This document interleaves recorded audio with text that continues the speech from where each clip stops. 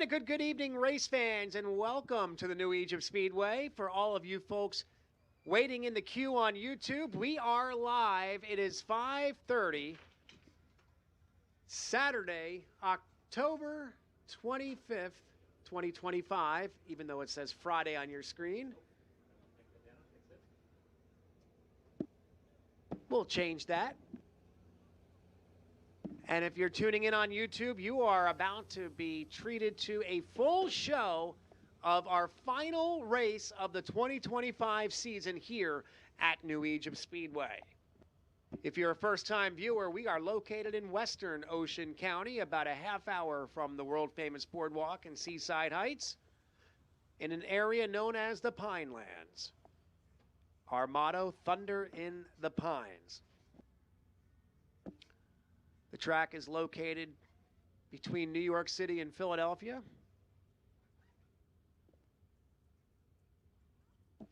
So if you're ever up in this area, all you folks watching on YouTube, if you've never been here before, plan a trip to the big cities next year for our 2026 season, and make sure part of that trip is a stop right here at the New Egypt Speedway.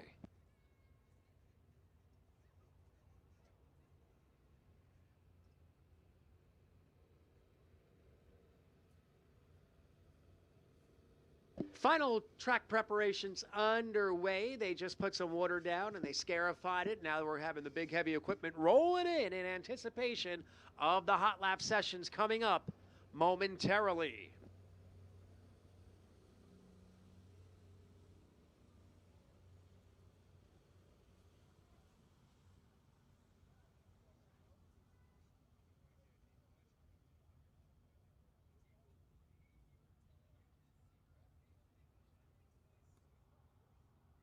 We will have tons and tons of special sponsors to talk to you about throughout the evening. And we'll start with our division sponsor for the Crate Sportsman, the Swagger Factory Apparel Crate Sportsman, in fact. Swagger Factory Apparel brings you top-notch race gear crafted with precision and style with a legacy of over 20 years in the industry. Their mission is to provide race enthusiasts with premium products that embody the essence of speed and quality. Swagger Factory Apparel provided New Egypt Speedway with all those bright official shirts you can see us walking around with, and the infield fire suits. For more information, you can go to swaggerfactory.com to learn more.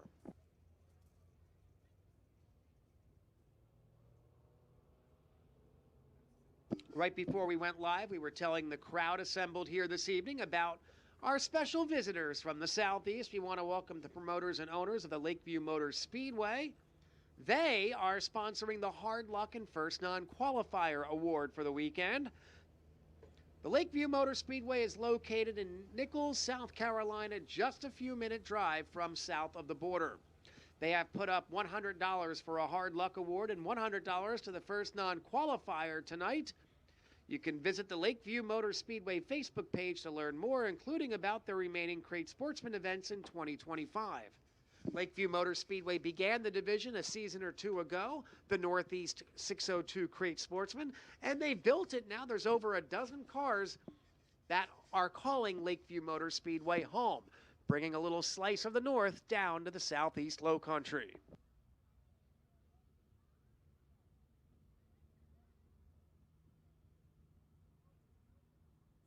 Don't forget, after you leave the racetrack, you want to stop by the Roost Restaurant. They also sponsor every yellow flag. When the caution flag comes out, it is the Roost Restaurant yellow flag. They are located just 10 minutes right up Route 539 in Cream Ridge. The Roost, it's connected to the Cream Ridge Golf Course. They offer a dependable team, experienced owners, and a beautiful and relaxing atmosphere. So get this, after the races tonight, this is what you want to do. You want to stop at the Roost Restaurant and bring your wristband that was put on you at the front gate. You will get a free domestic draft beer. And that wristband can be from the pit area or the grandstands right up the street. Go to the Roost Restaurant at the Cream Ridge Golf Course.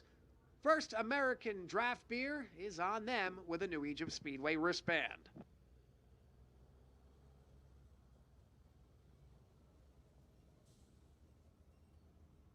So we were talking about some action last night. Jimbo's Exteriors Underdog Guaranteed Starting Spot. We had that underdog feature, a 20-lap non-winners feature that was won by Jimmy Wires. Jimmy Wires has collected that guaranteed starting spot. Now, if Jimmy Wires qualifies on their own merit tonight, that $200 will go to the first car on the hook in the 50-lap feature event. So you can visit Jimbo's Exteriors Facebook page to learn more. That's the Jimbo's Exteriors Underdog Guaranteed Starting Spot Award.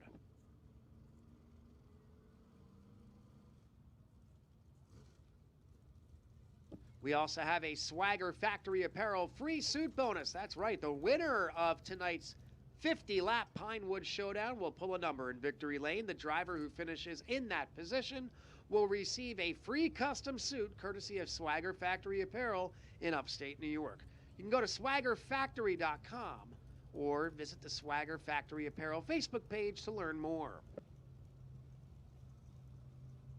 We also have the short load concrete halfway leaders bonus. The driver who leads the halfway mark, lap 25 of the Pinewood Showdown, will receive $200 courtesy of Short Load Concrete. Short Load Concrete has 2 locations servicing most of the northern and central New Jersey. You can visit shortloadconcretellc.com to learn more.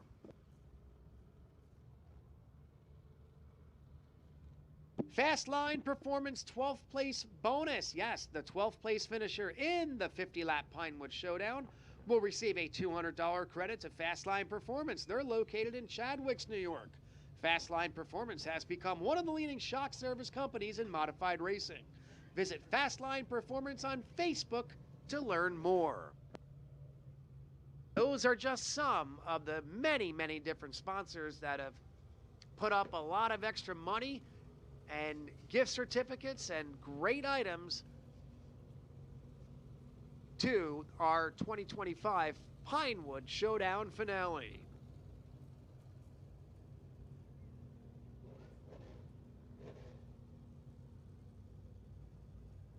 A lot of the cars making their way onto the racing surface as we speak. For some slow laps, again, we'll have the hot lap sessions. And before opening ceremonies, we'll bring the Sportsman back out and we'll run a couple of grouped time dashes, green-white checkers. That'll set the starting fields for our qualifiers coming up right after opening ceremonies. We have a lot of cars, a host of invaders in the pit area.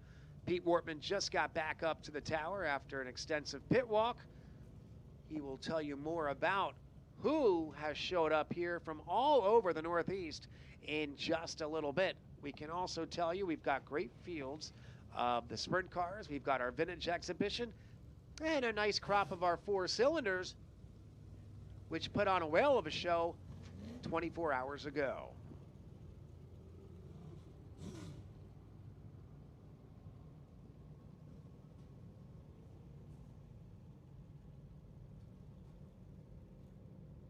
For you viewers at home right now, we're going to take a little walk around the New Egypt Speedway.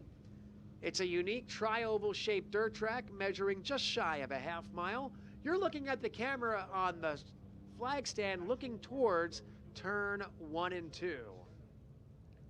As we come out of that camera, this is our stationary camera looking down the front stretch mounted above turn number 1. We can continue our lap around the speedway. For our camera high atop turn 2, that's looking at the front stretch into turns 1 and 2. As they exit turn 2, they go down the short chute through the tri-oval. This is in the middle of the tri-oval. The backstretch is not straight. In fact, if you look at it from an aerial view, it almost looks like the front stretch at Talladega with 2 little short chutes. That is looking at the pit exit in turn number 3. This is where the cars come off the track. You're looking down the second short chute that makes up the backstretch as the cars enter turn 3. This is our camera in the middle of 3 and 4. This is the replay camera that gets most of the views throughout the night.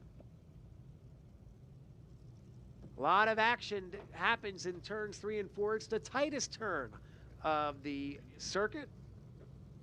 and they dive down into turn 3. Turn 4, you want to get that exit and get a good run off of turn 4 to make that run down the front stretch, and hopefully you're first when the checker flag waves. That's a lap around the New Egypt Speedway from our cameras located high atop all around the track.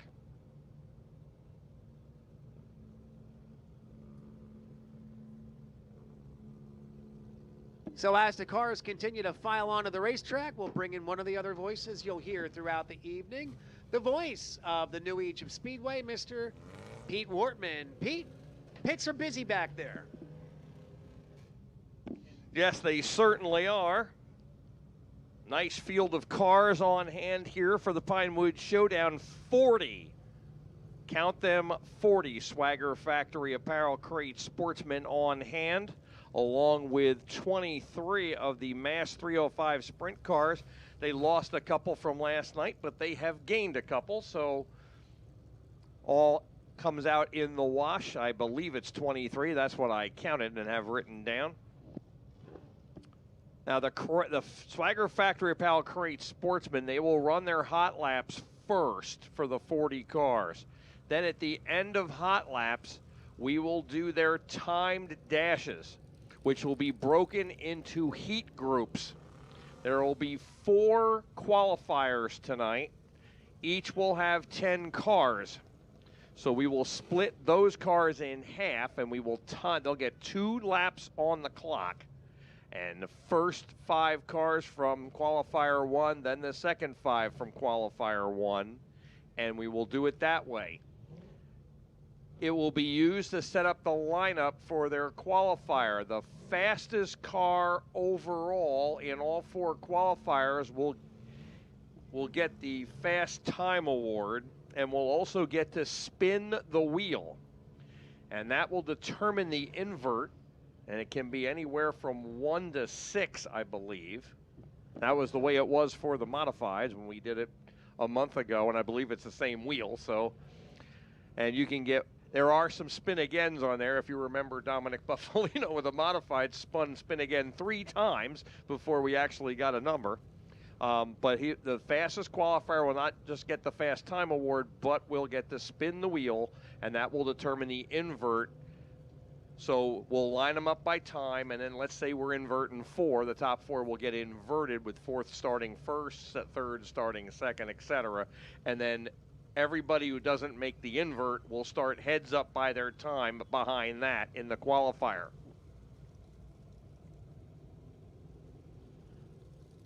I believe with 4 heats, we will have 5 to qualify out of each heat. I don't know how many will be in the redraw. All that will be given to me when we get the lineups. A lot of cars on the track right in front of you. That is Mikey Butler in the short load Ready Mix Concrete 04, and right behind him in the short load Racing 5B is Bobby Butler. Dakota Kohler is in the 59K. He was here last night. Mark Beam is in the 715. Mark has raced here several times this year and was not here last night. Matt Ellery is in the 29, the Ellery's Neighborhood Pub and Grill. Glenn McIntyre back with us in the 88, the Hugs for Brady number 88. A lot of cars heading down to turn number 1. That black and green and white number 59 is Tom Moore Jr. Right behind him, Steve Davis, who won 9 of the 10 rounds. He lost to Pat Wall in the final of the match races last night. He is in the iceless number 4 on the backstretch. That is the white and red number 4. Right behind him is the red number 59. That is Colin Cox, second-generation driver. Of course, his dad, Tad Cox, drove an identical-looking number 59 here for years. We'll continue on the backstretch over there. The 7A is Charlie Casaboon. He was here last night. Right behind him, another iceless number 4 that was not here last night. That is being driven by Crate Sportsman Hot Shoe Travis Hill. Travis Hill in the green and black and yellow number 4. Ryan Marr is in the 51. John Scarpati with us tonight in the S2. The white and orange number 11X over in turn number 3, that is Zane Roth. Zane Roth in the 11X. Jimmy Wires, who won our non-winners race last night, is in the lighter landscaping number 84, the leader landscaping 84. So he comes down the front. He is a guaranteed starter. He will try to qualify. If he fails to qualify, he'll be added to the rear of the field in that number 84 by virtue of winning that non-winners race. Ricky Moran is in the 21. George Garish Jr. is in the 4U. Tommy Klimkowski right in front of you in the 22 there. Another car that was not here last night, the A&D Precision Lawn and Design number 2 of Chase Goulart. Chase Goulart, second-generation driver, or third-generation driver, actually. Duncan Molesworth is in that 53. Anthony Tortorello's in the 351. P.J. Bazowski is in the 07. Mark Moore is in the 20M. David Malozar in the 32C. The 9 on the inside of Malozar is Joe Toth, our all-time leading winner here in the Sweetwater Marina and River Deck number 9. Logan Starr is in the other short-load ready-mix concrete 04L. Pat Wall, one of the cars that is locked into the redraw tonight, is in the 5W. He was the fastest in the first session last night. Adriana Della Ponte is in the 22A. She was fast last night in what I believe is her second appearance here. Ryan Graver with us tonight in the number 21, the CNS Lawn and Landscape number 21. Ethan Bill is in the 14. Dylan Swinehart is in the 38. Ryan Heim is in the number 18. Matt Martino is in the 226. Ryan Simmons is in the 20. The 921 is one of our co-rookie champions. That is Aiden Spencer. Right behind him in the Pioneer Pole Building number 117, another second-generation driver. That is Jesse Herthler. Herthler was not here last night as well as we move back through the field here. In turn number 3, that Pink Panther looking car, that is the pink and black number 74 is Jax Jan. He is the other car from last night locked into the redraw tonight. He will not need to run a qualifier. Him and Pat Wall were the two fastest in the first session. Jan missed that spot by just about a tenth of a second, but he came out and set fast time in the second session. So the two fastest cars from the first session ended up being the two cars that got the spot. There's Jack Sean right in front of the flagger stand now in that beautiful number 74. So a big field of the Swagger Factory Apparel Crate Sportsmen on hand. I probably missed a couple, but I think we got most of them that are out on the track. And of course, we'll be announcing them. They'll get some practice here first. And then after we complete warm-ups for the vintage cars and the 4 cylinders and the Mass 305 sprint cars, we will then bring them back out. I believe we're going to have them in the infield ready to go. Will Protinick and the 3WP also back with us tonight. I believe he's already sitting in the infield, and I missed him.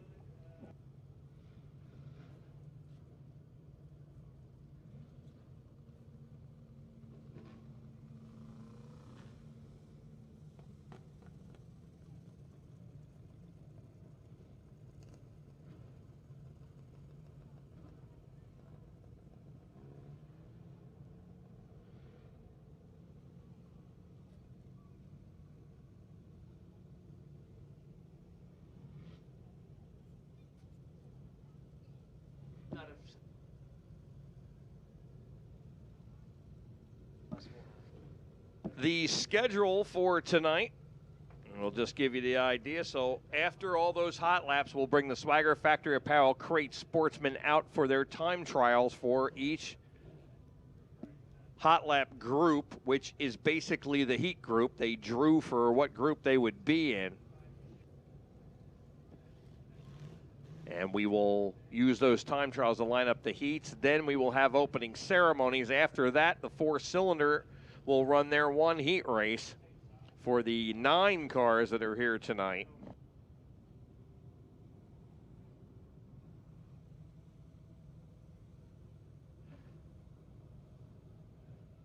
After the 4-cylinder heat race, the Swagger Factory Apparel Crate Sportsman will come out for their 4 qualifiers. Well, they will be 12 laps in distance.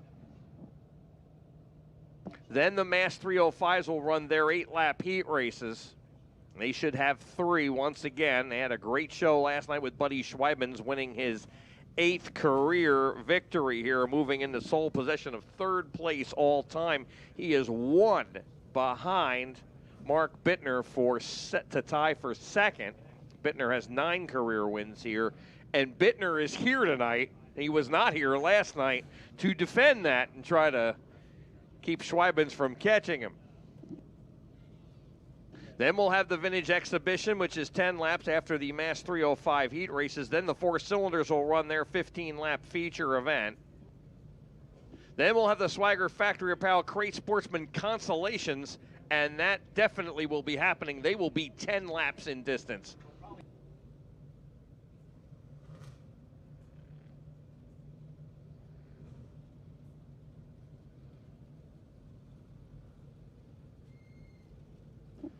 Unofficially, we will probably have 2 consolation events, depending on what happens, but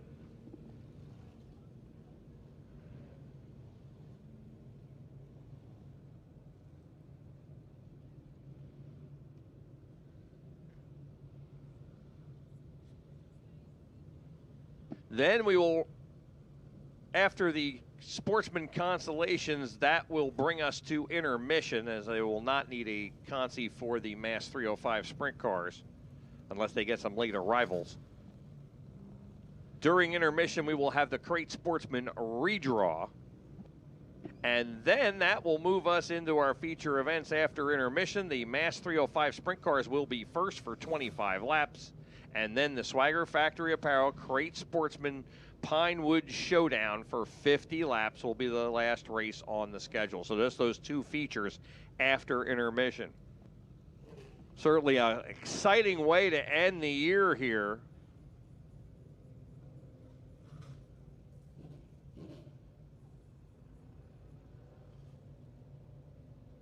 Pinewood Showdown, of course, 50 laps paying $4,000 to win, which is a big purse, like a modified purse here for the Crate Sportsman.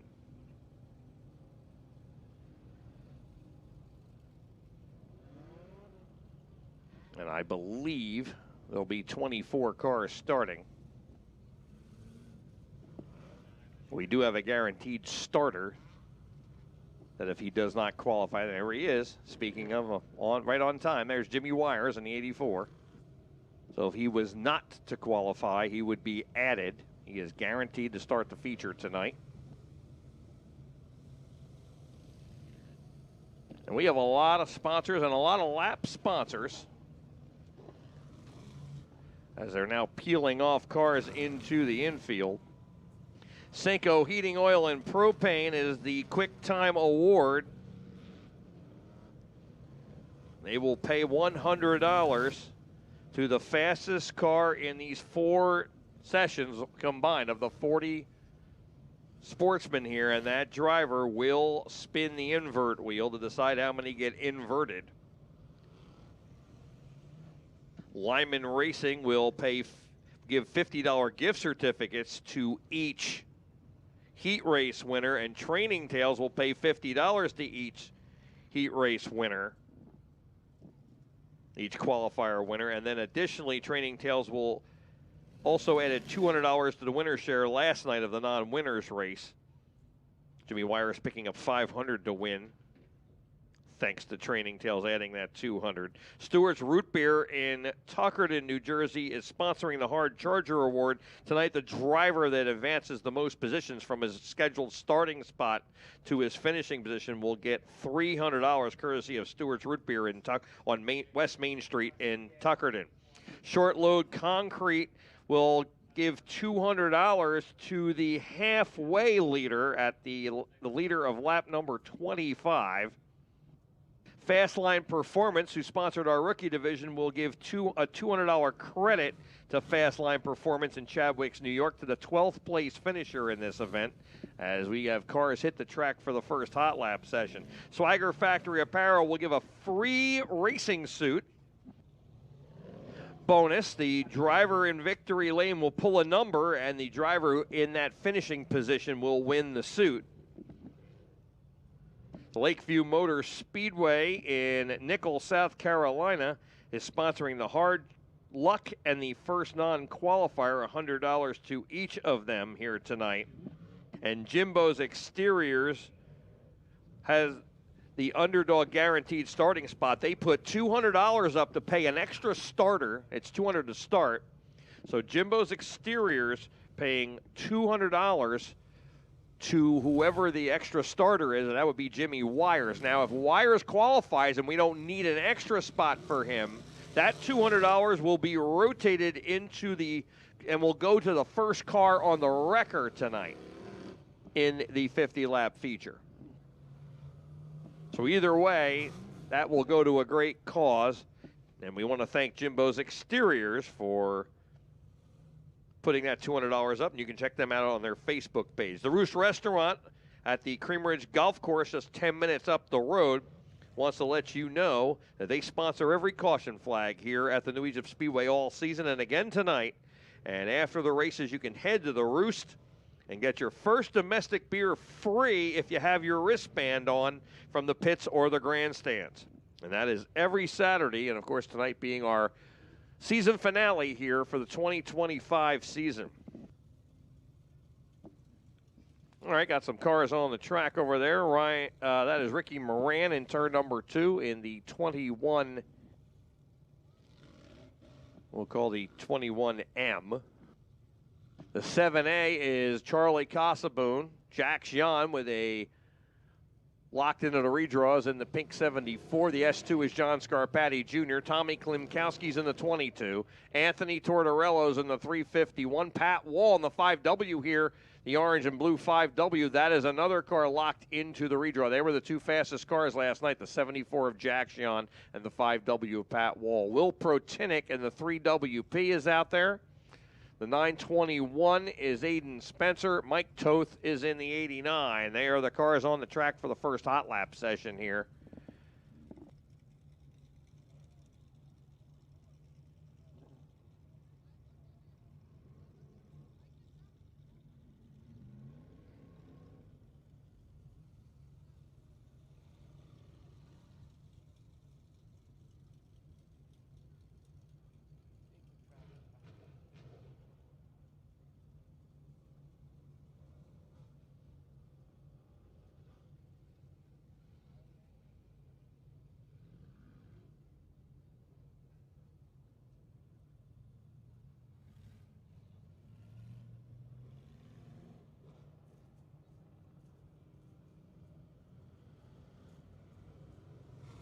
All right, green coming out here, first practice session of the night.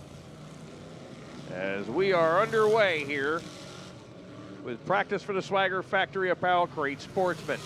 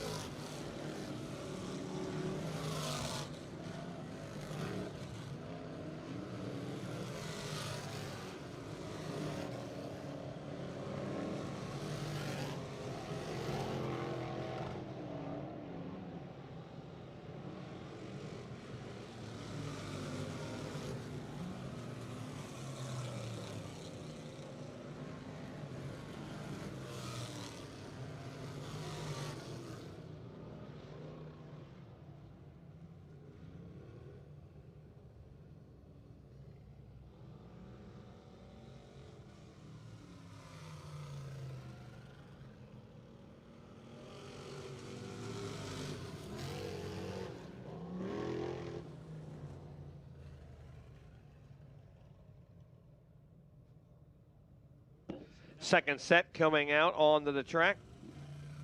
George Garris Jr. leading him out in the 4U. Mark Moore in the 20M. He was a heat winner here last night. 53 of Duncan Molesworth, the 59 of Colin Cox. Jesse Herthler in the 117. Chase Goulart is in the 2. Ryan Graver in the 21. Ryan Marr in the 51. Bobby Butler in the 5B, and I believe that's Mike Butler in the 04. There are 2 04s here, so you have to, the name is written in the number. And also Logan Starr has an L on the car that he had taped on to the 0 part. So I believe that is Mike Butler behind his brother out there.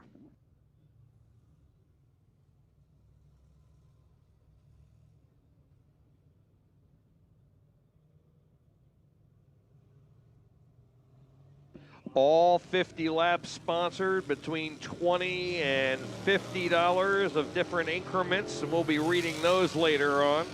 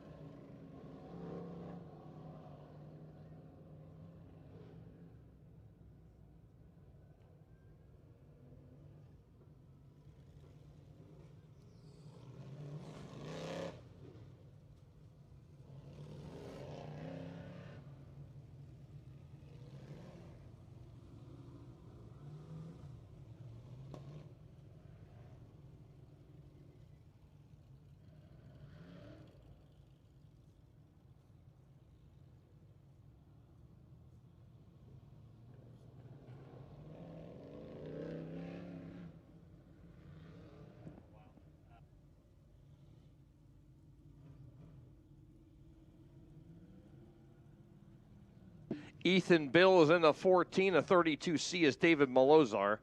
On the backstretch, the 11X is Zane Roth. PJ Bazowski in the 07. Glenn McIntyre in the 88. Adriana Delaponte in the 22A. The 715 is Mark Beam. On the front straightaway, the 59K is Dakota Kohler. And in turn 1 and 2, the 41 is Nick Van Wickle, one of our regulars that was not here last night. Green coming out.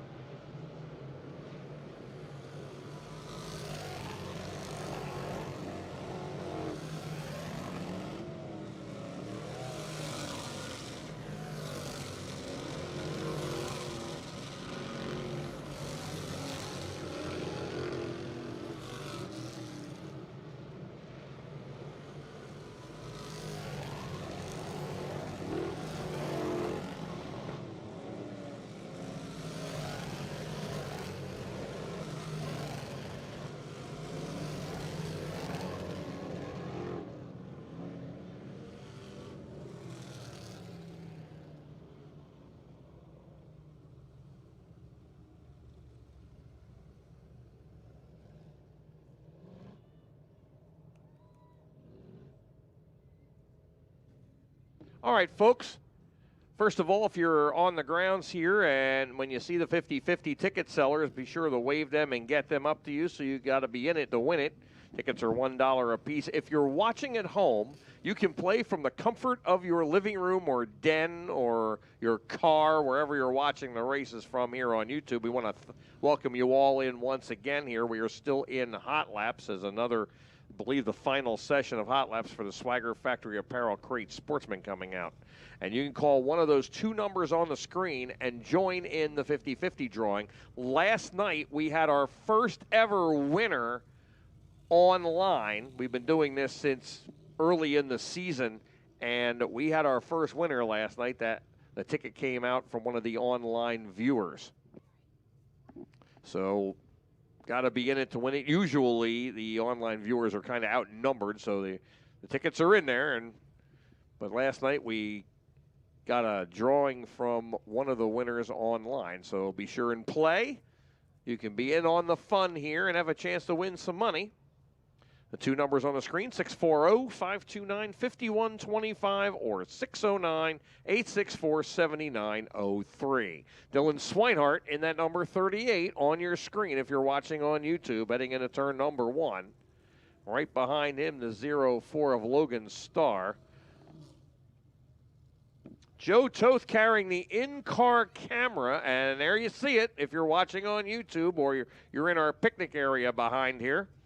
The Sweetwater Marina and River Deck, number 9 of Joe Toth, and you'll get to watch him with the in-car camera. We really got that thing dialed in. Right behind him is Tom Moore in the 59. The 18, the Kettles 18 is Ryan Heim. Steve Davis in the number 4, the green-black. Number 4, that is Travis Hill. We'll call that the 4T. Nick Van Wickle in the 41. Ryan Simmons is in the 20. Matt Ellery's out there in the 29. Matt Martino is in the 226. Jimmy Wires is in the 84. You're watching Wires right there behind. That's Travis Hill in the 4. Ahead of Jimmy Wires heading into turn number 3. A pair of hot shoes down at the Bridgeport Speedway. Jimmy Wires, his uncle Johnny Wires, the late Johnny Wires, was one heck of a sprint car driver and won a lot of races here in a same color and the same car number. Yellow coming out.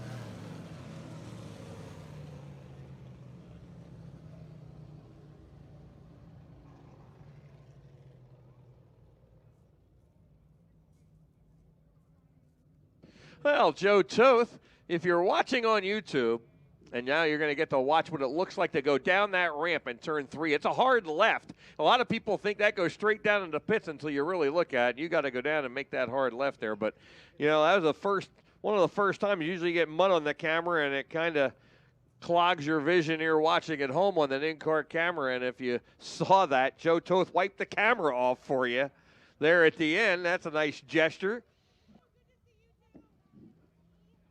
Joe dialed in here tonight, and he is our all-time leading feature winner in his career. He has 3 championships, and he has 18 career wins. His last win here was this race 1 year ago. Now, it was not the Pinewood Showdown, and it was not 50 laps, but it was the Legends of the Fall race last year, and it was this weekend that he won. So 1 year ago tonight, Joe Toth will try to duplicate that feat. All right, the Mid-Atlantic Sprint Series will come out for their hot lap session as they get pushed up onto the track.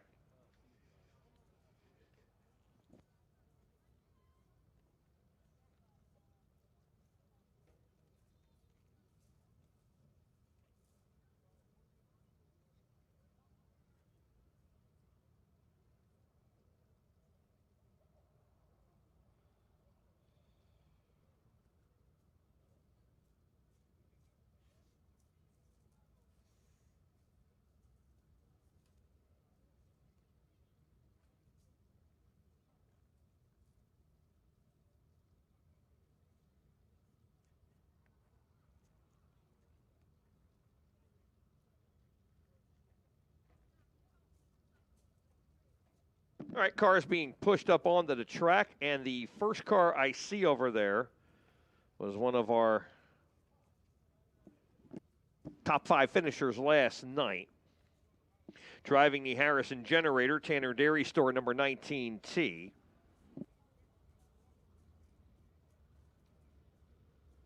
Out of Warminster, Pennsylvania, that is DJ Tanner. DJ Tanner in the number 19T. And he is the first car by here on the front straightaway. The car right behind him In the next generation construction, Pioneer Pipe Contractors number 70 out of Newfield, New Jersey, that is Eddie Wagner. Eddie Wagner in the 70. Coming down the front straightaway, he drives the Scarlet Oaks Wholesale Nursery number 18. That is TNT, Tim Tanner Jr. Tim Tanner Jr. in the number 18.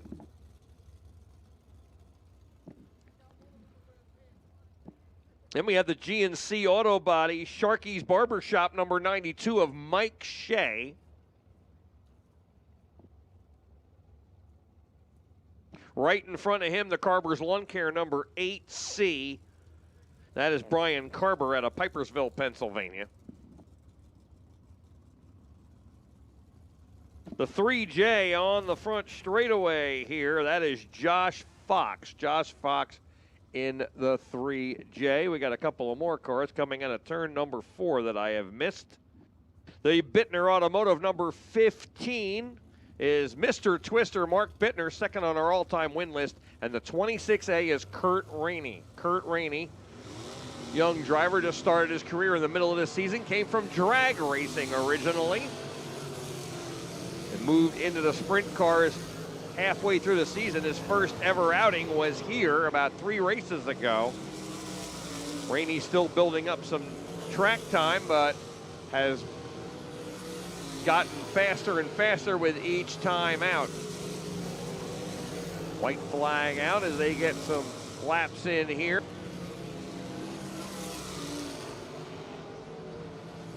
First of what will likely be 3 sessions. We have 8 cars on the track in this one. We'll probably have 8, 8, and 7. Although I am showing 24 cars on the lineups. I did not, you know what? I did not have Rick Lafferty. He is here again tonight. I did not have him on my sign-in sheet, so I missed him.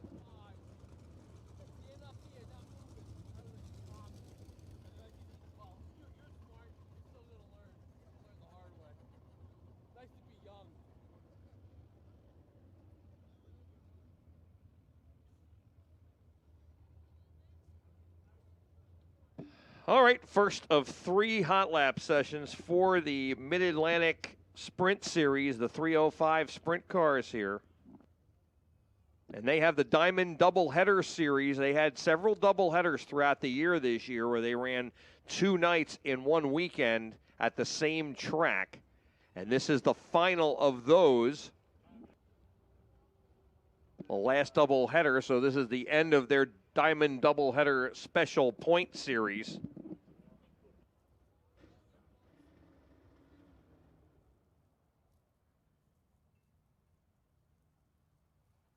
And after last night, Troy Betts' lead is dropped to 12 points over Shelby Kelly in that Diamond Doubleheader Series. Troy Betts in the 22, Shelby Kelly in the 51. Buddy Schweibens has moved into 3rd. He is just 16 points off the leader. Jeff Paulson just 3 points behind Schweibens, and then DJ Tanner's 1 point behind Jeff Paulson. I mean, 17 points separate the top 4. Yes, the top 4 are separated by 17 points for that series. It's anybody's series coming into tonight. All right, first car coming up. One of the additions tonight in the Brenfleck Racing number 4B. That's John Brenfleck out of Ewing. The Frank Shocks line storage number 16 is Jeff Paulson. We're just talking about him, 4th in that Diamond Double Header point system. Darren Cox is in the 86. Cox out of Howell, New Jersey, driving the Voorhees Racing.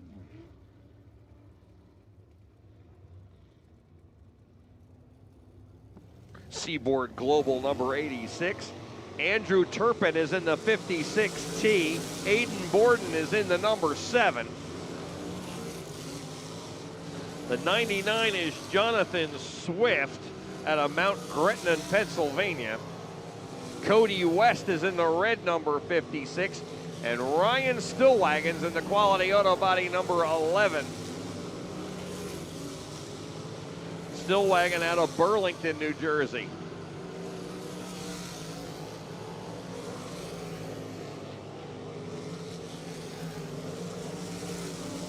Once again, 8 cars in this one. Looks like it'll be 8 in each one as we have 24 cars on hand here tonight.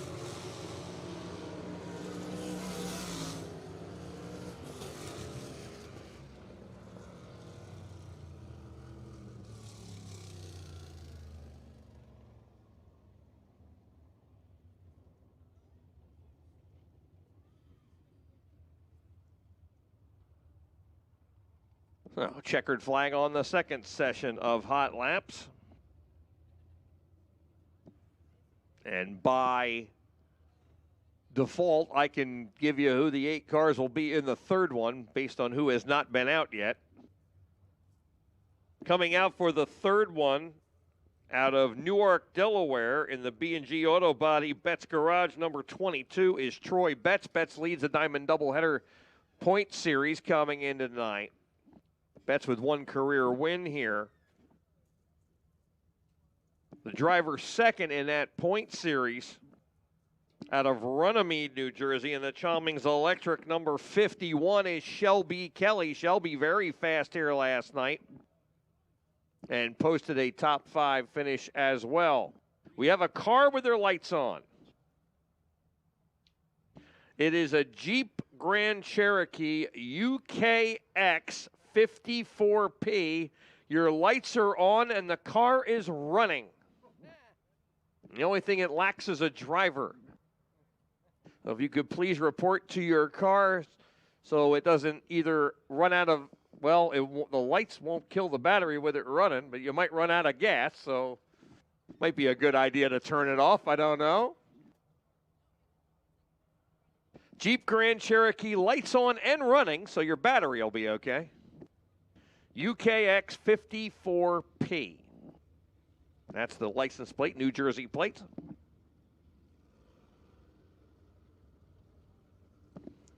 Out of Bridgeton, New Jersey, in the number 19A, in the J. Nastasi Construction Wade Ale Transportation 19, that is Tim Ewell. The 88 is Rory Janney coming by. The Allstate Auto Glass number 4 is Tyler Grew. Tyler Grew in the number 4. The 83L coming down the front straightaway. That is the McVeigh Racing number 83. The 83L is Rick Lafferty. Rick Lafferty. Jared Kreider is in the WDB Construction Belmont's Garage number 24. And last night's winner, the Atlantic Racing Engines number 35 of Buddy Schweibens on the backstretch.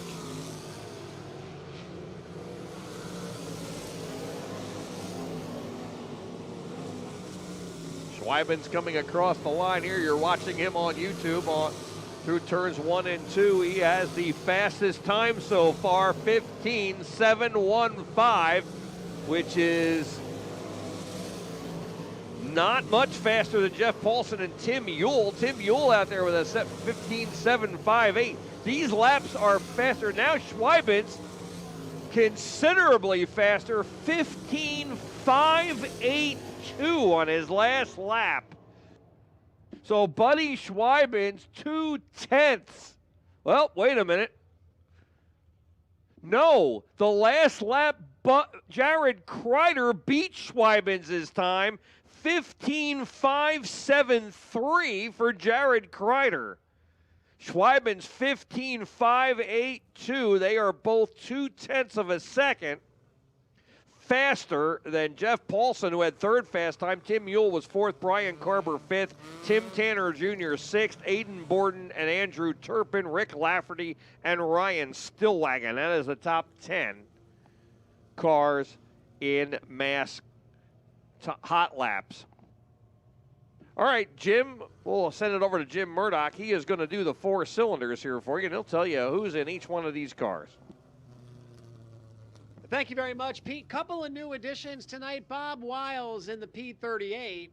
And welcome back to New Age of Speedway in that pink and red number 27. John Parker is in attendance from Sicklerville, New Jersey. Now, John Parker, if that name rings a bell, He told me in the pits, and here he is coming down the front stretch. It's the number 21 going into turn 1. He raced an open Sportsman back in the day here. Many, many years ago. I asked him, I said, do you remember what year that was? He said, a long time ago.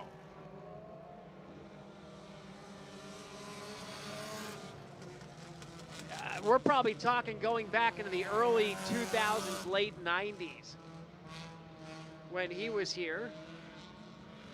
John Chalella made repairs in the 18 out of Forked River. He's back with us. And of course, the Drayton boys in a thriller last night, and you threw in Joe Gary for good measure. Bobby Drayton IV, the younger, beating out his dad by less than a car length at the checker flag after their 15-lap feature. Logan Mull is also here in the 4, Kyle Hurley in the 23. Joe Gary, of course, in the 26, Dale Moles in the 6, Chilella's in the 18, John Parker's in the 21, and Bobby Drayton and his son are in the X09 and the 409. So we'll see them right after our opening ceremonies for their heat, and we'll do their feature before intermission. Now on the track, a nice field of vintage cars, Pete, and you have some of their names and what they're driving. I do. And this is they'll have a 10-lap exhibition like they always do, and we'll see if we can get some cars here. The 92, of course, is Steve Taylor over in turn number 2. On the backstretch, at number 3 is Scott Fricks. Right in front of him going into turn 3 is that 43 coupe. That is Jack Patterson out of Farmingdale. The 707 is Nick Marco, the leader, if you will, of the vintage cars. The 27 junior is Walt Sook, and the 29 is Jim Hawks. Jim Hawks in the 29. 6 cars here tonight. Fred Fletcher's with us tonight. You may know him from Wide Open Wednesday and his garage radio show, which I'm sorry, Fred, it escapes me. They're on right around the same time, like one after the other. Of course, he does Wide Open Wednesday with my partner, Nitro Nick Leach. Fred has a beautiful, you can see on the back of his sweatshirt, he's standing by Nicky's golf cart. Beautiful number 141 coupe that he brings out, but right now he has some transmission problems with it he's working on, so. But he'll have that out next year again. All right, the 29 of Jim Hawks on the throttle as we'll get him some practice laps here. Nice looking gremlin ending in the turn number 1, back from the early 90s, late 80s, early 90s. I got all kinds of information here for you.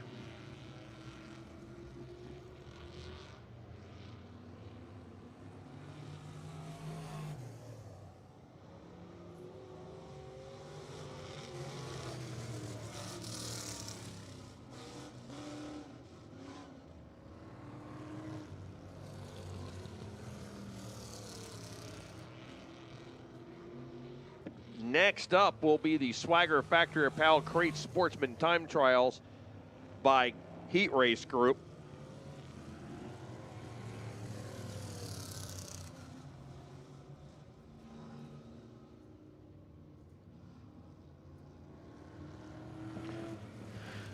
Jim Hawks has that 29 cranked up.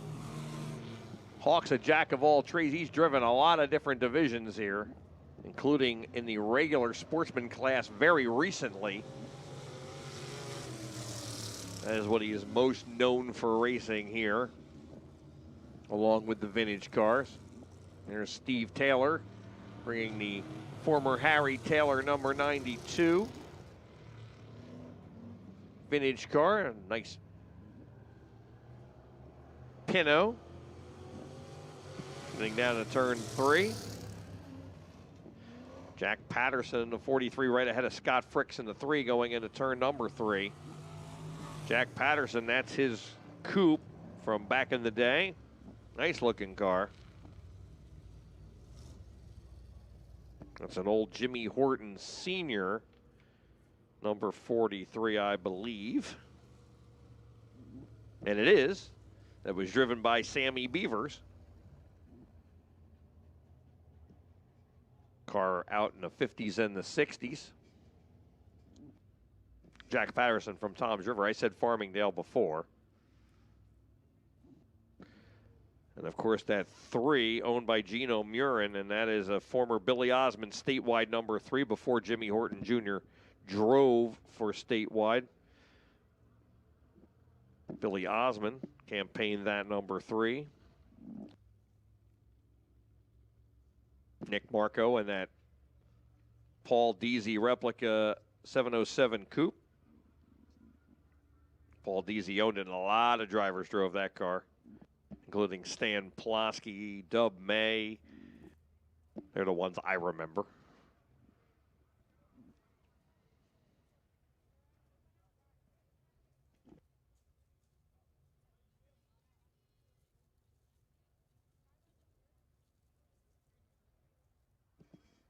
Frankie Snyder, Altez, and 80, Sammy Beavers, Dan Opperman, Dick Tobias, Will Kegel, Kenny Weld, among many others, drove the 707. All right, next up, the Swagger Factory Apparel Crate Sportsman.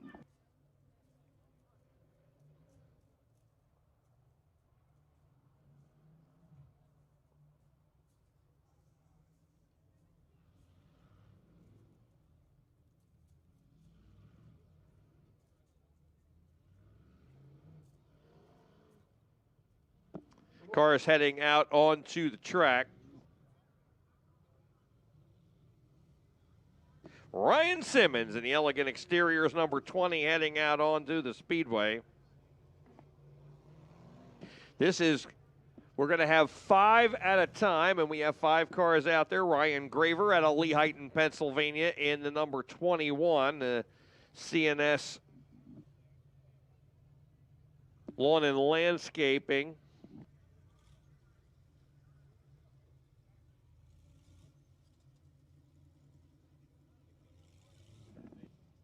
Number 21, Ryan Graver. Matt Ellery is in the Ellery's Neighborhood Pub and Grill, number 29, over in turn number 2.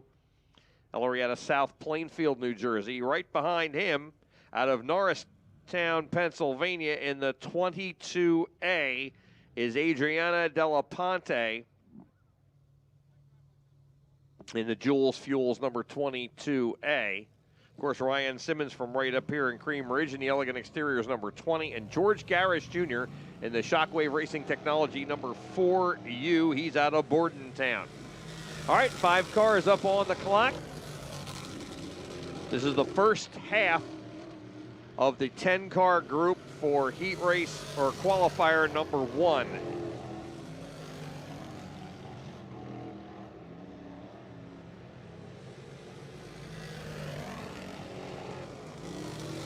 All right, time's coming through. Matt Ellery at 18.250. First car on the clock. Ryan Simmons now up. Make it George Garris fast time at 18.041. Ellery now up to second. Then Simmons, Della Ponte, and Graver. Checkered flag coming out on the 2 laps. And Garris quicker on his second lap at 17.894. So George Garris currently the top time right now, and he is the fastest in that group. Matt Ellery second at 18.053. Ryan Simmons 18.148. And Adriana Della Ponte at 18.204. Ryan Graver was 18.315. Graver was the only one whose first lap was quicker than the second one. All the other cars got their fastest lap the second time around.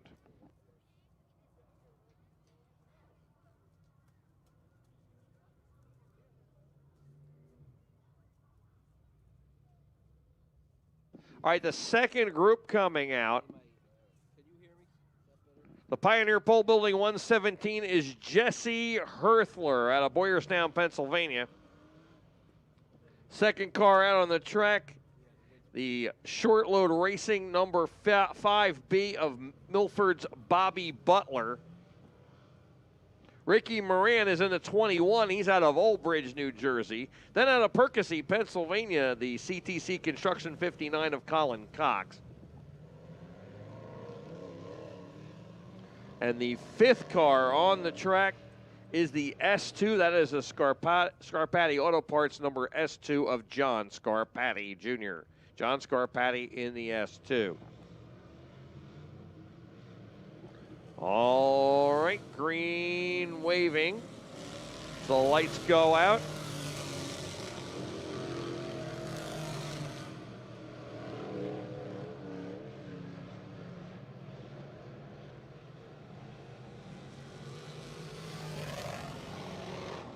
Now the white flag coming out, and we'll see Herthler on the clock.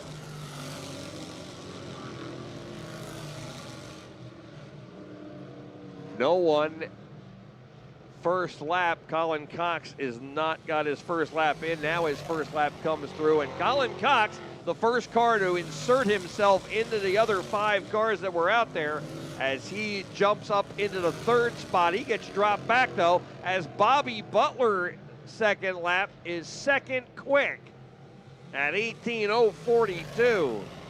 Colin Cox 18:001 is second fast time in this group.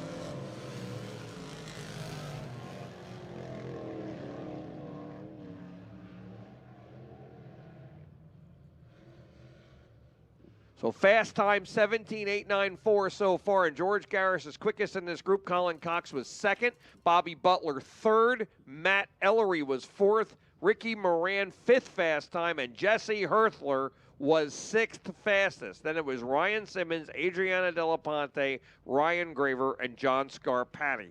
That is the 10 cars in the order. Remember, you could up to 6 can get inverted. All right, second group, and the time to beat now, 17:894 to spin the wheel and get the Fast Time Award. First cars out on the speedway, the number 38 out of Fleetwood, Pennsylvania is Dylan Swinehart. The Izzy Trucking and Rigging number 14 is Ethan Bill. Ethan out of Pilesgrove Township. The 20M out of Gilbertsville, Pennsylvania, that is Mark Moore. PJ Bazowski out of Robbinsville is in the 07, and the J Sons Equipment Moran Towing number 226 is Matt Martino. Martino out of Glen Gardner, New Jersey. All right, first 5 of 10 in Group 2. This is the second qualifier group, first 5 of 10. And they will set the bar here and get up onto the clock. And Bazowski is slow on the inside of the track. Now he's in the throttle.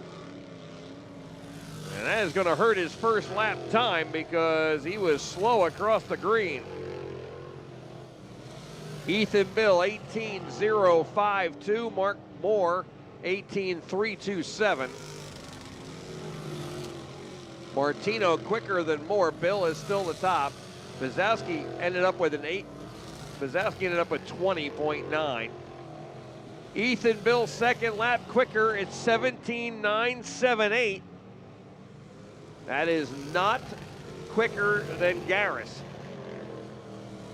Dylan Swinehart now second at 18:004. That was his first lap. And it looks like 3 of the 5 cars turned faster on their first lap. Bazowski was quicker on his second and got fourth. So Ethan Bill, 17:978 on his second lap.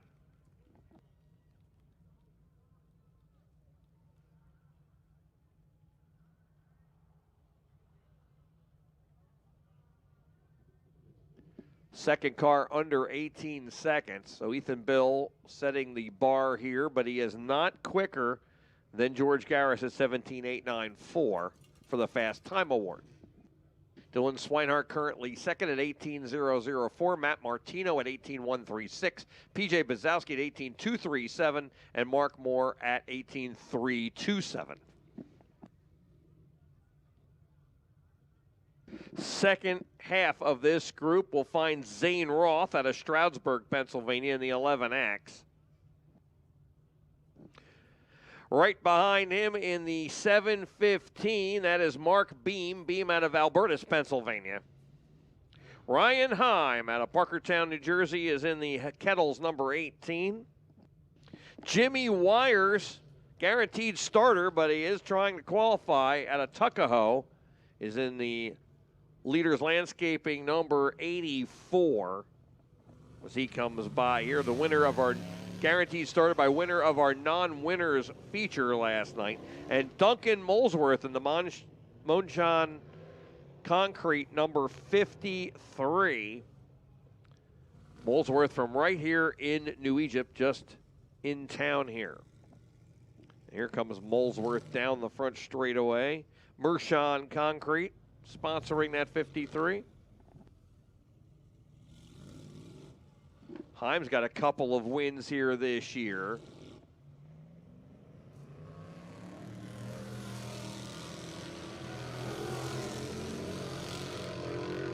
Heim with 5 career wins. 3 of them this year. He won the non-point race at Super Dirt at the opener. He also won the last point race of the season. He also was a winner on July 4th weekend. We have a quick yellow. And no cars had posted a time. And we have a car stopped in turn 4. That is the 715 of Mark Beam stopping high in turn 4. So no times on the clock yet for this group, so they will get both their laps. That's a tough break for Beam if he has to be towed off. That would automatically put him 10th in this group and starting last in this heat.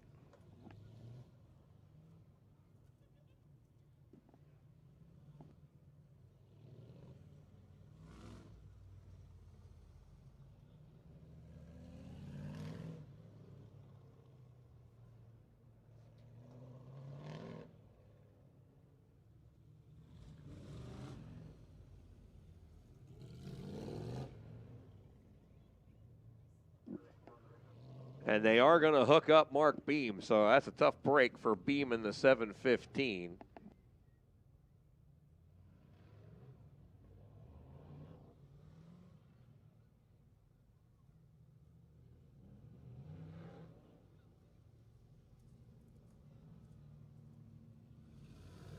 We're in the timed, basically the time trials for the second hot lap group.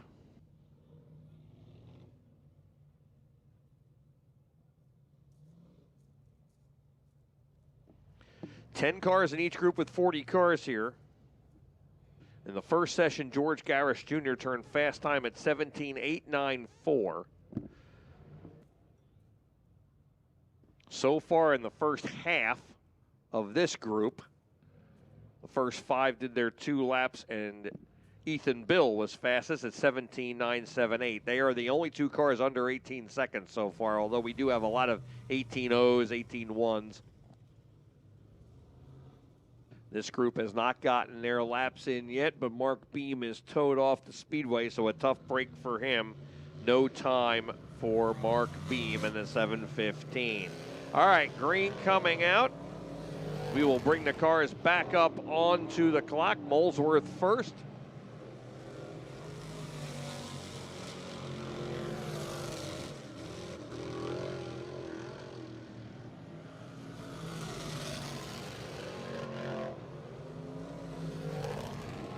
And Molesworth at the top of the leaderboard, 17.976. That is 002. That is 2 1,000ths of a second faster than Ethan Bill. Garris is still fastest overall. And Molesworth's second lap is not as quick.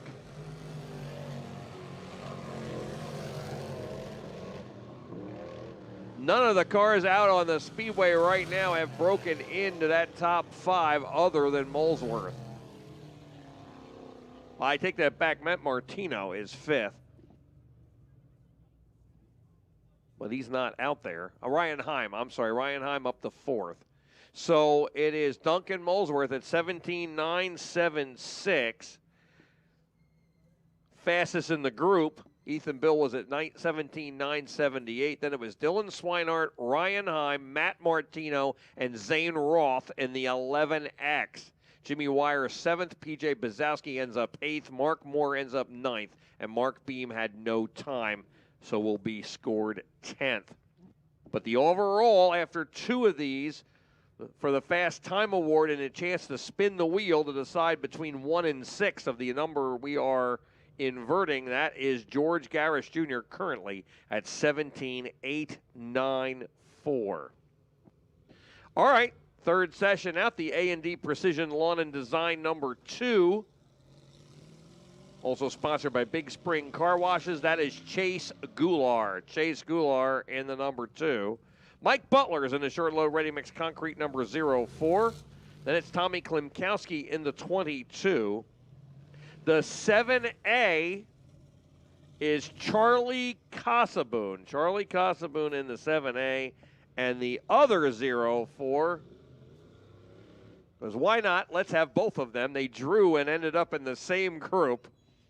That is Logan Starr. He has the L on the car, and I believe that is him coming down the front straightaway, and it is. If you see, he has a red taped L in the 0, and it has his last name across the 04. It says Starr with 2 R's.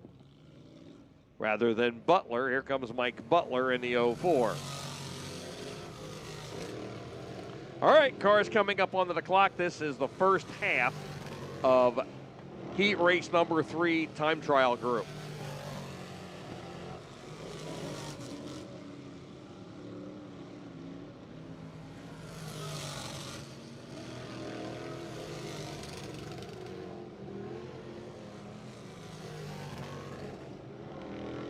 All right, time's coming up. First one, 18.520 for Charlie Casaboon. Chase Goulart right behind him.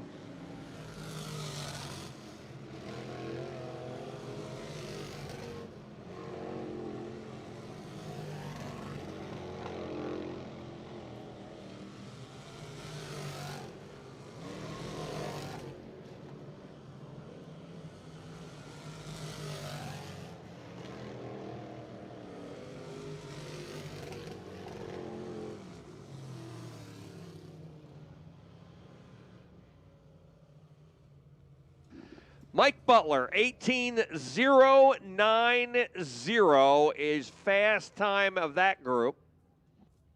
So he holds fast time, but it's only 18.090, which is a good time. Still only 3 cars have broken 18 seconds. Charlie Casaboon was second at 18.233. Logan Starr 18.341. Chase Goulart 18.541. And Tommy Klimkowski at 18.739. 3 of those cars of the 5 turn their fastest lap on the second lap. All right, second half of the group. Dakota Kohler out of Kutztown, Pennsylvania is in the 59K. Glenn McIntyre in the Hugs for Brady number 88 from right here in New Egypt is out on the Speedway. Anthony Tortorello is in the 351. Anthony Tortorella. Travis Hill is in the Iceless number 4, the green number 4 as the 4H for Hill. He's out of Elmer, New Jersey. And Jax Yan out of Boyertown, Pennsylvania is in the number 74. Now, Jax is not going to run the heat race, as he is locked into the redraw already. He may go out and take a couple of hot laps at the back, but he will take a chance to win the award here and spin the wheel, as he is out on the Speedway for time. All right, cars picking up the pace, and we will go green on Jax Jan coming out of turn number 4.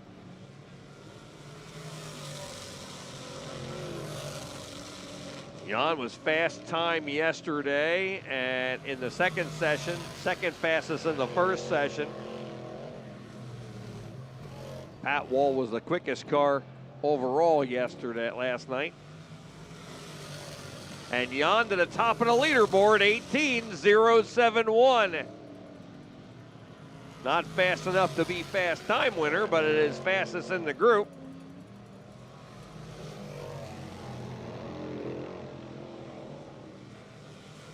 He's already in a redraw spot.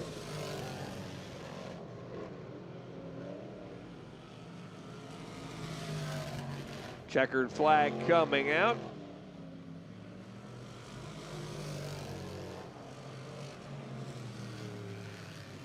So Jax Jan, 18.071 is fast time, although that is not fastest for the fast time award, and he probably will be starting at the rear and just taking a couple of laps. I know he's not racing in the heat race. I believe that's what he told the pit shack.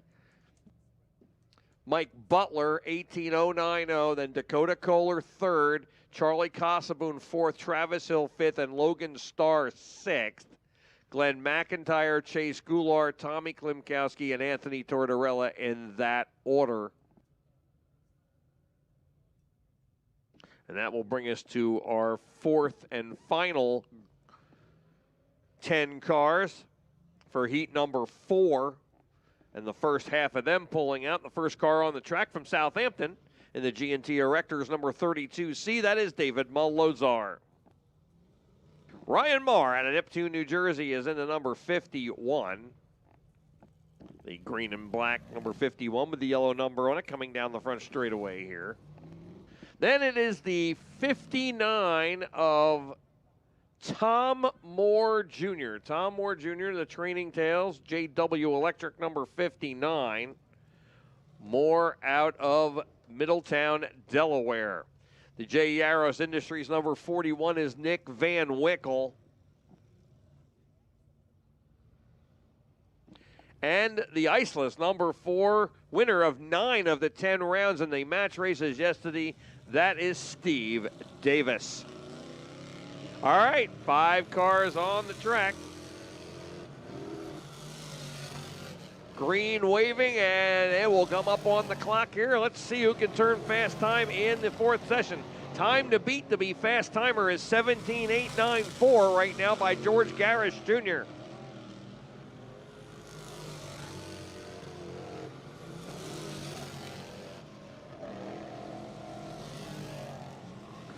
First car on the clock was Tom Moore, and he clicks off 18.335.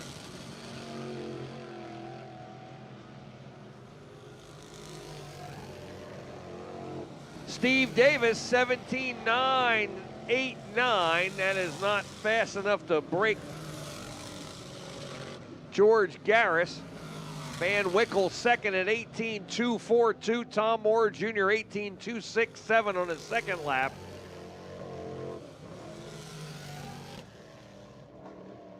Then Ryan Marr and David Malozar. So Steve Davis, 17.911 on his second lap, was quicker. Very close, but not quite enough. At George Garris is at 17.894. Steve Davis's time, 17.911. Nick Van Wickle, 18.242. Then Tom Moore Jr. at 18.267. Ryan Marr at 18.313. And David Malozar at 18.341. First half of the group, the last 5 cars of the night will feature Pat Wall in the orange number 5W. Pat Wall was the fastest car here last night. Mike Toth in the Elite Pool Service number 89 coming by.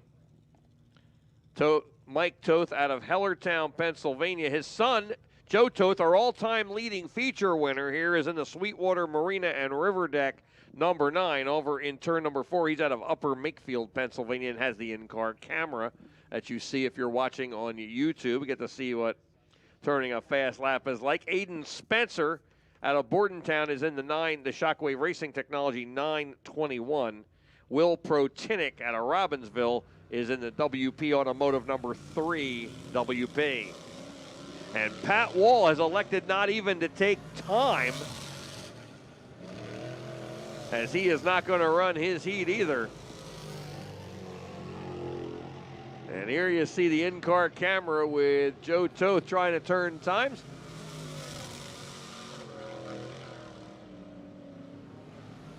White flag coming out on the group, and it will be on Aiden Spencer first.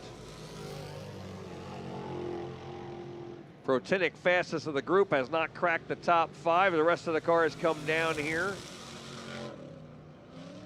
Joe Toth, second fast time, 18:059 in the group.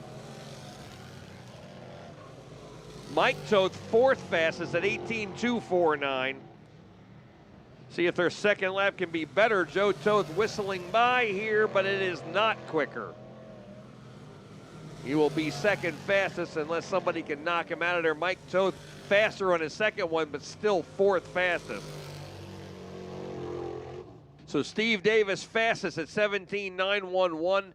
Joe Toth was second in the 9. The 41 of Nick Van Wickle third. Mike Toth in the 89 and Tom Moore Jr. in the 59 was fifth. Ryan Marr was sixth in the 51. David Malozar seventh. Will Protinick in the 3WP was eighth. Aiden Spencer was ninth, and Pat Wall did not take time.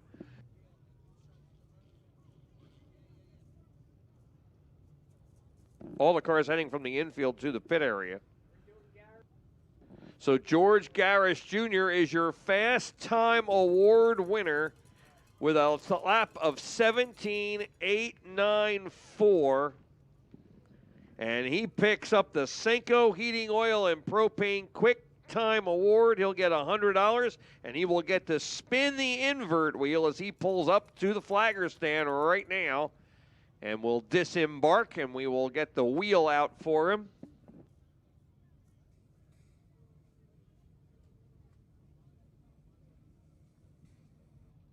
And this will determine the starting lineups for the heat races as Jim Murdoch makes his way down, and here comes the Chris Moore and the wheel.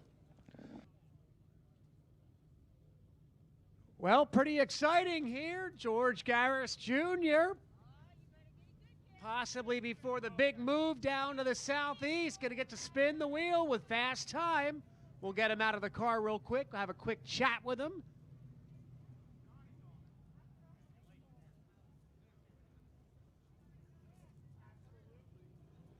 We've got numbers 1 through 6. I'm sure he's hoping for a 1 and a couple of spin agains.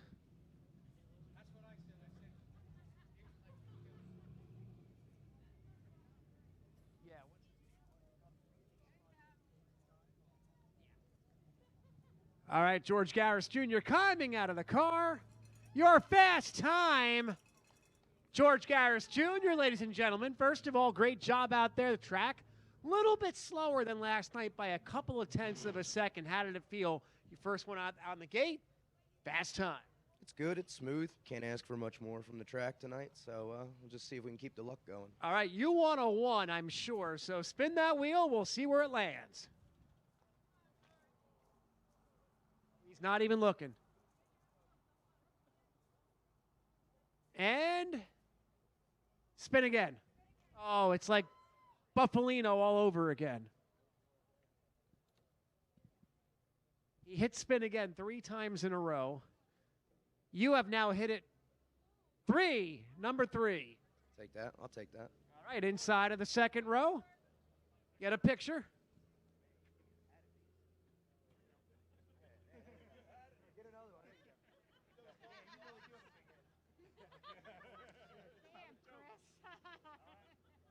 All right, one more time. Let him hear. George Garris Jr. setting Fast Time in the Crate Sportsman.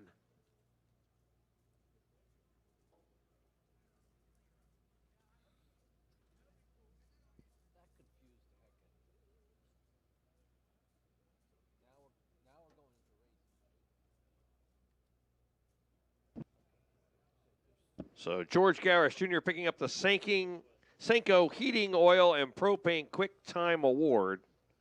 $100, and he did spin a 3. So the 3 fastest cars in each of those 10-car groups will be inverted for the start of each qualifier, which will be 12 laps. Their heats are 12 laps tonight. Their consolations will be 10 laps. With 40 cars here, we'll probably have 2 consolations, I would think.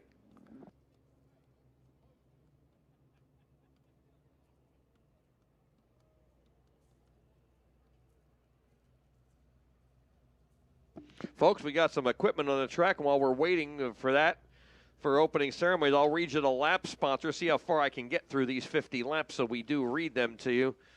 Lap number 1, $20. So each lap is for a different position.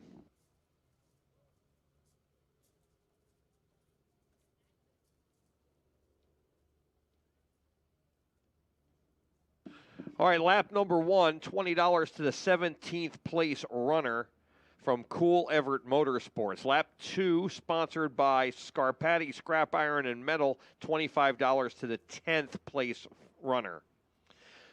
Lap number 3, sponsored by Metal Fab Pro Shop, second place will pick up $20. Lap 4, we have 2 sponsors, anybody but Steve Davis has sponsored the leader, and the leader will get $20 on lap 4, and the driver running fourth will pick up $25 from the New Egypt Speedway fan Facebook page. Lap number 5, the leader will pick up $25 from Butler Tools. Lap number 6, the leader will pick up $20 from Good Luck Corinne Schaefer on your very important cruise. Lap number 7, 2 sponsors, one for the leader, $30 to the leader from Luke Electric, and $50 to whoever is running 7th place, and that is sponsored by Good Luck 7A Charlie Casaboon from the Rook Wildwood. Lap 8, the 7th place runner will get $25 from Paradise Window and Gutter Cleaning, and the 15th place runner will get $25 from Scarpati Used Auto Parts. Lap 9, the leader will pick up $20 from Did Somebody Say Dumplings. Lap number 10, Metal Fab Pro Race Shop will give $20 to the last car running on the Speedway. Lap number 11, $20 to the leader from E&N Towing. Lap 12, $50 for the 3rd place runner from WP Construction. Lap 13, $30 to the leader from Luke Electric. Lap 14, $20 to the leader from Did Ethan Eat a Cheeseburger. Lap number 15, the 3rd place runner will get $50 from WP Automotive. Lap 16, $20 to the 5th place runner from Metal Fab Pro Shops. Lap 17, $50 to the driver running 17th in memory of number 17, Custom Kenny Roth. And lap 18, the driver running 18th in memory of the 99 of Johnny Leach. That is another $50. Harry Meeks, please check your phone. Harry Meeks, please check your phone, please. Lap 19, we'll see $20 going to the 4th place runner from Land Image Landscaping. Lap 20, $20 to the leader from Good Luck, Dylan Swinehart and Mark Moore. Lap 21, $25 to the leader from Butler Tools. Lap 22, $25 to the 7th place runner from Paradise Window and Gutter Cleaning, and $20 to the 5th place runner from Wheel Women Boutique. Lap 23, $30 to the leader from Luke Electric. Lap 24, $20 to the leader from E&N Towing. Lap 25, which is the halfway point, we'll see $20 to the leader from E&N Towing and $200 to the leader from Short Load Concrete, sponsoring the halfway leader bonus. Also, $50 to the 3rd place runner from your fans at Tuckahoe Racing Team. Let's go Charlie Casaboon and Jimmy Wire. So they'll give $50 to the 3rd place runner at the halfway point. Flipping the page, lap 26, $20 to the 10th place runner from Metal Fab Pro Shops. Lap 27, $20 to the leader from Let's Go, My Favorite Son, Matt Ellery, John Simmons. Lap 28, $50 to the third place runner from WP Construction. Lap 29, $20 to the leader from Johnny Mack is Better Than Matt Ellery. Lap 30, $50 to the third place runner from WP Automotive. Lap 31, $30 to the leader from Luke Electric. Lap 32, $20 to the leader from Metal Fab Pro Race Shops. Lap 33, $20 to the leader from E&N Towing. Lap 34, $20 to the leader from E&N Towing. Lap 35, $25 to the leader from Butler Tools. Lap 36, $30 to the leader from Luke Electric. Lap 36, $20 to whoever's running second from Don't Buy Another Suit, Swagger Factory Apparel. Lap 37, $20 to the leader from Good Luck Techman Dan. Lap 38, $20 to the leader from Good Luck Dylan Swinehart and Mark Moore. Lap 39, $25 to the leader from Butler Tools. Lap 40, $20 to the leader from 4% off Butler Tools if you mention this lap, lap 40. Lap 41, $20 to the leader from Ellery's Neighborhood Pub and Grill. Lap 41 also $50 to the second place runner from Luke Electric. Lap 42, $20 to the leader from Ellery's Neighborhood Pub and Grill. Lap 43, $20 to the leader also from Ellery's. Lap 44, $25 to whoever's running seventh from Paradise Window and Gutter Cleaning, and also $20 to the leader from Ellery's Neighborhood Pub and Grill. Ellery's will give $20 to leaders also of lap 45, 46, 47, 48, and 49, and 50. $20 to all of those, and also add $25 to whoever's running seventh on lap 50 at the finish from Paradise Window and Gutter Cleaning. That is all the lap sponsors for all 50 laps and the amounts. As you can see, a lot of money on the line here besides the $4,000 to win and the rest of the purse. And we got 40 cars going after it here in just a few moments as the truck's just putting the final touches on the track. They just wanted to work down that cushion, pack it back down.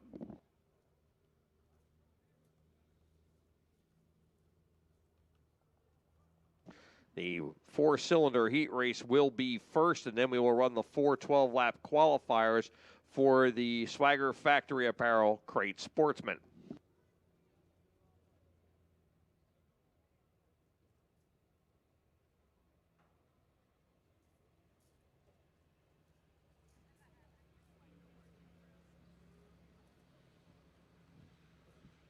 Just another lap or two as the heavy equipment puts the final touches on the Speedway surface before we get underway this evening. The track looks fantastic. If you were here last night, you saw just how good that track was. Our sportsman cars were turning times maybe 0.2 of a second faster than what we saw this evening, and the sprint cars were down in the 15.6 range. So track was flying last evening as we're just about ready to get underway with our opening ceremonies. And we want to thank all of you diehard race fans for coming out. And we're going to do it all again in 2026. Stay tuned to our social media pages for our schedule. But we should be kicking things off in March with a couple of shows right here.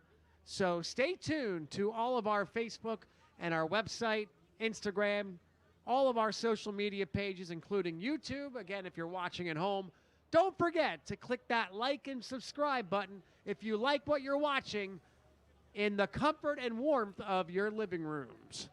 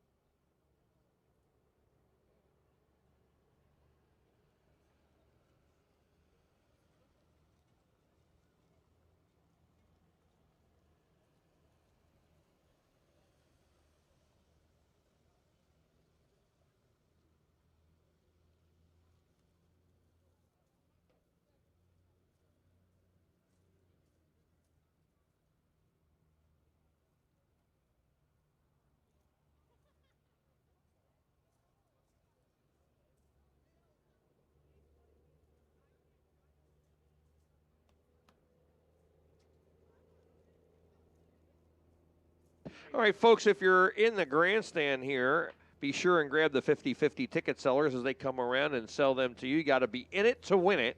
They are just $1 a piece. If you are watching on YouTube, you can play from wherever you happen to be by calling one of the two numbers on the screen. They take Venmo, PayPal, or any major credit card. Also $1 a piece, and you can call either of those two numbers on your screen right now, 640-529-5125 or 609-864-7903.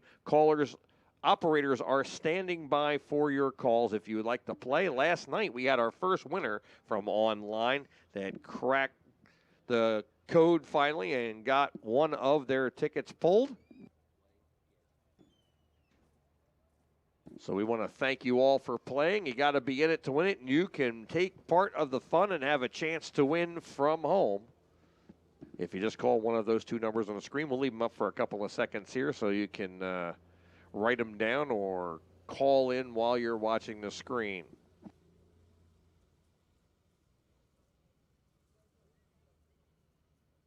And, folks, also, if you're watching on YouTube, be sure, or if you're here and you go home and watch our content on YouTube or re-watch or watch what happened last night, if you missed it, be sure and like and subscribe to our broadcast on YouTube. You can do that after the fact. If you're watching the replay, you can subscribe anytime you want. All the more subscribers we have will help us keep this free going forward for 2026. We want to keep it as affordable as possible for everybody to watch the action here each and every Saturday night here at the New Egypt Speedway and all of our other shows as well. The only time we are not on YouTube is when we have a traveling show come in that has their own broadcast contract with someone. And this year was the Short Track Super Series, the Super Dirt Series, and the World of Outlaws. Other than that, we had everything on YouTube. And we want to thank all of you for tuning in. And right now we have currently over 500 people watching, waiting for the races to start here. And we are just about ready as the equipment is pulling off right now. The pace truck pulling up in front of the flagger stand. So let's send it down to Jim Murdoch for opening ceremonies. Jim?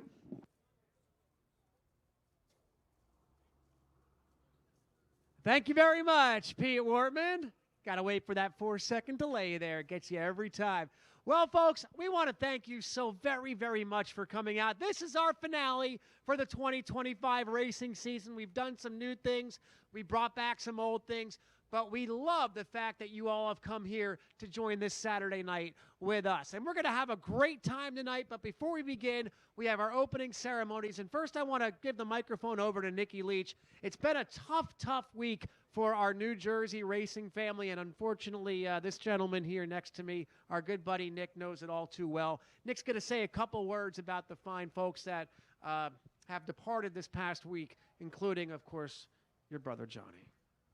Thanks, Jim. I appreciate it. Those of you who know me know that my brother John was my hero.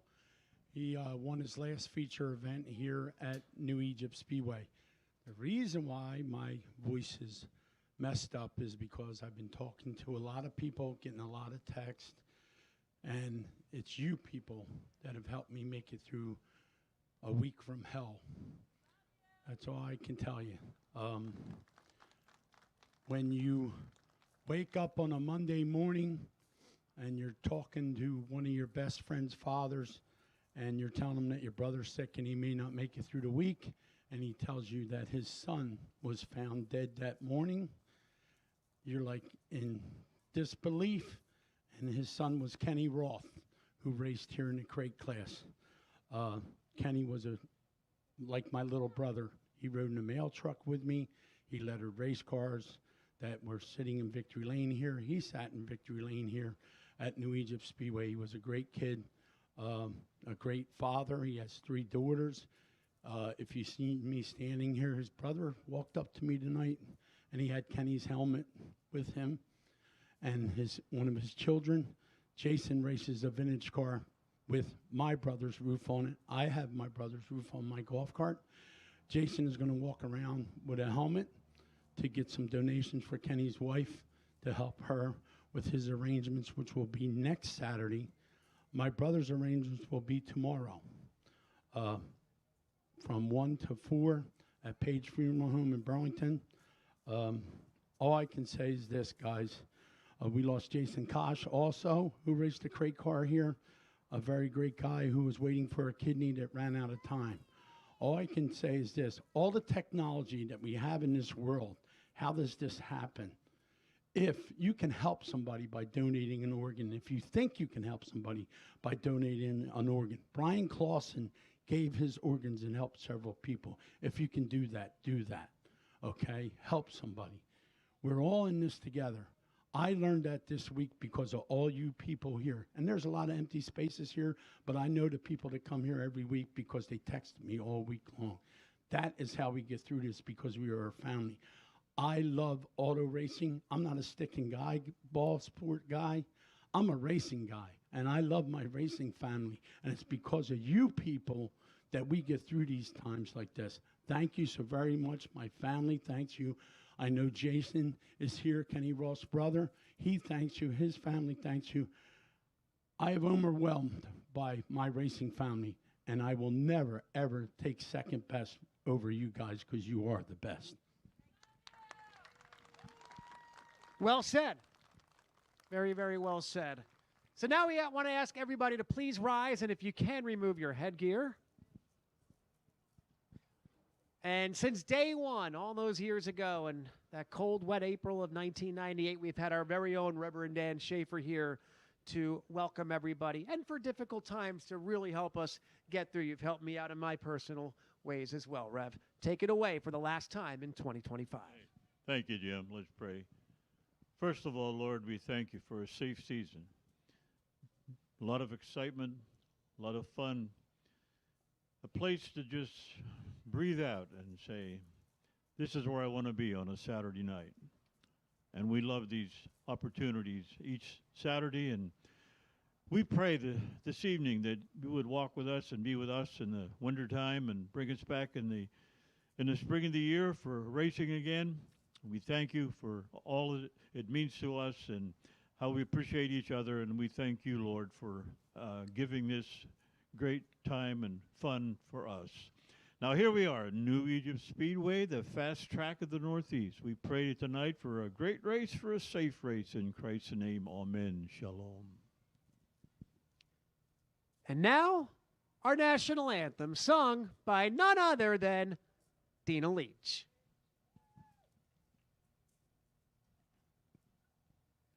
Oh, say, can you see by the dawn's early light what so proudly we hailed at the twilight's last gleaming, whose broad stripes and bright stars through the perilous fight o'er the ramparts we watched were so gallantly streaming, and the rockets' red glare, the bombs bursting in air, gave proof through the night that our flag was still there. Oh, say does that star-spangled banner yet wave o'er the land of the free and the home of the brave? Nicely done. As always, Dina, we're about ready to go racing for one last time. In 2025, we have a lot of new faces here for all the families of all the invading drivers. Couple of rules you have to follow. Rule number one, when we announce your favorite driver's name. You have to scream, yell, make some noise to let everybody know next to you who you're cheering for. Number 2, the smoking section is located by the bathrooms. Behind the main grandstand, no smoking in the stands. That's a state law. And number 3, when we reopen in March of 2026, bring a first-time race fan with you, because without your support, we wouldn't be doing this. The first heat is on the track. We're going to head upstairs and get the lineup. By the way, we do have an update. If you were here last night, Jason Dunn took a nasty sprint car flip down in turns 1 and 2. He has posted on Facebook. He has a concussion, but he's in good spirits, so wish him well on Facebook. Go on any of the Dunn family's pages. Tell him that you're thinking of Jason Dunn. He's in good spirits. He's going to be okay. He just has a concussion. So we're going to head upstairs and get the show rolling with the 4 cylinders. We can see Logan Mull out there in the number 4. Kyle Hurley's out there in the 23. Couple of new drivers visiting here tonight. Bob Wiles in the... And we also have John Chalella back in the 18. And Johnny Parker in the 21, returning to the New Egypt Speedway after decades of absence, a former Open Sportsman competitor here. We can't forget about the Drayton boys, father and son, in the X09, Bobby Drayton. His son, first-time winner last night in the 409. We'll take a lap or two to run in a little bit of the wet spots. Dale Mull is in car number 6. Logan Mull is in car number 4.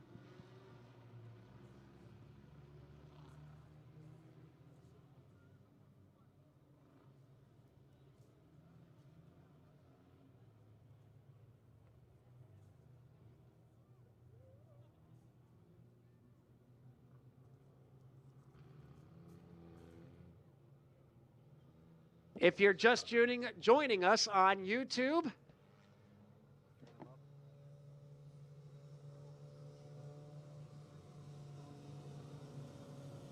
this is the first qualification of the evening. This will be an 8-lap heat race, and we'll go 15 laps for the 4-cylinder feature in just a little bit. For now, Logan Mull and Kyle Hurley, 2024 4-cylinder champion. Bobby Drayton the 4th, Joe Gary Sr., this year's 4-cylinder champion, make up row number 2. Dale Mull, John Chalella, row number 3. Here we go to the green flag. Still a little bit slick out there as the green comes out. Logan Mull leads the field of 4 cylinders down into turns 1 and 2 for the first time and the final time of 2025. Logan Mull dropping back a couple of spots. Kyle Hurley grabs the top spot. Here comes Joe Gary fishtailing in the number 26. Still a little bit wet out there. You can see the cars slipping and sliding as there's some bumper cars out there. Joe Gary and Logan Mull bouncing off each other in the turn. Bobby Drayton the 4th to the outside of Logan Mull. He's going to try to repeat what he did last night as everybody is tiptoeing through the slick turns in this first heat race.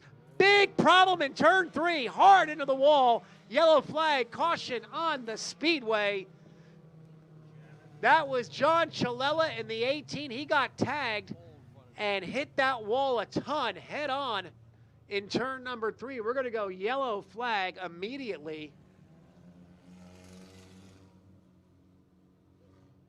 He got sideways in the tri-oval, may have gotten a tap, and he hit that metal guardrail head on.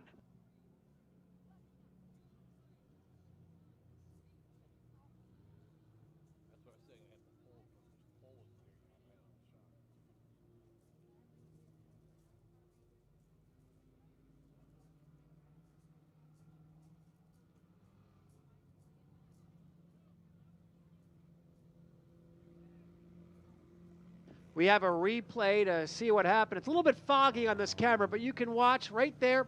Boom! That is a solid hard impact with the front end, destroying that front end bumper and possibly even more damage. Let's play that one more time so you can see. Look in the back of the pack when this replay pops up again. We'll see if there's contact.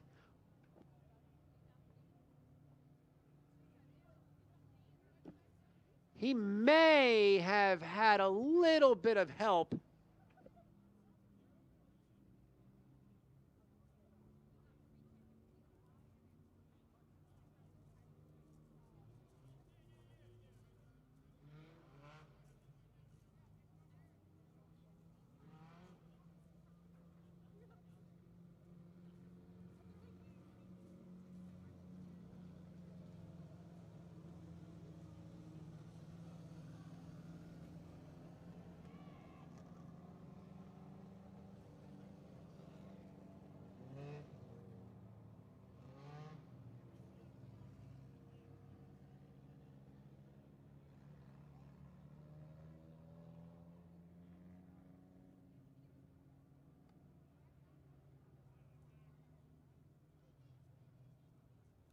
Word from the accident scene, John Chilella is okay after a hard hit. Officials looking at the replays have determined he did have help, and that help came from the number 26 of Joe Gary Sr. So Joe Gary Sr. being put back for that bump into the 18 that sent him spinning hard into the guardrail. One more angle we're just showing you again, and you could actually see it. Let's play that one more time. You can see the reverse angle. Right there, you can see the 26 getting into the 18, and that is a hard, hard impact for John Chilella. Tough break for the number 18 driver. Out of Forked River, had problems last night, and now he goes off on the hook to bring out the first Roost Restaurant yellow flag of the evening. That car is going to need a lot of work in the offseason to get it back ready for competition. Lots of bent parts in the front end of that car.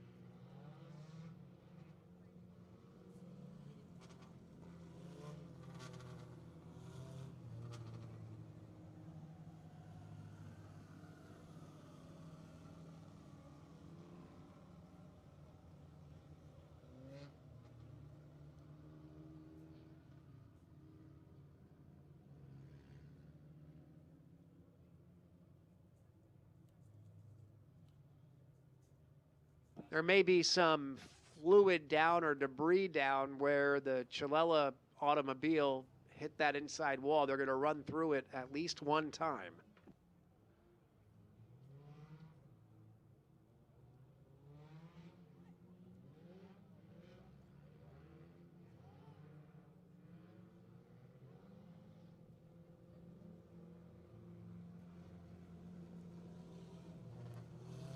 Kyle Hurley is your leader after one lap.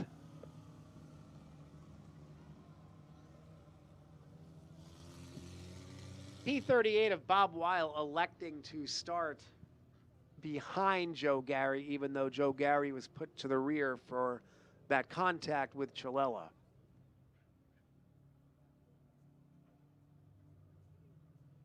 So perhaps some radiator fluid. There's a lot of fluid down there, at least one more lap through.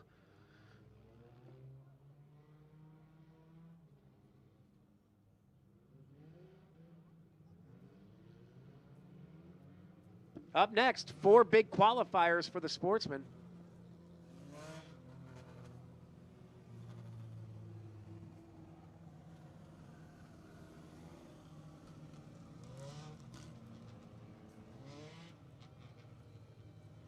We can see our tow truck pulling away, so we should be able to give them the 1 to go this time by. We'll double them up and try it again. Kyle Hurley and Bobby Drayton, the 4th, the younger. It's confusing when you go by their family lineage. It's Bobby Drayton the 3rd and Bobby Drayton the 4th. I might just go by Bobby Drayton the elder and Bobby Drayton the younger. It's just easier to say.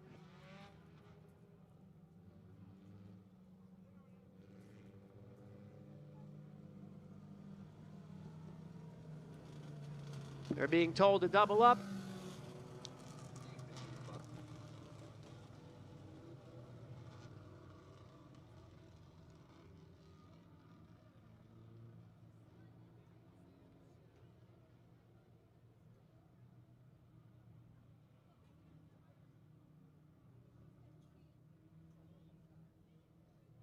Two by two. Father and son in second row. Dale Mull, his son Logan in the 4. Dale's in the 6. Green is out, 1 lap in, 7 to go as the 4 cylinders refire down the front stretch.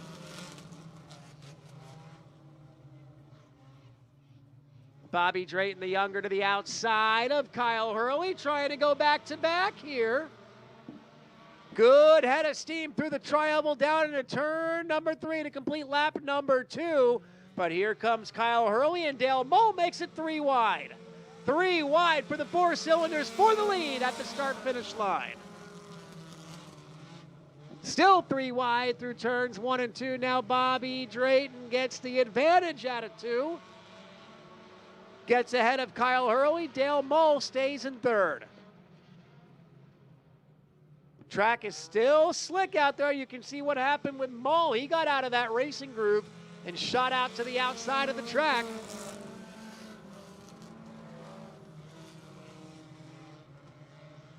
Four cylinders still gingerly making their way through the turns. Behind them, Logan Moles feeling the challenge of Bobby Drayton the elder. There goes Dale Mull again. Into the wet stuff on the outside. Halfway, 4 down, 4 to go.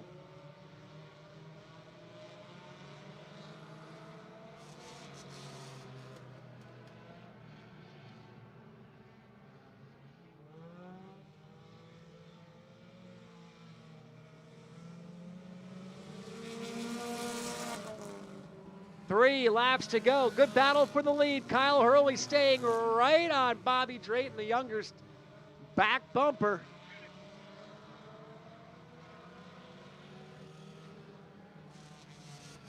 Out of turn number 4. Drayton now slips high. Here comes Hurley down low. Drag racing down the front stretch. 2 laps to go. 2 to go for the side-by-side battle for the lead through 1 and 2. Bobby Drayton to the outside, Hurley down low. Kyle Hurley trying to steal it back from Bobby Drayton.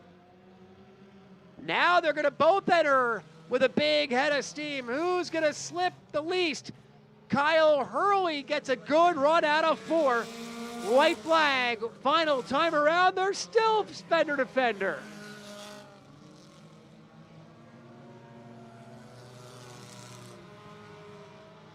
Here we go, drag racing through the tri-oval, final set of turns. Is it going to be Hurley? Is it going to be Bobby Drayton? Who gets on the gas first out of turn 4? A photo finish, it's going to go to Bobby Drayton. Bobby Drayton by a whisker over Kyle Hurley. Dale Mull hangs on for 3rd. Bobby Drayton, the elder, 4th, and Joe Gary Sr.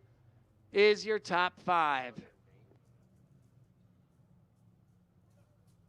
Well, we had a fantastic 4-cylinder feature last night, and that was a darn good duplicate of that in that heat race. In fact, there was, I think, more side-by-side battling for the lead than last night, but it was close. Good job, Bobby Drayton the fourth, trying to double up, go back to back. The first win's always the hardest to get. They say the second one comes easier. He's going to go for that second one tonight.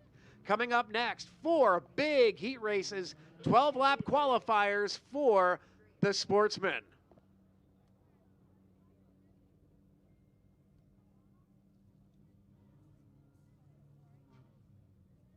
All right, first of 4 12-lap qualifiers for the Swagger Factory Apparel Crate Sportsman.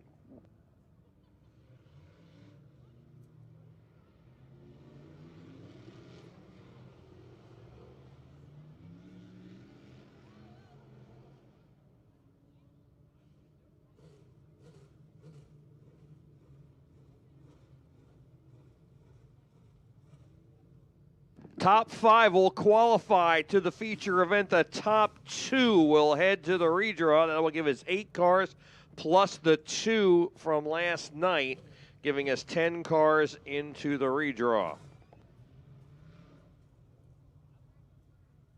And those 2 in the redraw are already qualified, so that will give us 22 cars.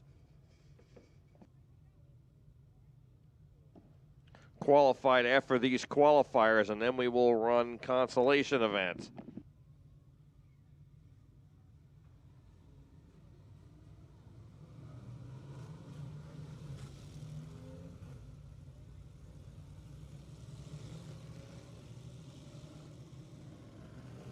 All right, Bobby Butler out of Milford is in the short load racing 5B. He'll start on the pole, lining up alongside of him out of Percy, Pennsylvania, in the CTC Construction number 59. That is Colin Cox. Fast timer George Garris is in the 4U. He'll start third. Then it's Matt Ellery in the Ellery's number 29. Ricky Moran's in the 21. He'll start fifth, and it's Jesse Herthler in the 117. Row 4, Ryan Simmons in the 20, and Adriana Della Ponte in the 22A. Ryan Graver is in the 21P, and John Scarpati is in the S2, and we are green. 12 laps, 5 to qualify as they work through 1 and 2 and down the back.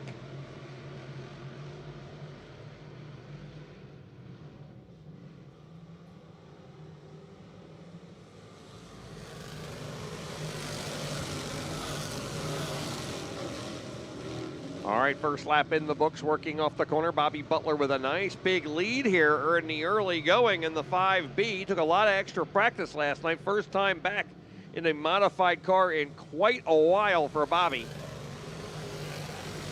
Colin Cox is in the 59, and it's George Garrison, Matt Ellery on the bubble right now is Ryan Simmons. Simmons started 7th and has burst onto the scene up into a transfer spot. He is 5th, Jesse Herthler 6th.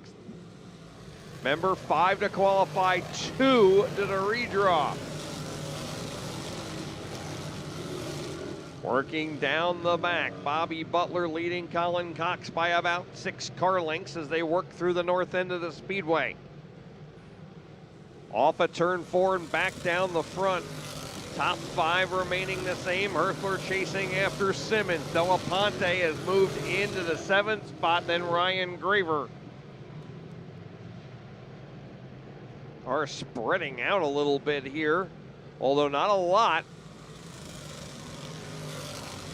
They race into turn number 1.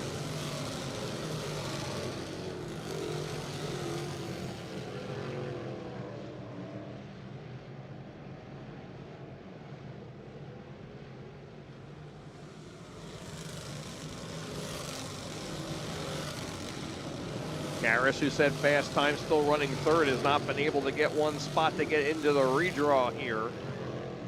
So he races down the back. The third place finisher will probably start 11th in the feature as 10 cars are in the redraw. Top 2 out of each of the 4 qualifiers as they complete lap number 7, 5 laps to go.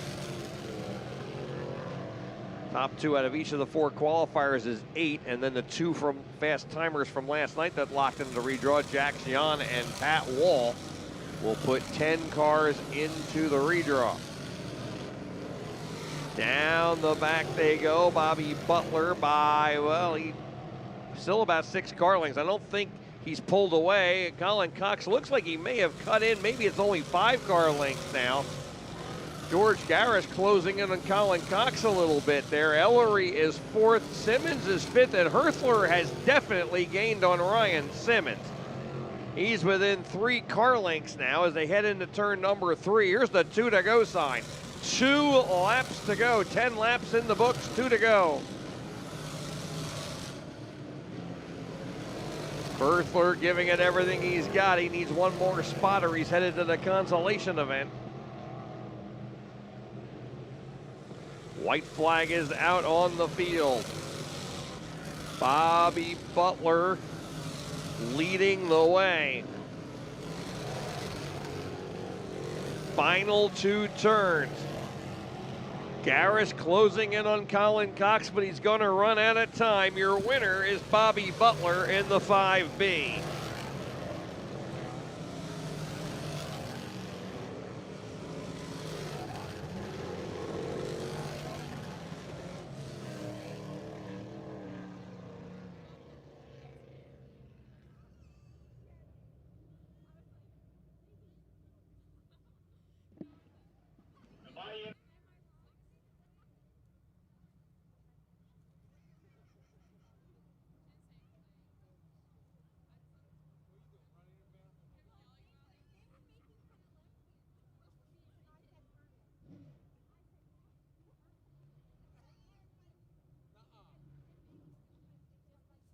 So Bobby Butler is your winner in the 5B. Second was the 59 of Colin Cox. Almost got it. Tad, of course, was his father, who raced here for many years in an identical painted car. Third finisher was George Garris Jr. in the 4U. 4th was the 29 of Matt Ellery. And your 5th and final qualifier, the 20 of Ryan Simmons. So the first 5 cars from tonight heading to the feature event, to the Pinewood Showdown, a 50-lapper. This is how the lineup in heat number 2 starting on the pole out of Fleetwood, Pennsylvania. He's in the Weller Motorsports number 38. That is Dylan Swinehart. And lining up alongside of Swinehart in the Izzy Trucking and Rigging number 14 from Pilesgrove, that is Ethan Bill. Third starting spot, the Mershon Concrete number 53 is Duncan Molesworth. Molesworth was the fastest qualifier in this group. Ryan Heim out of Parkertown in the Kettles number 80 will start outside that second row, 4th starting spot for Heim. Matt Martino's in the 226. He'll start in the 5th spot. Alongside of him, Stroudsburg, Pennsylvania's Zane Roth in the 11X. Jimmy Wires, the winner of the non-winners race last night, the 20-lapper, making him a guaranteed starter, will start back in the 7th position. He's out of Tuckahoe in the number 84. And then it's P.J. Bazowski out of Robbinsville in the 07 starting in 8th. Mark Moore in the 20M will start scratch on the field. 9th starting spot as Mark Beam in the 715, who got towed off in hot laps, has scratched. Green flag in the air, racing. Dylan Swinehart leads him to the line. Ethan Bill swaps grooves, tries to get by Swinehart on the inside. Nothing doing there. Heim getting Molesworth for the 3rd spot as they head into turn number 3. Heim trying to get into the redraw as he's right on Ethan Bill's back bumper. Zane Roth taking 5th spot from Matt Martino. And Roth now on the bubble as Mark Moore has worked his way up 2 spots already in the 20M. Off at turn 4 and back down the front for Dylan Swinehart.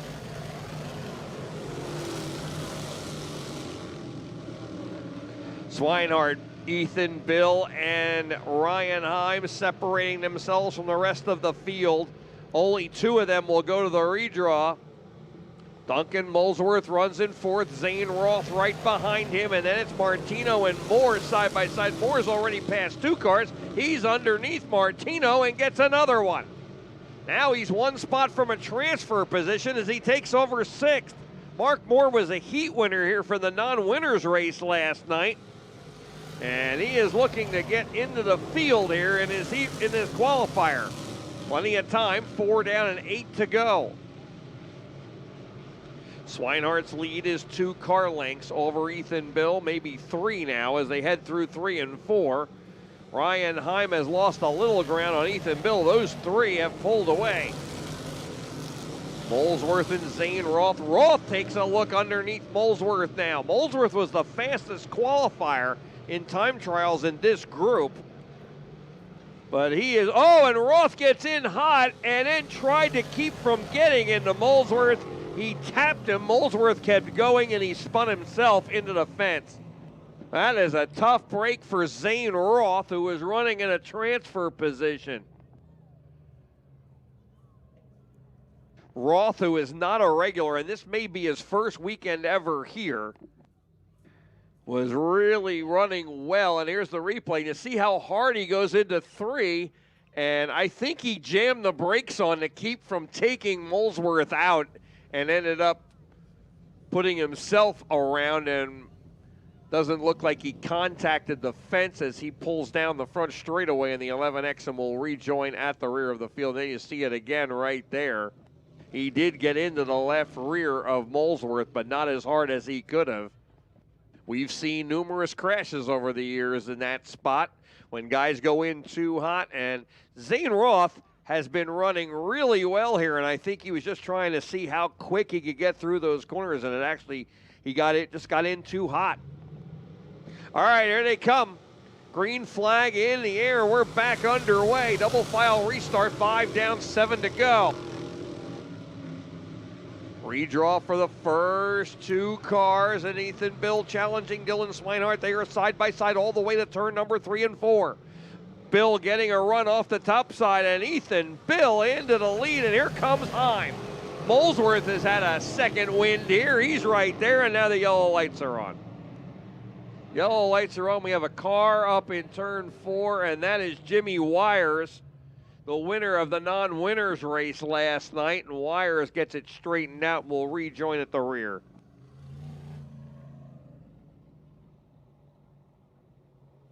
And we'll check a replay on this as Wires will get back around. And whoa, and you see Wires. So Wires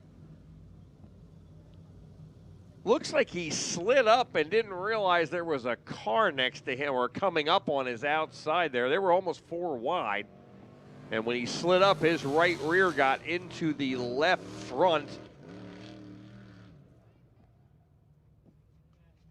And I may be wrong about that because it looks like they are putting the 20M to the rear.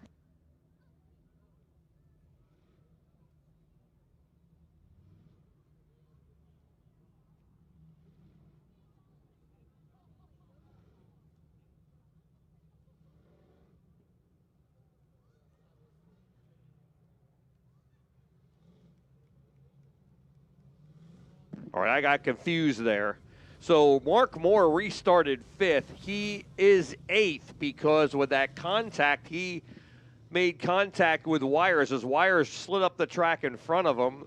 Wires' right rear tire hit the left front tire of Mark Moore, and Wires spun. Mark Moore got out of the throttle and then got back in and lost some spots, and we did complete that lap. So we have 6 laps complete. So that is why Mark Moore has slid from 5th back to 8th. He was not put to the rear. That is my fault. So they did take that lap. That's why Mark Moore would be scored 8th. He lost several spots over there with the contact. So it's Ethan Bill and Dylan Swinehart, and they ran that whole lap side by side. Bill taking the lead off of turn number 4. Swinehart is still second. Ryan Heim and Duncan Molesworth were right with them, and they run 3rd and 4th. Remember, 5 to qualify, but only the top 2 get into the redraw for the first 10 starting spots. Matt Martino now is back into a transfer position in the 226. PJ Bazowski alongside, he is back to 6th. Zane Roth back up to 7th now in the 11X. Remember, he was running 5th before a spin 2 laps ago, and we are back to green here. Half the race is in, 6 down. We still have 6 to go. Bazowski getting the better of Martino for the last transfer spot. Ethan Bill pulling away and opening up a couple of car lengths here as Ryan Heim is all over Dylan Swinehart. Molesworth was in that battle but got up high in turn 4 and falls back, although he's still fourth. Bazowski trying to get by him on the inside. Action all over the speedway.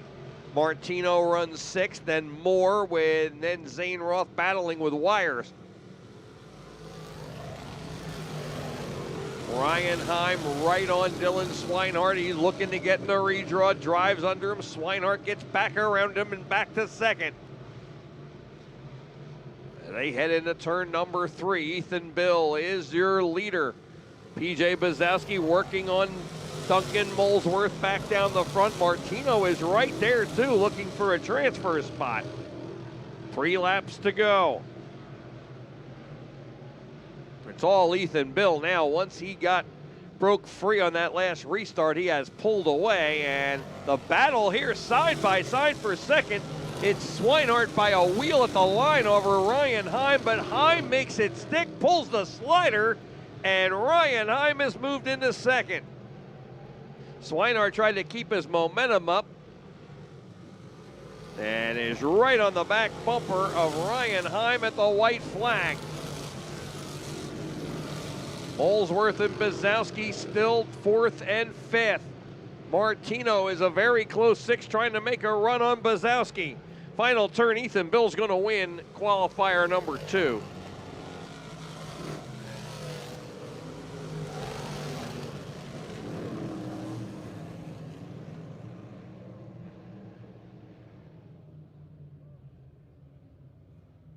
So Ethan Bill is your winner in the number 14 here. Finishing second, the 18 of Ryan Heim. So those 2 cars will head to the redraw. Dylan Swinehart finishes 3rd in the 38. Duncan Molesworth was 4th in the 53. And PJ Bazowski in the 07 finishes in the 5th position. There are your 5 qualifiers out of the second Sportsman qualifier heat race. And the third one will take to the track. And this is how they will line up here for their 12-lap heat race. Starting on the pole out of Woodbine, New Jersey, in the Tuckahoe Turf Farms number 7A, Charlie Casabone. And lining up alongside of Casabone,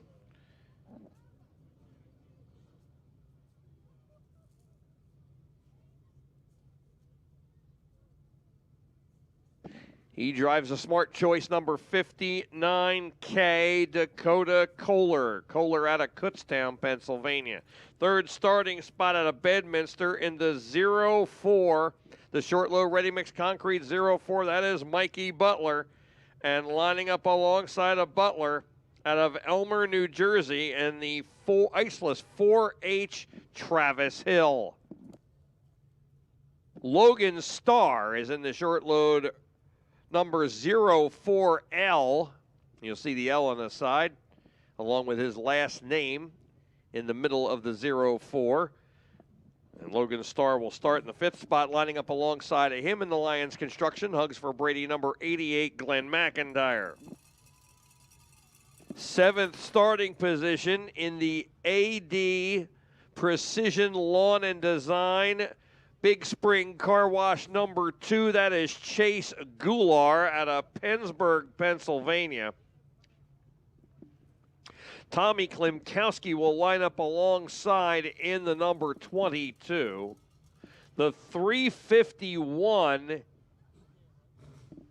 of Anthony Tortorella is scheduled to start in the 9th position, but I do not see him on the track in the 351. And the driver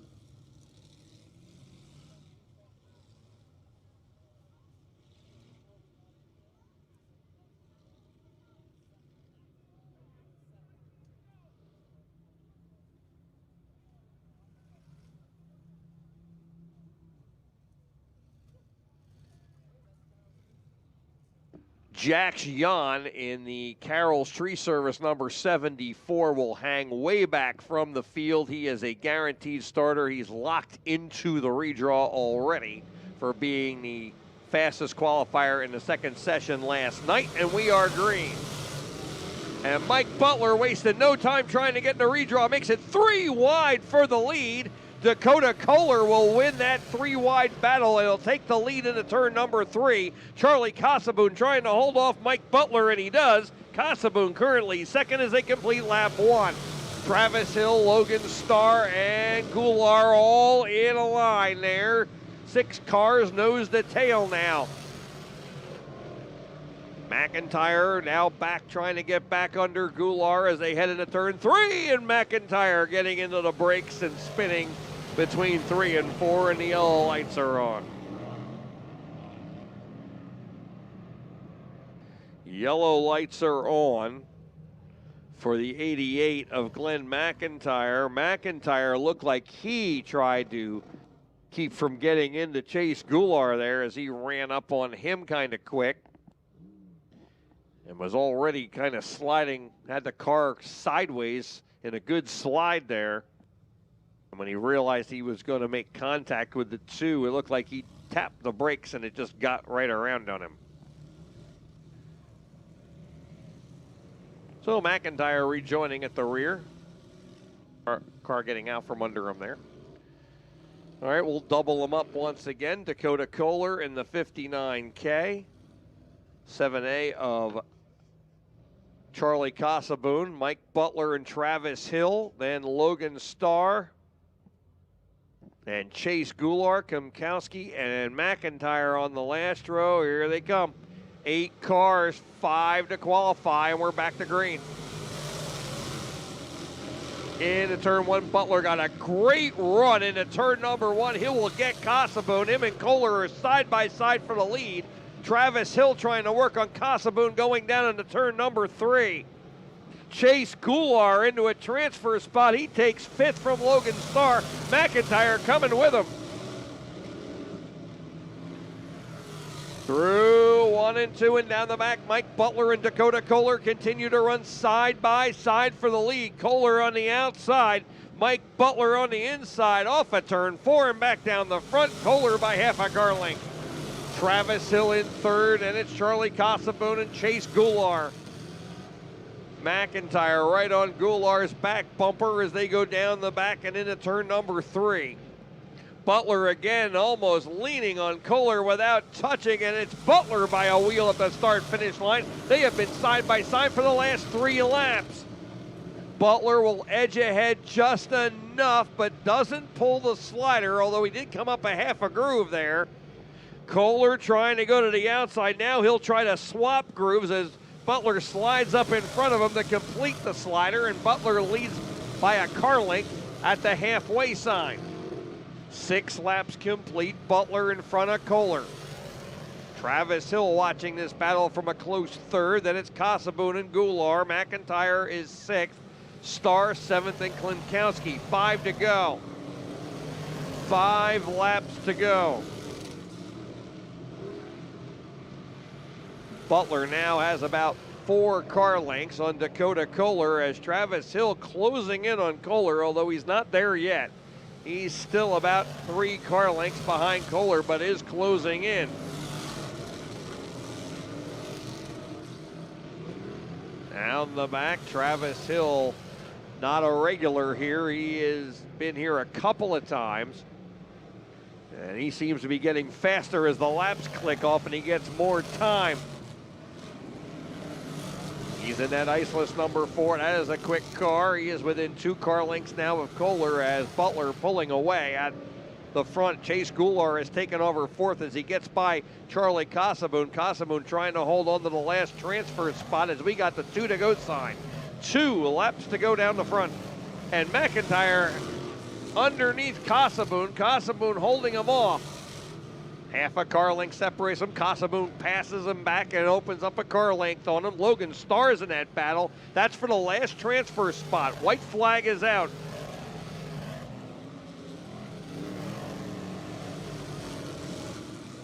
Final time around, Mike Butler comfortably by a third of a straightaway. Whoa, we got a car sliding sideways in turn number 2, and the yellow lights are on with 1 lap to go.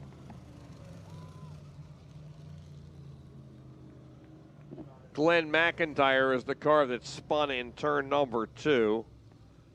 We have cars. Tommy Klimkowski is going to the pits. He almost got into him, and Klimkowski to the pits. Jack Jan has had enough practice at the back in the 74 as Glenn McIntyre turning the car back around to catch back up to the rear of the field.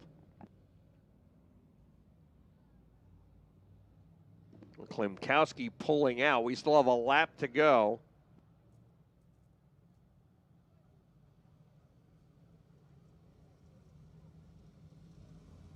Remember, we are double file restarts all the way to the end of all qualifying. The only time we are a single file is in the final 5 laps of any event, or if we have trouble getting laps in during a feature. 6 cars are left. 5 will transfer, as it looks like McIntyre has pulled and gone off as well in the 88. 5 of these cars transfer. The other one's going to be on the pole in the Conci as the 04 of L of Logan Starr is running 6th right now. Here they come off at turn 4. Mike Butler bringing them back to green for 1 lap. Butler, Kohler into second once again, 3 wide. Logan Starr by Casaboon on the backstretch. Logan Starr saw an opening and got through it.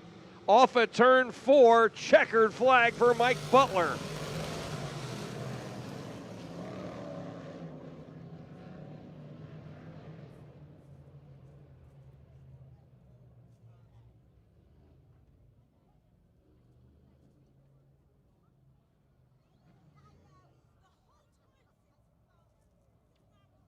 So Mike Butler is your winner in the 04.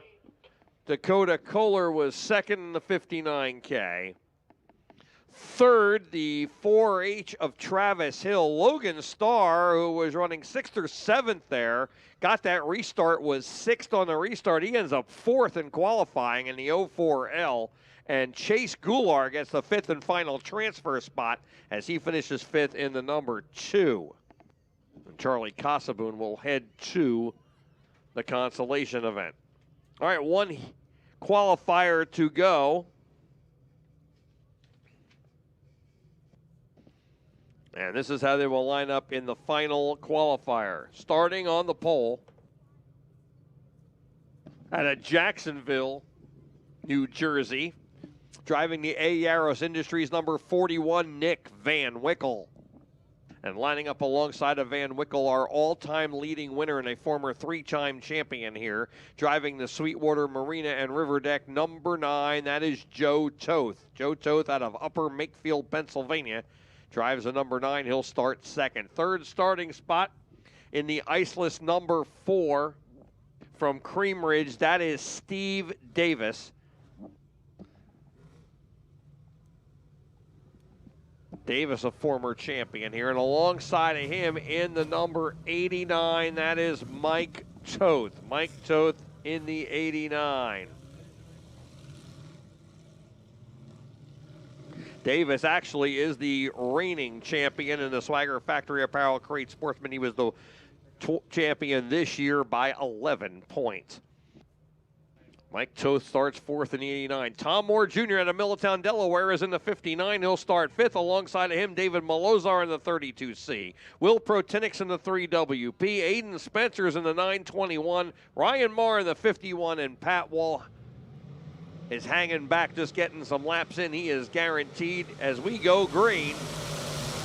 Pat Wall in the redraw already in the 5W. The 351 of Anthony Tortorello was late to the staging lane as he had problems, and he is starting at the rear here in qualifier number 4. Off at turn 4 and down the front, Joe Toth beating Van Wickle to the line. They run side by side in 1.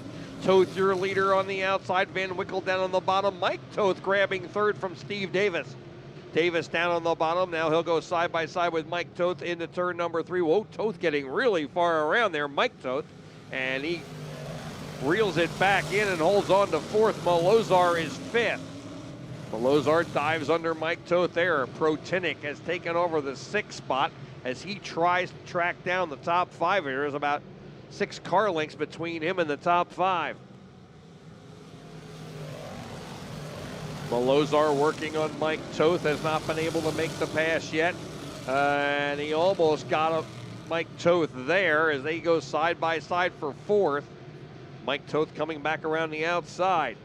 Joe Toth, your leader here. He'll lead lap 4 down the front. Van Wickle still second. Davis is third. Molozar down on the bottom. Can't make it stick. Mike Toth back around the outside. Wheel to wheel, side by side. They're about 7 car lengths ahead of Protinic, who's 6th. Ryan Marr is 7th. Only 5 to qualify. Tom Moore is in 8th. Then it's Spencer, and then Pat Wall, who's just running laps around. He's pretty close to the field. Usually you hang back farther. We're halfway on the field. 6 down and 6 to go. It's all Joe Toth right now. Davis within a couple of car lengths of Van Wickle, but he has not been able to catch him. Molozar, who was side by side, now on Mike Toth's back bumper, but still hasn't gotten him for fourth. Pretty big gap back to Protinic. Almost half a straightaway now, as the top 5 have separated themselves from the rest of the field. And Aiden Spencer in the 921 pulling into the infield here after 7 laps.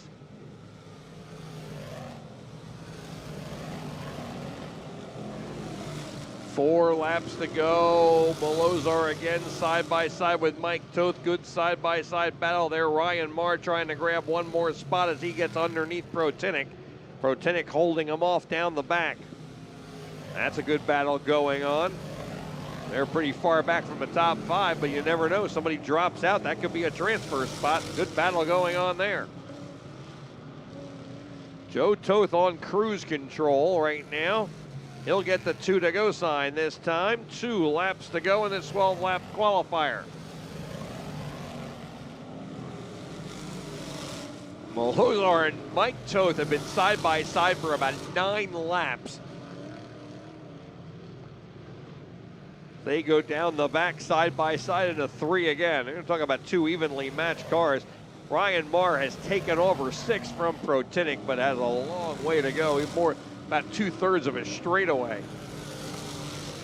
Final 2 turns coming up for Joe Toth in the 9. And he is going to win it handily here in heat race number 4. Van Wickle will get the other redraw spot. Nick Van Wickle in the 41. Steve Davis is 3rd in the 4. The 32C of David Molozar just was persistent and got Mike Toth by about half a car length or less for the 4th spot, with Mike Toth taking the other transfer spot in the number 89.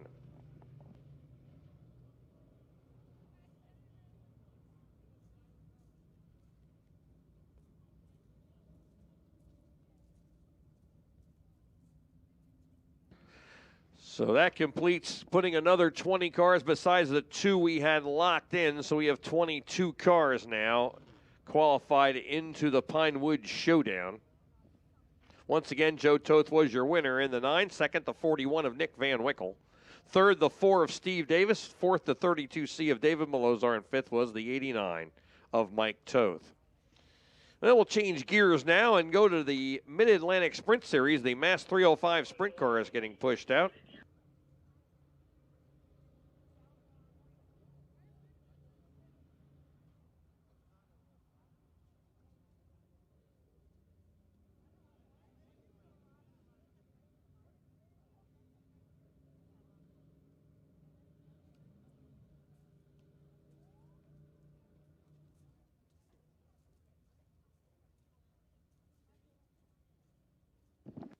Sprint's being pushed up onto the track, and this is how they are going to line up for your sprint car feature. I'm sorry, your first heat for the sprint cars. 8 laps the distance. Starting on the pole out of Newark, Delaware in the Betts Garage.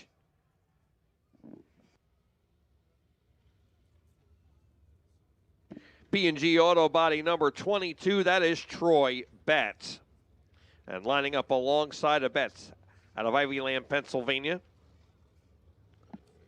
In the Scarlet Oaks Wholesale Nursery number 18, Tim Tanner Jr.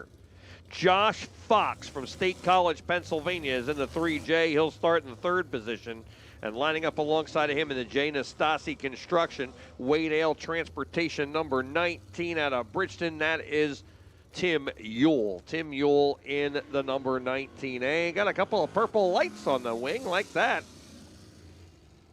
So he heads down to turn number 1. He'll start outside row number 2. John Brenfleck from Ewing is in the 4B. Brenfleck will start in the 5th spot. And alongside of him from right down the road in Jackson, New Jersey, he drives the Professional Design Services number 7, Aiden Borden. The last row on the inside from Pittsgrove, driving the Allstate Auto Glass, Moods Farm Market number 4 is Tyler Grew. And starting scratch on the field out of Honeybrook, Pennsylvania, in the Frank Shocks Lines Self-Storage number 16, Jeff Paulson. 8 cars. Top 4 go to the redraw for the first 12 starting spots in tonight's feature event. All cars qualify. They have 24 cars here tonight. They had 23 last night. Several not here, and we picked up a couple of new ones. Brenfleck was not here last night in the number 4B.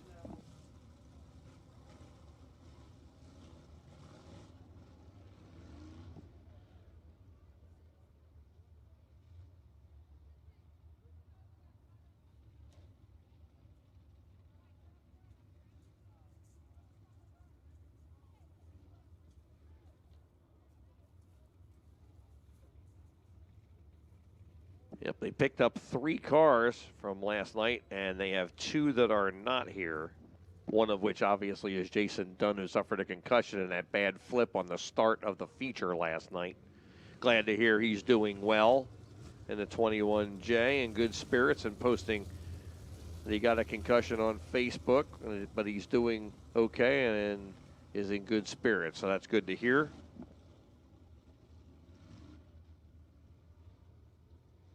We had 23 last night, picked up 3 new ones.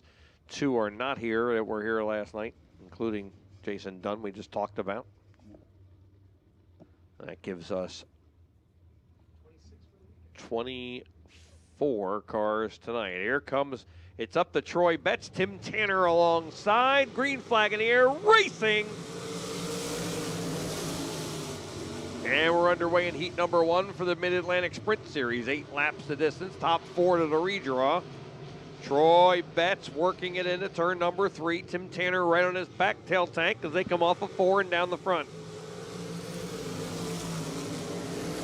Tim Yule on the inside getting by Tanner Slider all the way up to the fence, and Tanner steers it back under him. He turns the tables and drives back by. Aiden Borden in the 4th spot. Jeff Paulson, who started last, is up to 5th quickly in the 16 and trying to track down Borden to get into the redraw. Brenfleck next in line, then Grew and Josh Fox. Once again, Yule will get by Tanner and take over 2nd, and now he takes up the chase after Troy Betts. Tanner in the 3rd spot, then Aiden Borden and Jeff Paulson. Paulson trying to track Borden down. Halfway this time, 4 down and 4 to go. 4 down and 4 to go.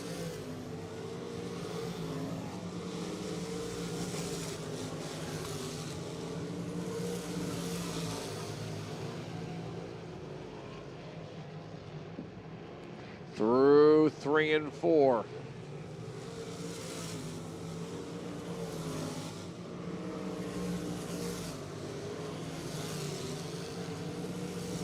Troy Betts opening up 3rd of a straightaway on Yule. Yule has come with him, and they are way in front of 3rd and 4th.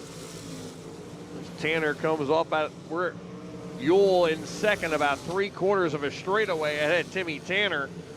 Aiden Borden has closed in on Tanner. He's within about 4 car lengths of Tim Tanner as he's pulled away from Jeff Paulson. Paulson was keeping up with Aiden Borden. Looked like he might be closing in, and that has turned around.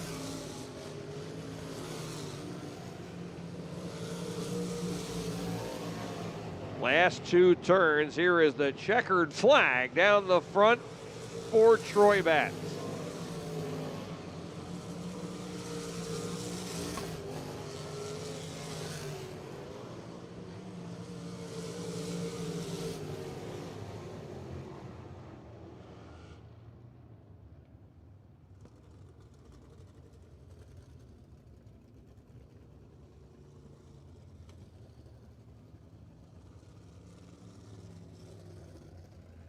So Troy Betts is your winner in the number 22. Second, the 19 of Tim Mule.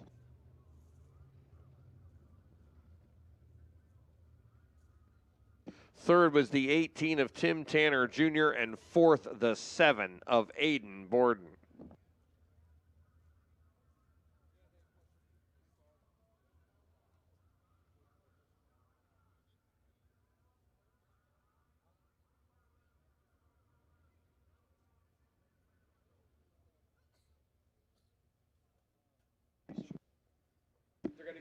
All right, second heat being pushed out onto the Speedway, and this is how they're going to line up for your second Mass 305 sprint car heat. 8 laps the distance, starting on the pole in the WDB Construction, Belmont's Garage number 24 out of Stockton, New Jersey. That is Jared Kreider. And lining up alongside of Kreider in the 26A, Kurt Rainey. Third starting spot from Estelle Manor, New Jersey, and the 88 is Rory Janney. And lining up alongside of Janney out of Mount Gretna, Pennsylvania, in the number 99, Jonathan Swift. Swift was not here last night, one of the 3 new cars tonight. Starting in the 5th spot inside of row number 3 from Saylorsburg, Pennsylvania. He drives the Bernard & Sons Roofing, Jake Brake Hollow number 56T, Andrew Turpin. And lining up alongside of Turpin in the Carber Lawn Care number 8C out of Pipersville, Pennsylvania, Brian Carber. The last row on the inside, a driver second on our all-time win list. He was not here last night. He has 9 career wins, driving the Bittner Automotive number 15, Mr. Twister, Mark Bittner. And lining up in the 8th and final position, he drives the Quality Auto Body, Fred's Trailer Parts number 11 out of Burlington. That is Ryan Stillwagon. Stillwagon in the number 11. He is also a feature winner in his career here at New Egypt.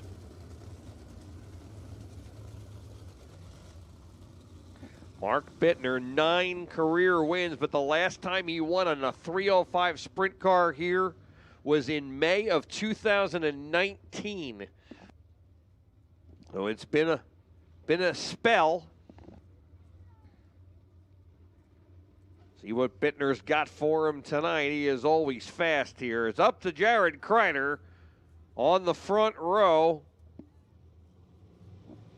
Here they come racing. Kurt Rainey elected to start at the rear of the field, so everybody crossed over, putting Rory Janney alongside of Kreider, and Kreider leads Janney down the back and into turn number 3. Janney takes a look to the inside, off of 4 and back down the front.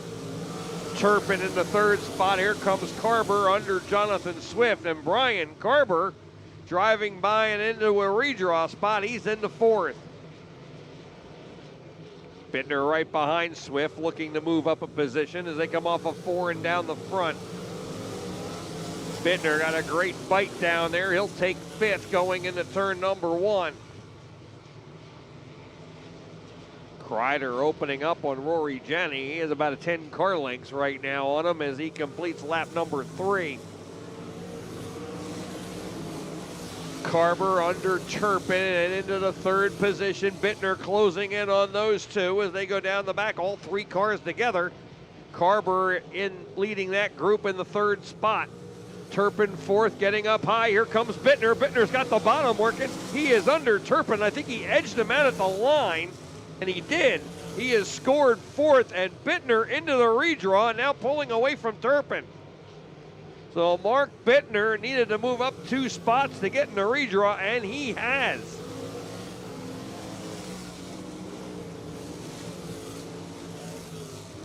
Five laps complete. It'll be 2 to go this time as Jared Kreider is walking away with this one. Kreider getting the 2 to go sign. He is almost a full straightaway ahead of second place Rory Janney as Brian Carber tracking Janney down. Bittner coming with him in the 15. Turpin back in 5th. Ryan Stillwagon is up to 6th from the rear of the field.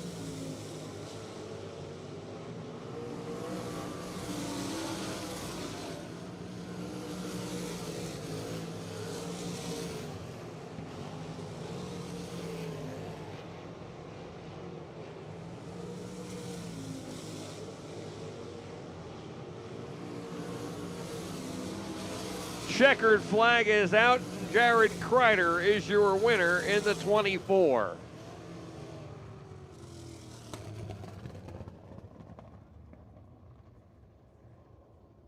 So Jared Kreider is your winner in the number 24. Finishing second was the 88 of Rory Janney.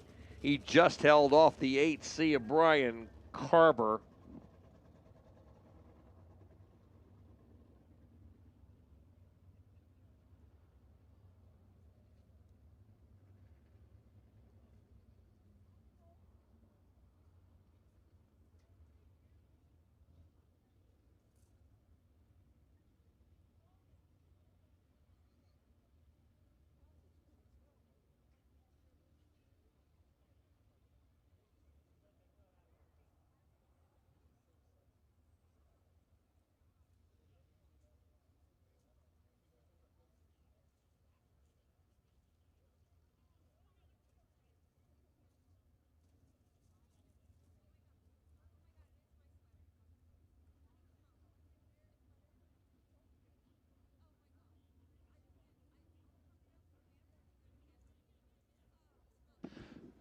So Brian Carver finishing third in the 8C and finishing fourth in the 15 is Mark Bittner, Mr. Twister himself. He'll get into the redraw.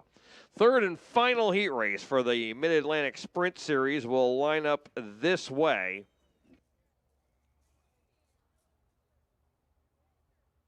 Starting on the pole at a Newfield, New Jersey, driving the Next Generation Construction, Pioneer Pipe Contractors, number 70, Eddie Wagner. Wagner also a feature winner in his career here at New Egypt. Starting alongside of him in the Fred's Trailer Parts number 56 out of Boyertown, Pennsylvania, Cody West. Third starting position out of Howell, New Jersey in the Voorhees Racing. Seaboard Global number 86 is Darren Cox. And lining up alongside of Cox, the winner last night. He's won several times here this year. He now has 8 career wins, third on the all-time win list. He won by 6 seconds last night, 6.5 to be exact. He drives the Atlantic Racing Engines number 35, Buddy Schweibens. Schweibens out of Tuckahoe, New Jersey. DJ Tanner out of Warminster is in the Tanner Dairy Store number 19T. Alongside of him, Runnymede, New Jersey, Shelby Kelly in the Chalming Electric number 51. The last row, Rick Lafferty in the McVeigh Racing number 83, the 83L. And the 92 of Mike Shea will start scratch on the field. 8 cars. Once again, the top 4 to the redraw here in the final event. Point event for the Diamond Doubleheader Point Series. Here they come off of 4. Green is out. And Eddie Wagner grabbing the early lead over Cody West and Buddy Schweibens as they go down the back for the first time and into turn number 3. DJ Tanner into the 4th spot, right up on Schweibens there, but Schweibens dives to the inside of Cody West. Schweibens will take 2nd through turns 1 and 2 and set his sights on Eddie Wagner. Cody West, DJ Tanner, and right with Tanner is Shelby Kelly in the 51, who started 6th up to 5th quickly, and right on Tanner off of turn 4. Rick Lafferty up to 6th from the last row in the 83. At the front, it's Eddie Wagner, but he is being tracked down by Buddy Schweibens. Schweibens within 2 car lengths here as they complete lap 3. And Schweibens just diamonding the corner. Schweibens is fast at this track. He won in September by over 12 seconds. And he won last night by 6.5. And he is right on Wagner now as they head into turn 1. Dives to the inside. Slider in turn number 2. Here comes Wagner, steers it back under him and passes him back going into turn number 3. Schweibens will steer it back under him again, and Schweibens, you're a leader with 3 laps to go by a car length. Eddie Wagner again will look to turn it back under him, but Schweibens pulled away, and Schweibens has a 2 or 3 car length lead as they enter turn number 3. 2 laps to go this time, 2 to go for Buddy Schweibens. Wagner 2nd. They are 3/4 of a straightaway ahead of Cody West. DJ Tanner 4th. Shelby Kelly is 5th, and then Rick Lafferty. White flag coming out for Buddy Schweibens. And Schweibens has quickly turned that close battle with Eddie Wagner into a half a straightaway lead. Final 2 turns for Buddy Schweibens as he works the inside groove, drifts out to the middle, takes the checkered. Buddy Schweibens wins heat number 3.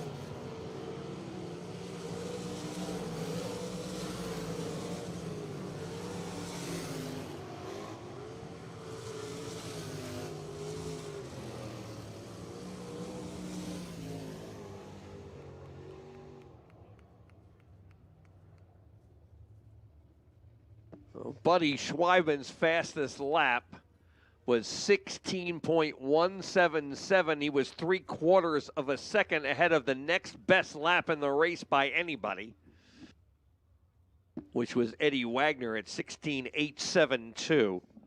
And Schweibens is your winner in the 35.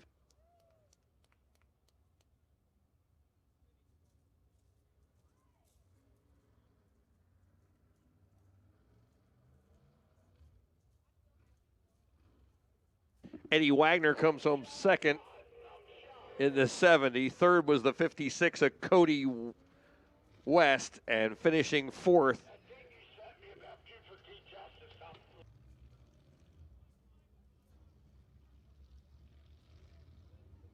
And finishing 4th and getting into the redraw, the 19T of DJ Tanner.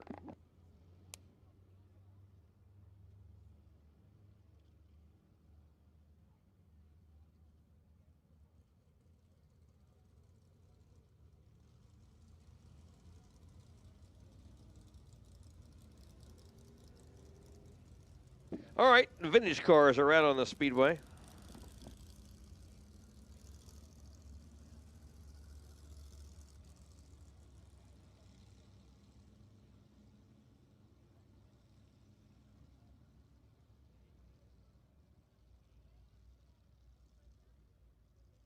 Ten-lap vintage and exhibition. Jack Patterson is in car number 43. Nick Marco is in the 707. Scotty Fricks is in the number 3. Walt Sucks in the 27 Junior.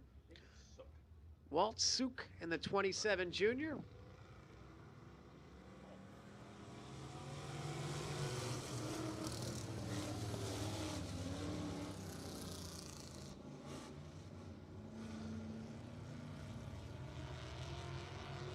Green comes out for this 10-lap exhibition. Jim Hawks is out there in the 29. Steve Taylor's in the 92. Speaking of Jim Hawks in the number 29, he's out of Jackson. It's a 1990 Troyer 4-coil Olson-style Gremlin. Under the hood's a Chevy 602 crate. car is believed to be the first one Jessica Friesen drove in her modified career. We mentioned Jack Patterson in the number 43. That is a steel-bodied 1939 Plymouth Coupe on top of a 1954 Chevy chassis. Underneath that hood's a 454 cubic inch big block Chevy. It's a 1950s and 1960s East Coast Modify, the old Sammy Beavers driven car. Built by Jimmy Horton Sr., that number 43.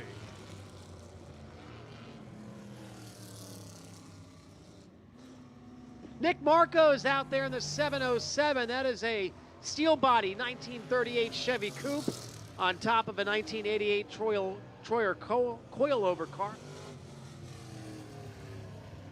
350 cubic inch small box Chevy underneath the hood of that machine. It's a Paul Deasy and Charlie Wolf tribute car. That number 707's been around for 70 years with drivers like Altaz Natty, Stan Plosky, Frankie Schneider, Stammy Beavers, and a host of others.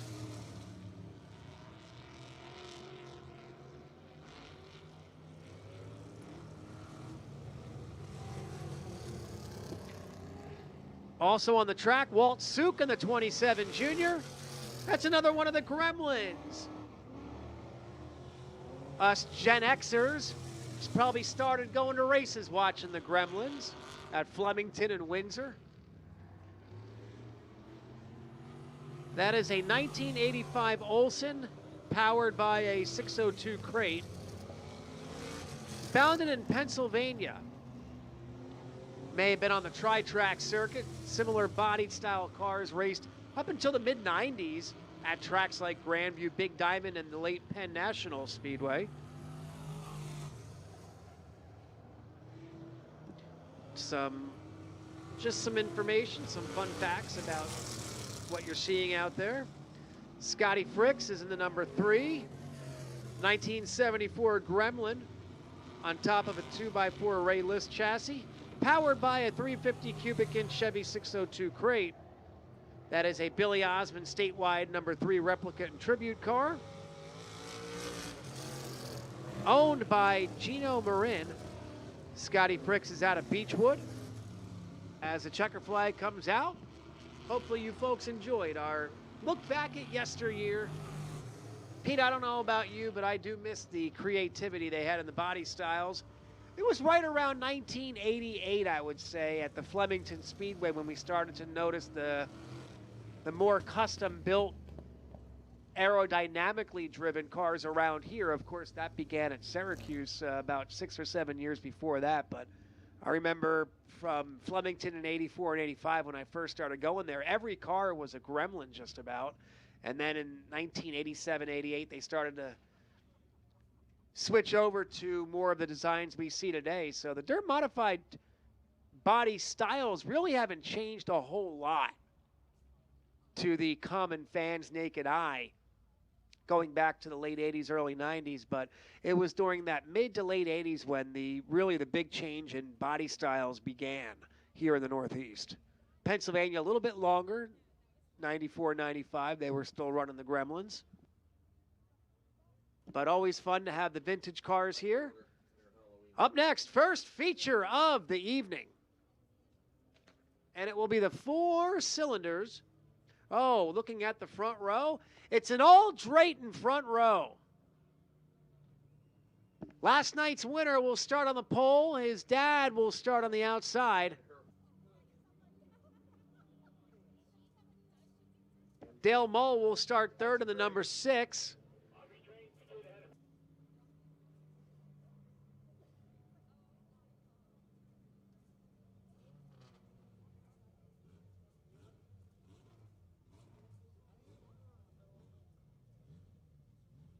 So a little mix-up with father and son. Report from Nikki Leach in the pits. Bobby Drayton, who won last night in the 409, he had a bad steering pump, so his dad said, okay, I won't race. I'll watch you race. Here's my steering pump. Took his steering pump out of the X09, gave it to his boy, so Bobby Drayton the 4th can chase his second checker in 2 nights.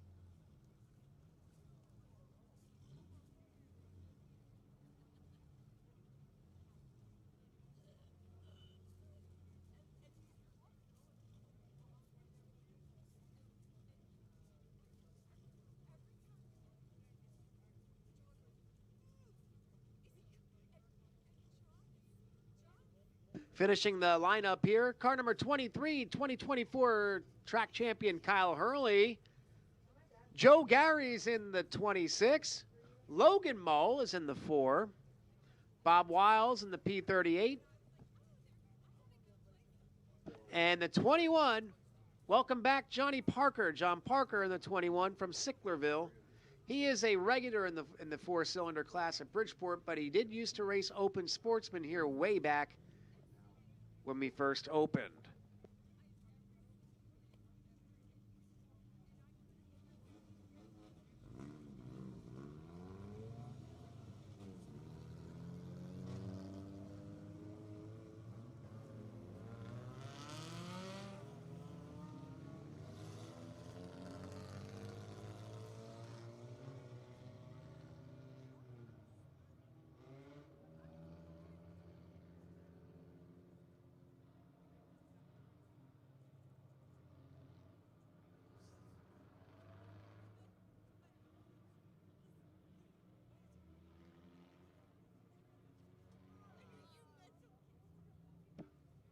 White flag will come out this time by. This is your wave lap, folks, starting in the pit grandstands. Wave at your favorite four-cylinder drivers, and they'll wave back at you. Keep that wave going all the way past the Diamond Suite here on the front stretch. Wave into turn number 1. Get those arms and hands moving. Get that blood flow moving. It'll help you warm up on a chilly night. This will be 20 big laps, 20-lap feature for the final time in 2025 for our four-cylinders. Bobby Drayton, the 4th, will be going for 2 in a row on the pole after suffering a steering failure. His dad giving him the steering pump out of his own car so his son can race. Great sportsmanship, great gesture. We'll see how it plays out in the next 20 laps. Green is out.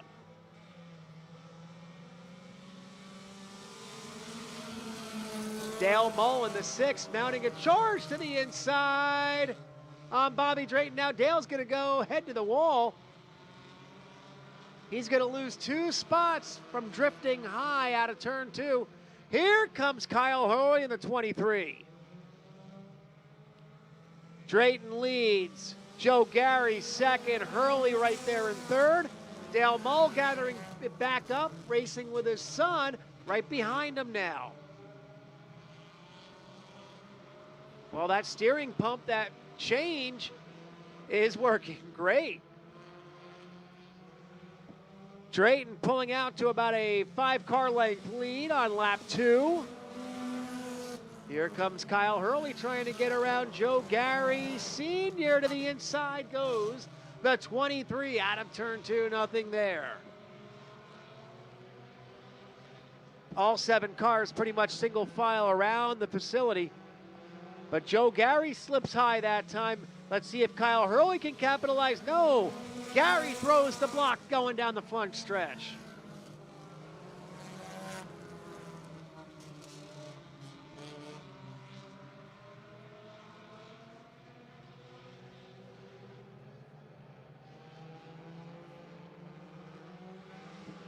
Best battle on the track remains for 2nd position. As 4 laps are complete, Kyle Hurley trying to get some momentum, diamonding that turn to the inside of Joe Gary goes Kyle Hurley. Once again, nothing there. And Bobby Drayton is loving all this battling for 2nd. That allows him to maintain, if not maybe stretch his lead ever so slightly. Drayton able to hit his marks. Gary has to drive defensively, because once again, Kyle Hurley shows a fender up to the inside. Quarter of the race complete.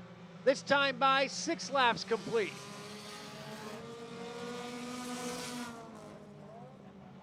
Bobby Drayton maintaining about a 6-car length lead, keeping it honest. Our 2nd and 3rd places, Joe Gary and Kyle Hurley. Oh no, our welcome back party to Johnny Parker has come to an abrupt halt on the front stretch. Yellow flag, caution on the Speedway on lap number 6. The Roost Restaurant yellow flag flies for the first time in the 4-cylinder feature. Tough break for John Parker from Sicklerville in the number 21. That car just shutting off and rolling slow. Well, he might still be fired up. We'll see what happens here. Now he's got it back underway. We'll see if he stays out or goes to the pits. Well, looks like he's going to, well, we got some smoke coming out of the P38. I heard a pop too. P38 is done. Coffee's ready in the pits by the P38.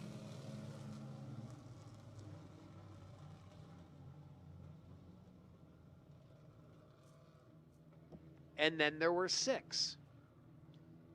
So 3 cars. And we got a fire in the pits now. The P38 is on fire outside of the view of our cameras.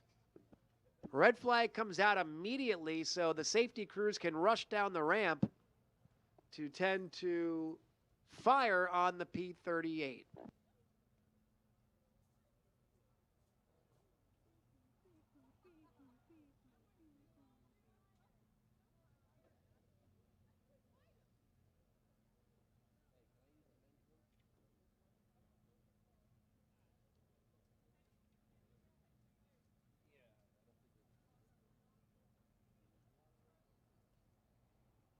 Good news from the fire scene. Driver is out of the car and okay. Bob Weil going up in flames. And you heard that pop as he was coming out of turn 2 under yellow. And then the big smoke started.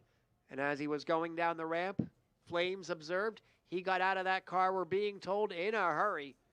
Even before the safety crews got there, so he's okay.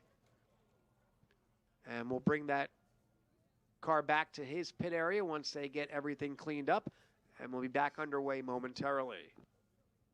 So a lot of attrition. 1/3 of our 4-cylinder field is out. Bob Weil, for obvious reasons, down in the pits.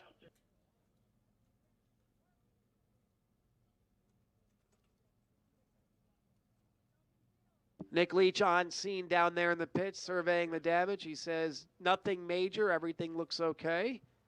And certainly the best news out of all that, Bob Weil climbed out in a hurry, and he's okay. So Weil's out. John Chalella had that hard hit into the inside guardrail in turn 3 in the heat race.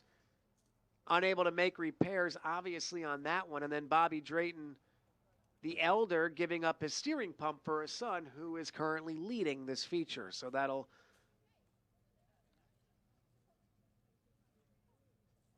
show you why we are missing 3 cars out of the 9 that showed up.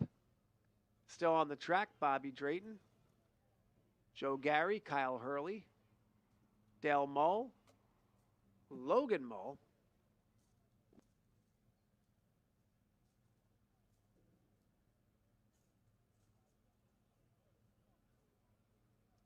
folks, we have our 50-50 girls walking around the Speedway facility, but for you folks watching online, let's see how many there are watching online. 600 people right now watching live. If you want to get in it to win it, we had an online viewer win last night.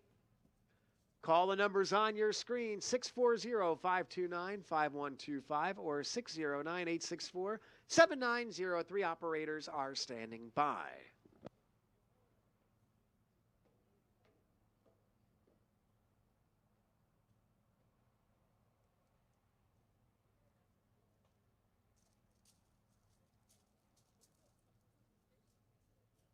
Up next, we'll have probably a pair of consolation races for our sportsman division, and then we're going to run we're told we're going to run the 305 feature before intermission. And if we need to take a break at all, it'll be extremely brief. If not, we're going to go right into the Sportsman 50-lap Pinewood feature. So if you need to get something to eat now, go to the restroom now. Do it now, because there's not going to be a lot of stoppages from here on out. I gotta go now, Jim.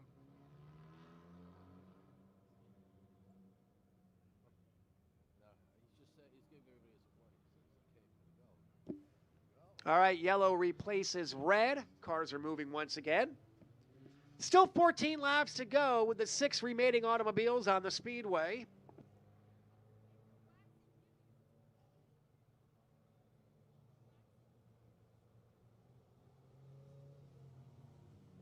How many Bobby Drayton, the 4th fans are here? Anybody cheering for Joe Gary Sr.?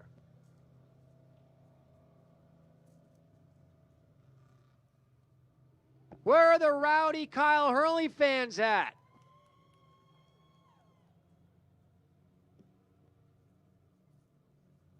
Anyone cheering for the Mull family? Got dad and son.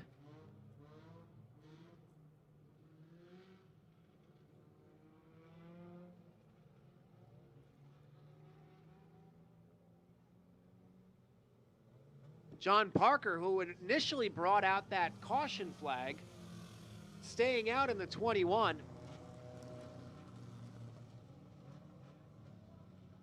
Remember, he brought that car to a stop along the outside wall going into 1 and then limped around the racetrack, and then that's when Bob Weil had that flare-up in the P38. So we'll see if Parker can continue in the 21. Perhaps adjusting safety equipment, that's also a possibility when you see drivers slow down like that, able to restart. 2 by 2, 14 laps to go, green is out.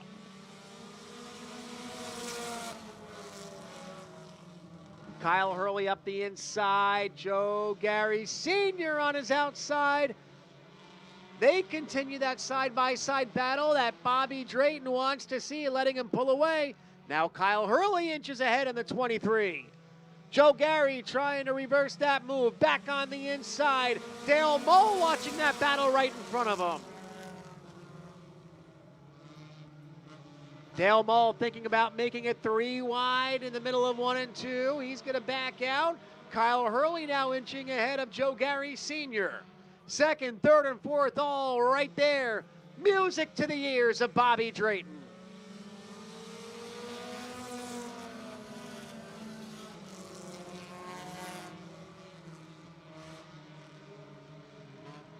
Now that Kyle Hurley has freed himself of that 2nd place battle, let's see if he can reel in the youngster in the 409.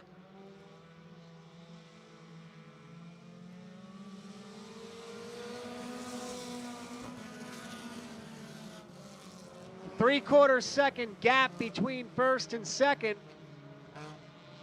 That translates to about 2.5 car lengths.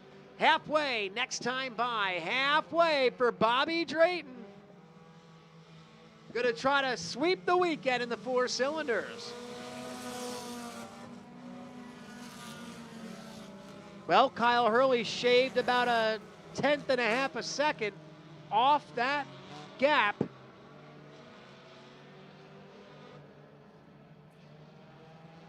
Now Hurley really starting to close in on Bobby Drayton, but Drayton getting a good exit out of turn 4 that time. Same interval that lap and the last lap, as we have less than 9 laps remaining.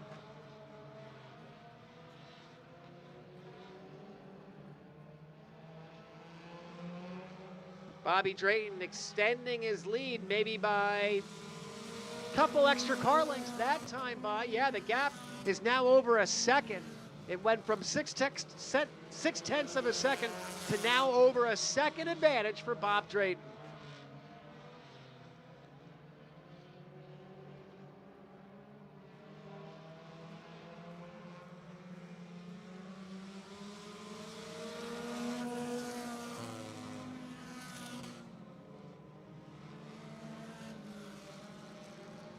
That interval is growing now lap after lap with 6 laps to go this time by. Bobby Drayton firmly in command over Hurley, Joe Gary, Dale Moe, Logan Moe, and Johnny Parker.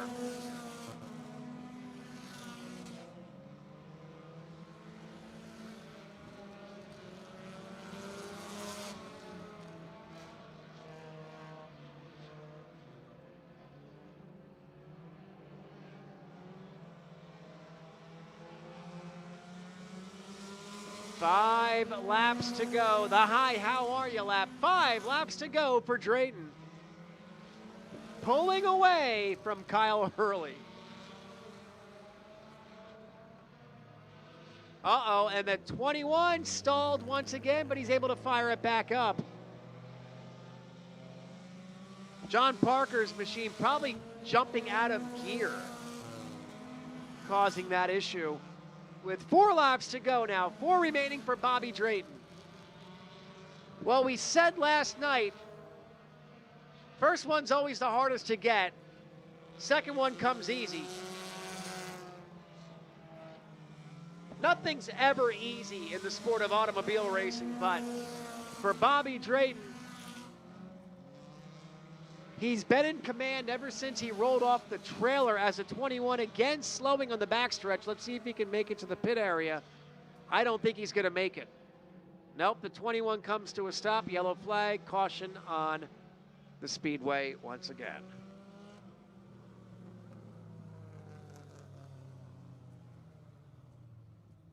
And now he gets that car rolling.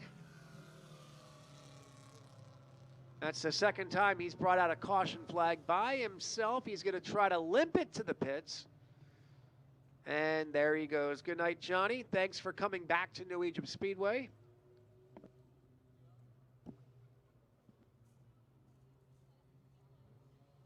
Tough luck for the Sicklerville native. All right, 3 laps to go. Let's poll the crowd again. Who wants to see Bobby Drayton sweep the weekend? Anybody think Kyle Hurley can grab one?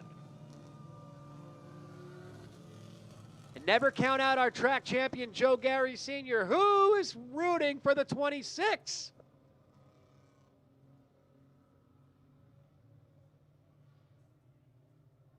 Nose to tail. 5 cars remain.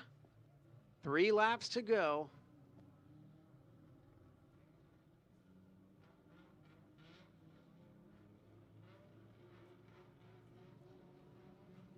Out of turn 4, Drayton hits the gas. Green is out. Here comes Hurley on the inside.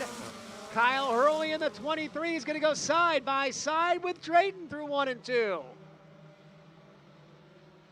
Kyle Hurley, Bobby Drayton, drag racing through the tri-oval back into 3. Hurley now inches ahead. Slide job for Kyle Hurley. Move him up to the top spot. 2 laps to go now. Joe Gary Sr. trying to grab second from Bobby Drayton, but I don't think Drayton's done. Drayton with a big head of steam that time out of 2. Does he have anything left for Kyle Hurley? White flag comes out. 1 lap to go for your leaders. Bobby Drayton thought about going low. Nothing there. He does maintain his line, but Kyle Hurley's driving away. 2, 3 car lengths ahead. Final 2 turns. Kyle Hurley's going to steal one away from Bobby Drayton. A great effort for Drayton, but it's not enough for feature number 2. Kyle Hurley takes the twin checkers. Drayton is second. Joe Gary, Dale Mull, and Logan Mull, your top 5.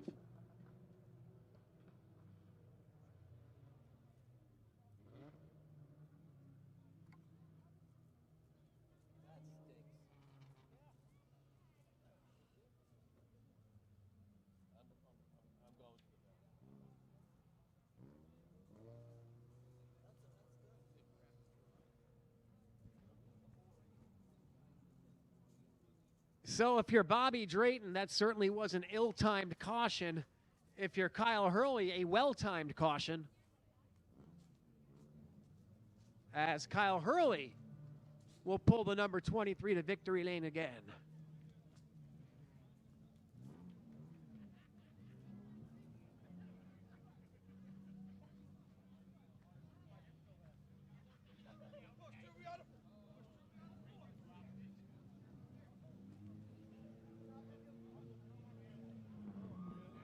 Here comes the 23 in the victory lane.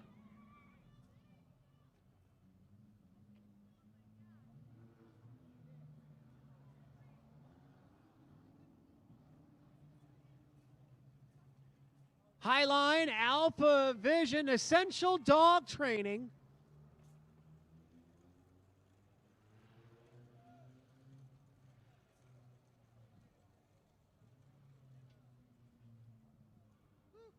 She's Got the Dirt podcast. Kyle Hurley climbing from the car. Your winner, Kyle Hurley.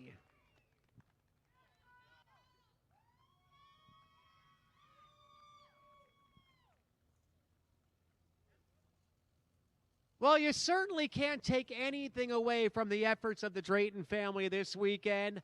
I don't know if you would have had him. That caution came out. He had about a second, 1.2 second lead over you. And then you snookered him on that restart. The power of the 23, you dove low. You're able to get by Bobby Drayton, but certainly not without the efforts of that whole family. And you were watching them. You were battling hard with Joe Gary for a while, too. Yeah, I mean, congrats to the Draytons. You know, the kid figured it out. He grew a set, and he's driving it. I'm happy to see it, you know, because the last half a season and last year, you know, he was kind of just feeling it out. But when he passed me in the heat race, I knew I was in trouble. But he was consistent. He was hitting his marks. The one car that put the oil down was right on entry where we all go in. So it was kind of follow the leader and hope that a late caution comes out and that I could make advantage of it. Is that just came down to experience on those restarts? So you're able to grab the gear the little bit quicker than Bobby going into one there? Well, there was still a slick spot, and coming off a 3, you know, I had oil on my tires, so I didn't want to miss a shift or spin. So I started out in 3rd and just went for it. But it's been a long week. Like 3 days ago, I couldn't even walk. I twisted my ankle. I did everything I could to try to get here tonight. Walking a little slow, but that didn't slow me down. Well, it certainly didn't seem like it was the gas foot at all. It was. Oh, my. Hey, thank you. Thank you to all of my sponsors. It's been a hell of a season. I'm glad to cap it off with a win. Thank you, guys. Good way to end 2025 on a high note. Thank you all. Kyle Hurley, your 4-cylinder winner tonight. How about a hand for a great effort by Bobby Drayton again, and his dad giving him the steering pump. Really, really good sportsmanship and teamwork back there by a true racing family. So right now, the first of 2 consolation races for the Sportsman. Pete Wortman, topside, has the lineups.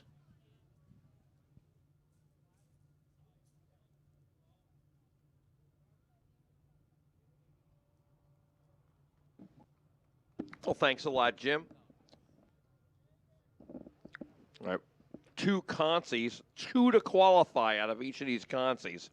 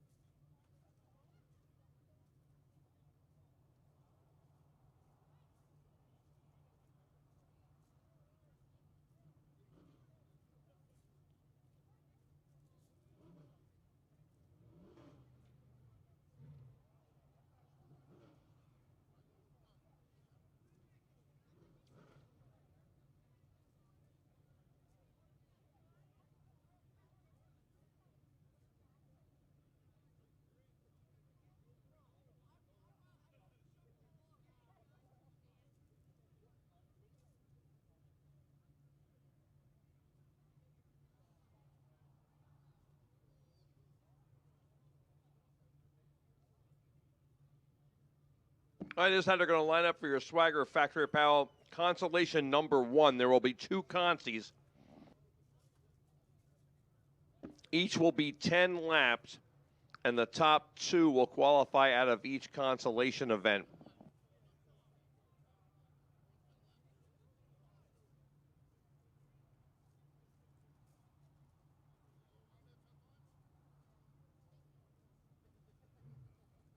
This is how they're going to start in consolation number 1. Starting on the pole out of Boyerstown, Pennsylvania, in the Pioneer Pole Building, number 117, Jesse Herthler.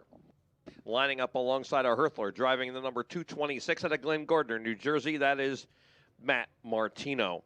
Third starting spot from Norristown, Pennsylvania, in the 22A is Adriana Della Ponte. And lining up alongside of her on the outside of second row, the 20M of Mark Moore. Ryan Graver is in the 21. He'll start in the 5th position. Graver out of Lehighton, Pennsylvania. Then it's Zane Roth from Stroudsburg, Pennsylvania in the 11X, starting in the 6th position. 7th starting spot will be the 21 of Ricky Moran. Lining up alongside of Moran will be Jimmy Wires. He is scheduled, but he is guaranteed to start and be added to the field if he doesn't qualify. And it looks like he is hanging way back in the 84, which is probably a smart move starting so deep in the field. The last row, the S2 of John Scarpati Jr. and Mark Beam is in the 715, and he did not get the car fixed, so he is not out there.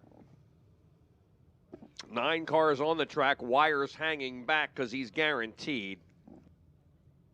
So that will leave 8 cars.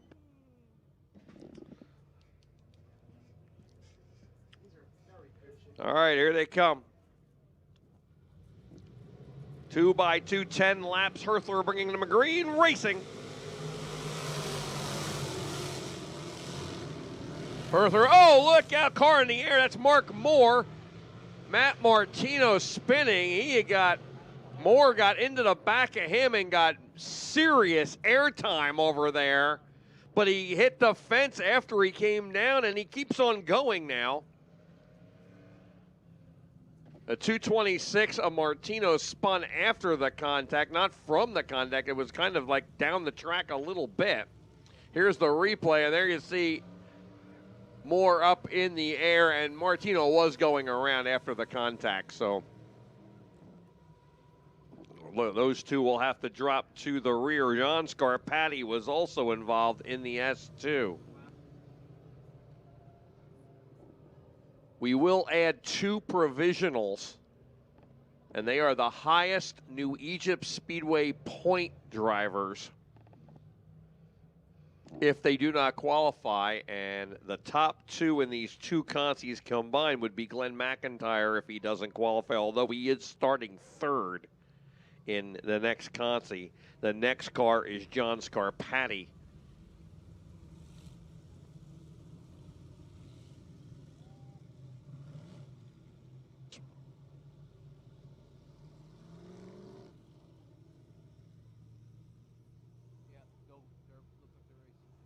Well, Mark Moore heads to the pit area after that major airtime. Martino has rejoined at the rear. We are going to stay yellow one more lap.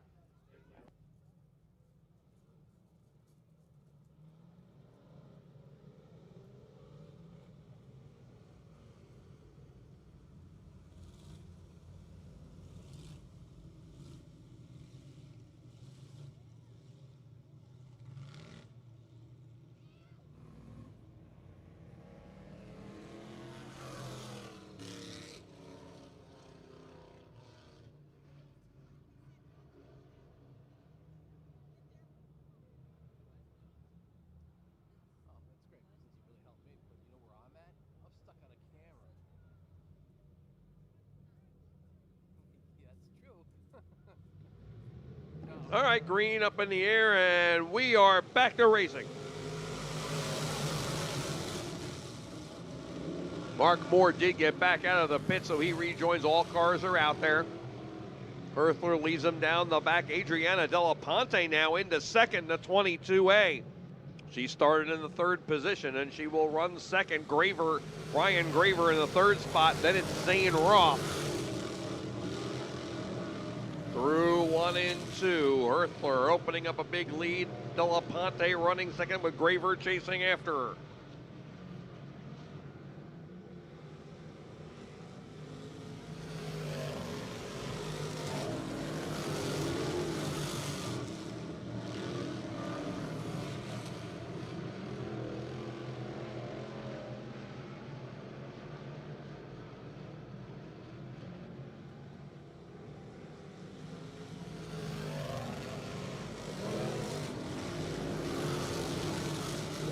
Della Ponte holding on the second.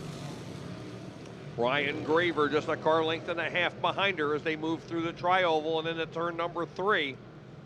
Ricky Moran back in the fourth spot. Then it is Zane Roth.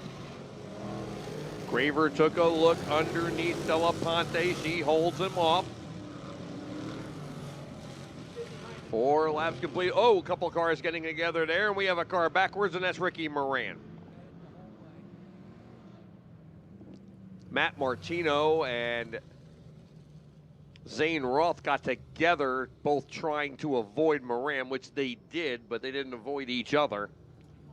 And you see a big piece of the body hanging off of the 226's right rear quarter panel. There you see the 226 on the replay, if you're watching at home, get into the 11X there as they both scooted by. Moran headed to the pit area.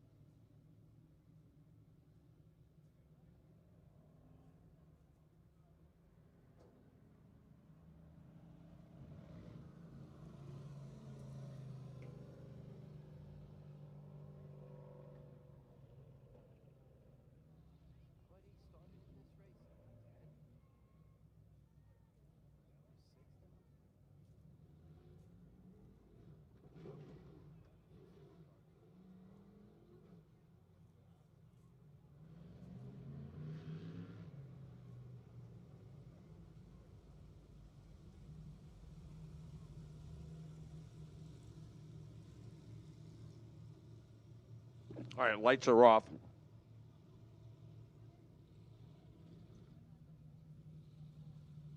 Herthler and Della Ponte, 1 and 2. Ryan Graver and then Zane Roth.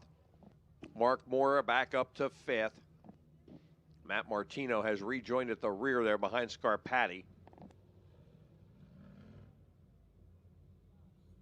Remember, only 2 to qualify. Scarpati has an in-tried track to a provisional, but that's only half the start money. As we go back to green here, and Herthler once again, Graver digging hard on the bottom under Della Ponte. They're side by side. They battle for second down the back. Della Ponte hanging right with Graver. Graver down at the bottom. Ryan Graver into the second spot. Mark Moore is in 4th. Then it's the 11X of Zane Roth and then John Scarpati. Ryan Graver taking over second, chasing after Herthler here. Off the corner, it'll be 4 laps to go this time by.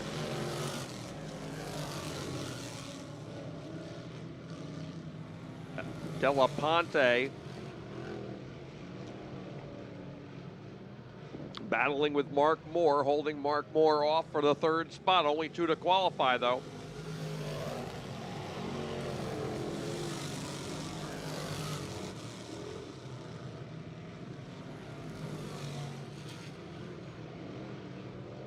Graver within 3 car lengths of the lead on Herthler. 2 laps to go, 2 to go as Graver reeling in the 117 of Herthler.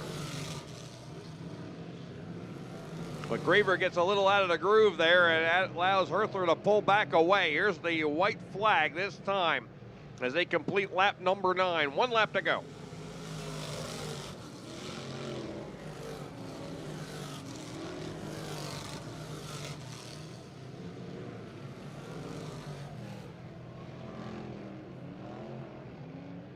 Final 2 turns, Herthler around the outside, Graver right with him. They're going to be 1 and 2 here. Delaponte will get 3rd, followed by Mark Moore and Zane Roth. John Scarpati finishing 6th.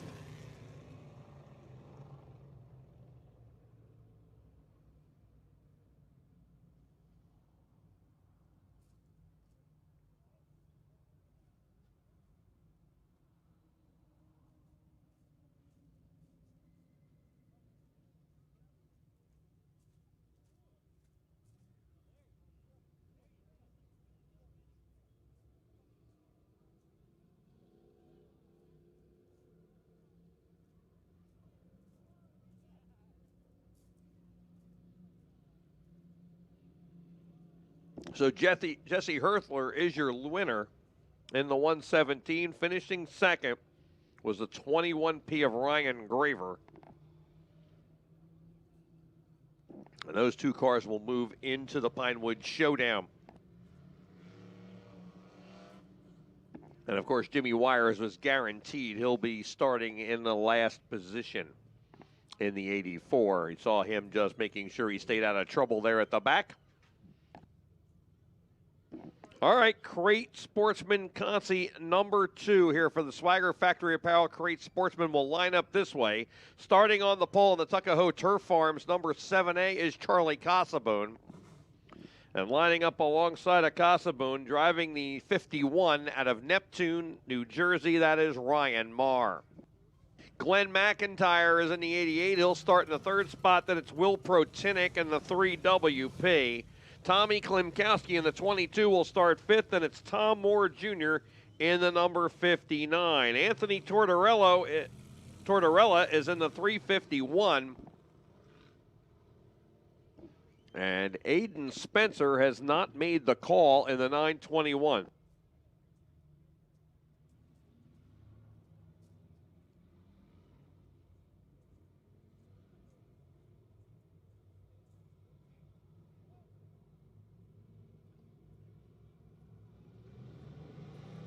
All right, green flag is in the air, and we're back there. We're racing.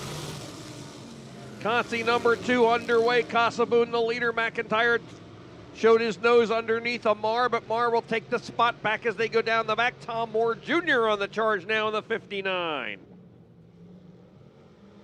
Moore up the 4th. We have a car backwards. It's Tommy Klimkowski in the 22. 1 lap complete and yellow lights are on.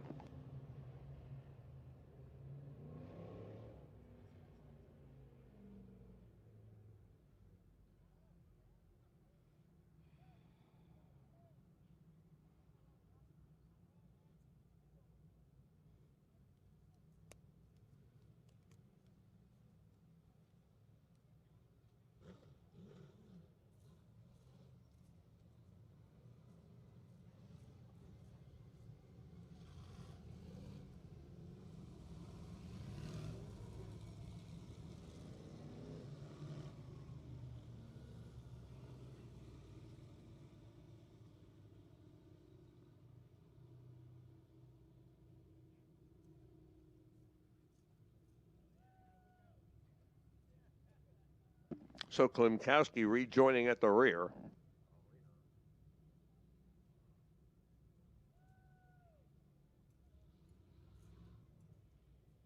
Looks like Tortorella just hanging back on the 351, getting some track time. So Klimkowski allowed to pass him and go back up to the 6th spot.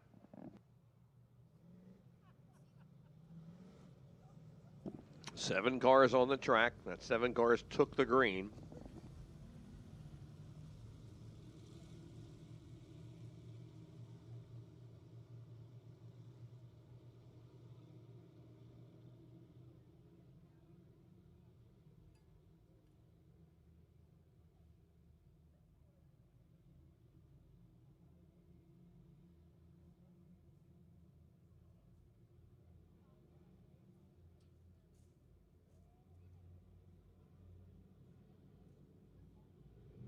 All right, here they come.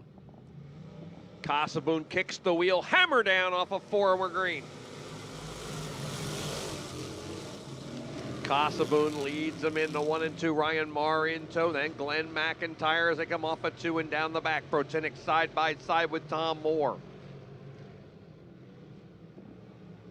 Ryan Marr right behind Casaboon off of 4 and down the front. 2 laps complete. The 88 of McIntyre right on the back bumper of Marr as they go down the back.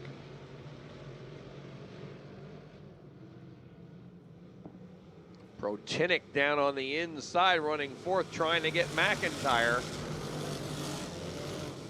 As the top 2 have pulled away here. Casaboon and Marr. McIntyre holding on the third.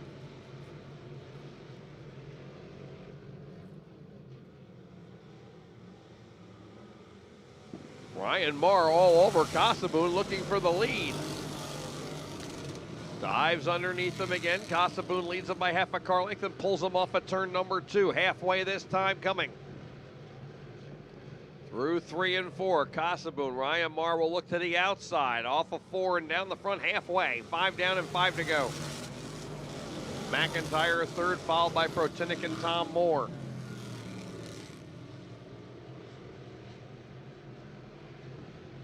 Casaboon showing the way into turn number 3 and 4 and back down the front. There is a gap between the top 2 back to third place of about 8 car lengths. McIntyre runs in the third spot.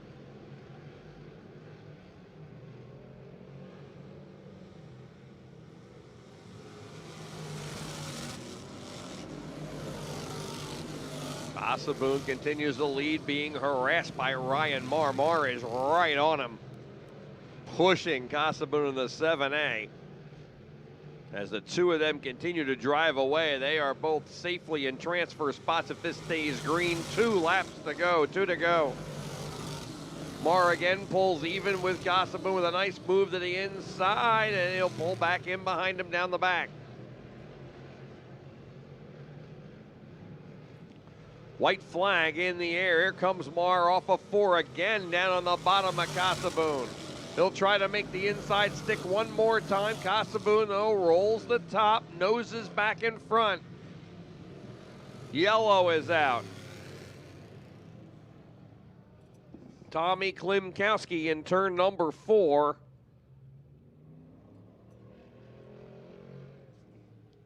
Spun on with 1 lap complete. Now he spins with 1 lap to go.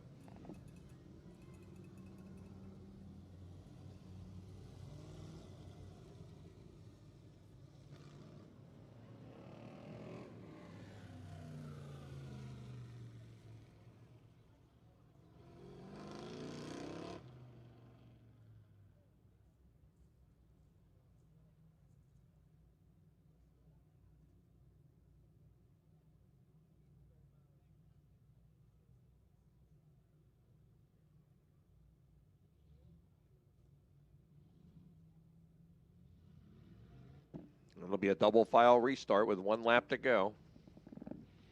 Qualifying, we're double file all the way to the end in these events, in all of our events.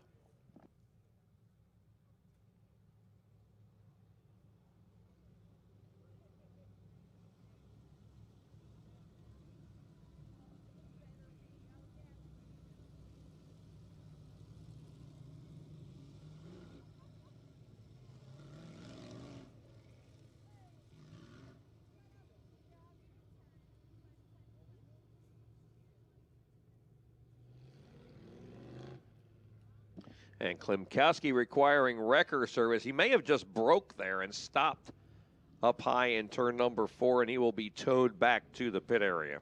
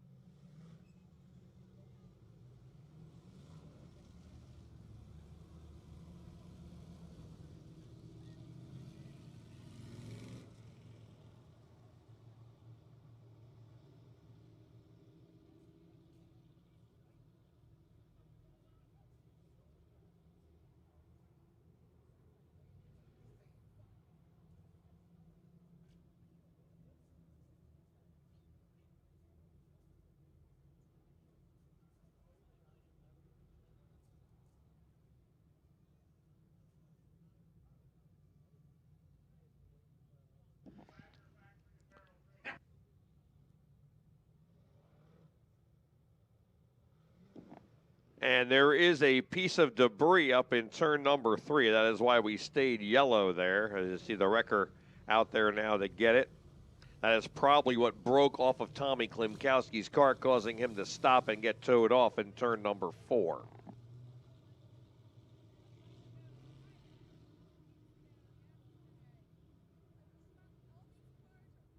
We have 1 lap remaining in the final qualifying event for the Swagger Factory Apparel Crate Sportsman.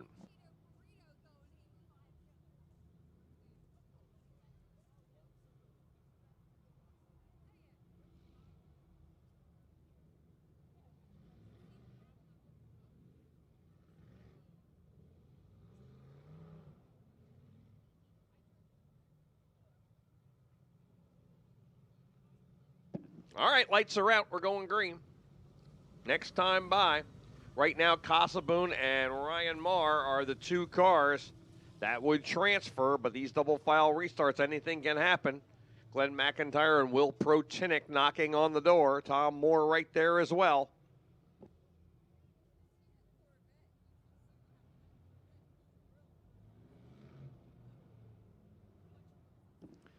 Louisiana Speedway pace truck making the left turn into the infield. Charlie Casaboon and Ryan Marr side by side. Casaboon on the throttle off of turn 4, and we are back to green for 1 lap. 2 to qualify. Marr right behind. Glenn McIntyre sticking his nose in there again side by side, and it is Marr back around him. Final 2 turns. Casaboon in the 7A. Ryan Marr right behind. They're going to be 1 and 2. Tom Moore will get the 3rd and fall 1 spot short.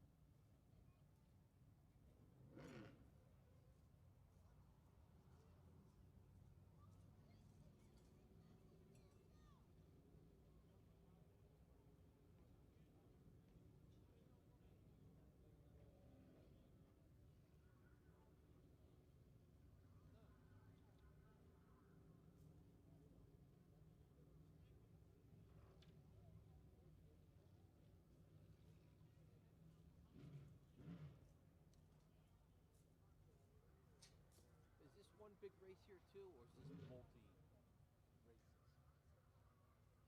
Please tell us one big race. Speed laps for this? No. Really? Yeah. So this is so yeah, this is one big race. The 25 laps.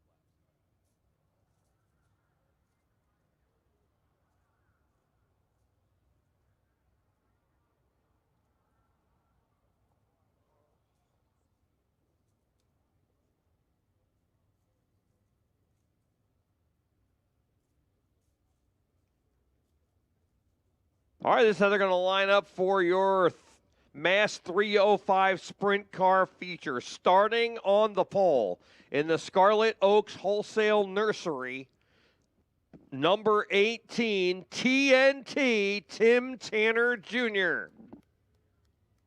Lining up alongside of him out of Estelle Manor, New Jersey in the 88 is Rory Janney. 3rd starting spot from Newfield.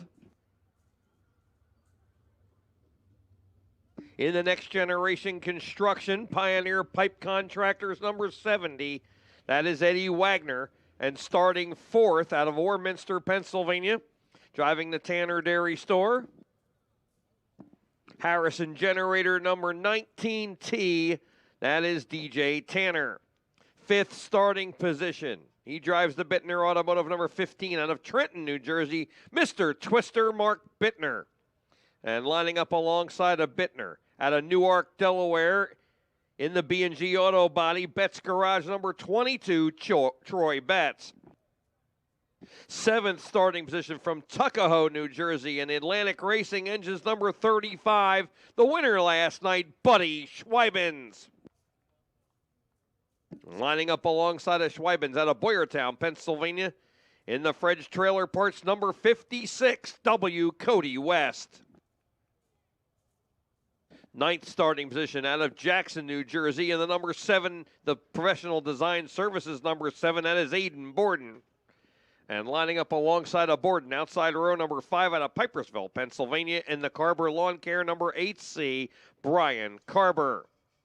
11th starting position in the WDB Construction, Belmont's Garage number 24, Jared Kreider. And starting 12th, outside row number 6 in the J. Nastasi Construction, number 19 out of Bridgeton, that is Tim Ewell. Jeff Paulson out of Honey Creek, Pennsylvania is in the 16. He'll start 13th. Alongside of him will be Andrew Turpin out of Sellersburg, Pennsylvania in the 56. Shelby Kelly is in the 51 and will start 15th. And alongside of her will be the 4B of John Brenfleck. Row number 9 inside the 11 of Ryan Stillwagon. Rick Lafferty will line up alongside of him in the 83L. Tyler Grew is in the 4G. He'll start 19th. And then it'll be Jonathan Swift in the 99. Darren Cox in the 86 will start 21st, and it'll be Josh Fox in the 3J. Kurt Rainey in the 26A will start 23rd, and starting last, outside row number 12, the 92 of Mike Shea. 24 cars to go to the green here. Tim Tanner Jr. will lead them to the flag.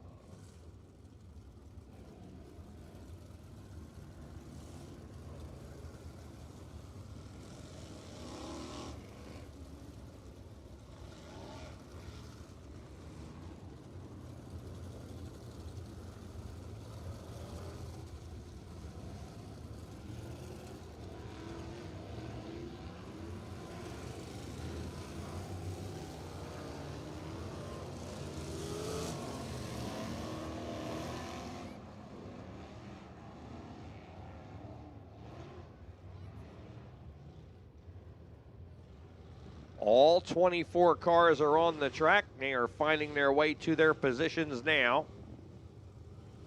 Here you see Tim Tanner Jr. and Rory Janney.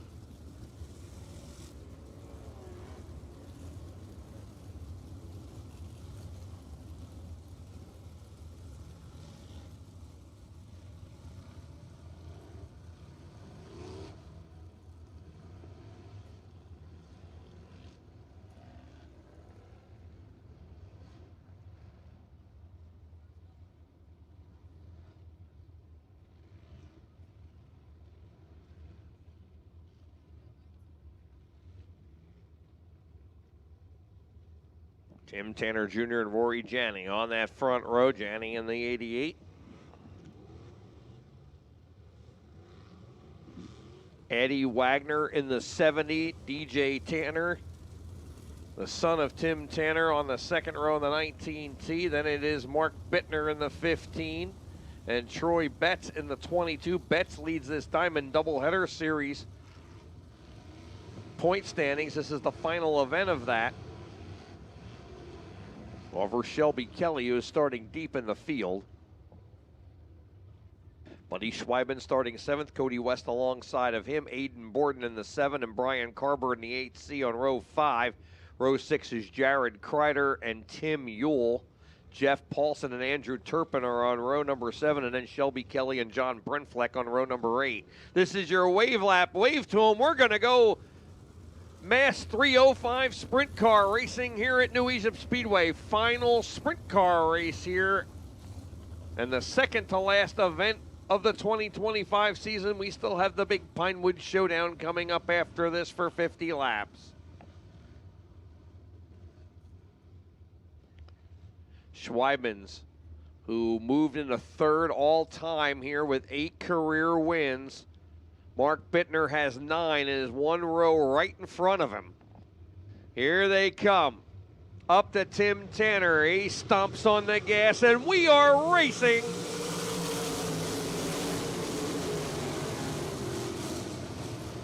Tanner with Janny. Janny scraping the fence there, coming off the corner, tries to get a run on him, and can. He'll be a car length behind as they go into turn number 3. Eddie Wagner down on the bottom. He'll get a run on Janny, looking for second. DJ Tanner and Troy Betts side by side for 4th. Wagner taking second from Janny as Tanner opens up about 5 car lengths on the field. Off at turn 4 and Beck down the front.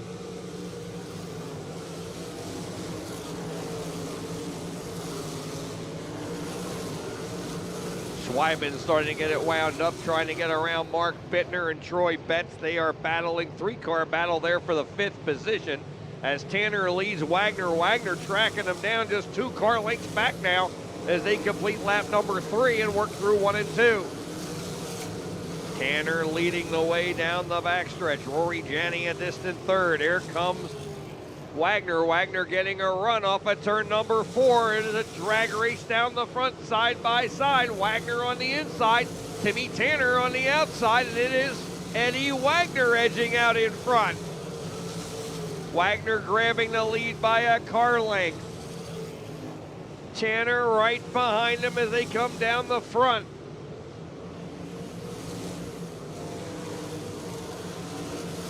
Rory Janney still back in 3rd. Schweibens works around DJ Tanner and takes over the 4th spot as Schweibens is on the move now. 5 laps complete.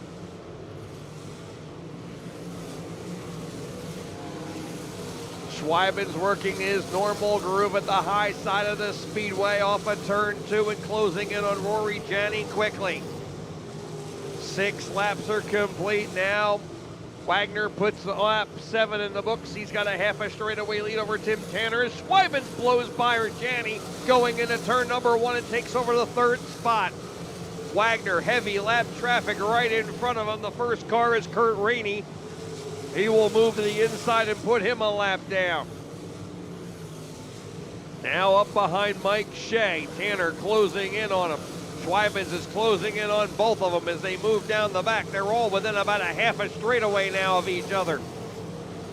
Off at turn number 4, Wagner having some trouble getting by Mike Shea. He'll go to the outside and put him a lap down there. Schweibens is on Tim Tanner. They are side by side. They lap Rainey on either side, and Schweibens moving a second. Buddy Schweibens into the 2nd spot. Lap car right up in front of him there as they come down the front.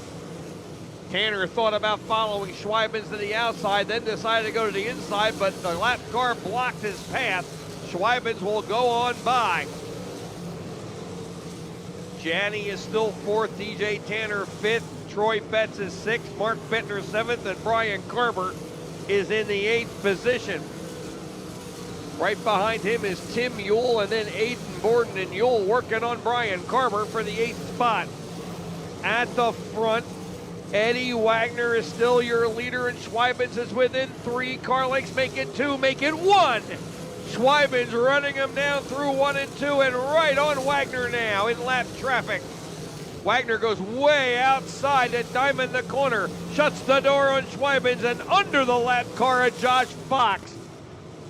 Schweibens way outside, Fox right in front of him, so he has a lap car, slow his momentum. He'll go to the inside of Fox and put him a lap down and pull back within a car length of the 70 of Eddie Wagner. 14 laps complete as we are past the halfway point. Schweibens within 2 or 3 car lengths of Wagner as they go down the back, and more lap traffic looming ahead.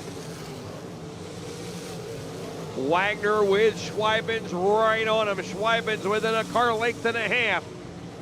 Wagner approaching the lap car of John Brenfleck. Andrew Turpin right in front of him. Schweibens got way outside and was putting the rooster tail up on the fence there. Falls back to 4 car lengths behind Wagner. Wagner right on Brenfleck. He'll dive underneath. Left rear rotor glowing there with the brakes on going into turn number 1 for Wagner. Wagner will put Brenfleck behind him. Schweibens trying to find a way by Brenfleck. Squeezes underneath him off of 4. Will get by him and Turpin as Wagner's already cleared Turpin. Schweibens about 5 car lengths now behind Wagner. Wagner has opened his lead in lap traffic. Coming to complete lap number 18. Schweibens closing in back within 2 car lengths of Eddie Wagner. Wagner, who has 1 career win here at the New Egypt Speedway. Back down the front, Schweibens right up on Wagner again within 2 car lengths.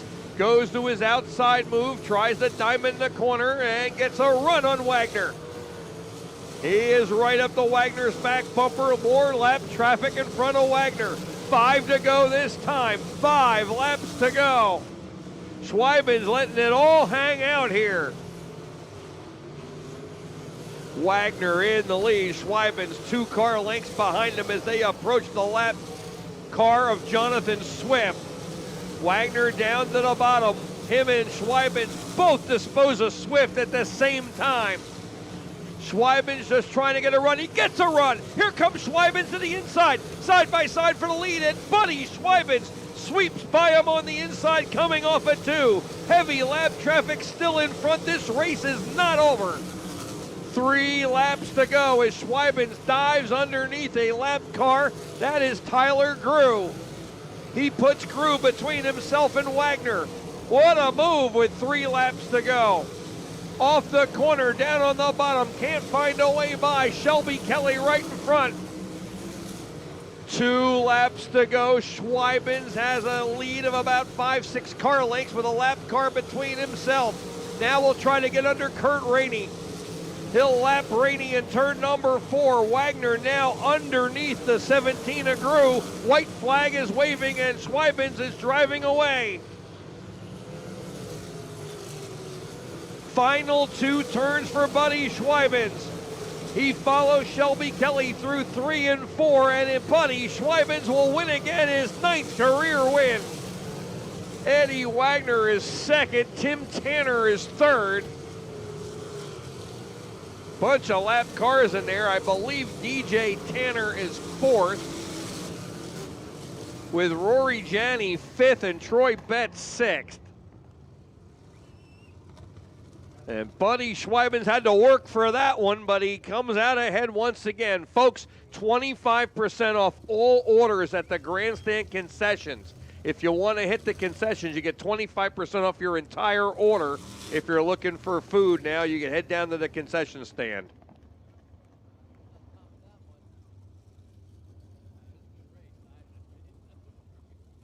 Jim Murdoch, can you hear me? I can. I can hear you loud and clear, Pete. I have your mic. If you're going to victory lane, I'm right up here.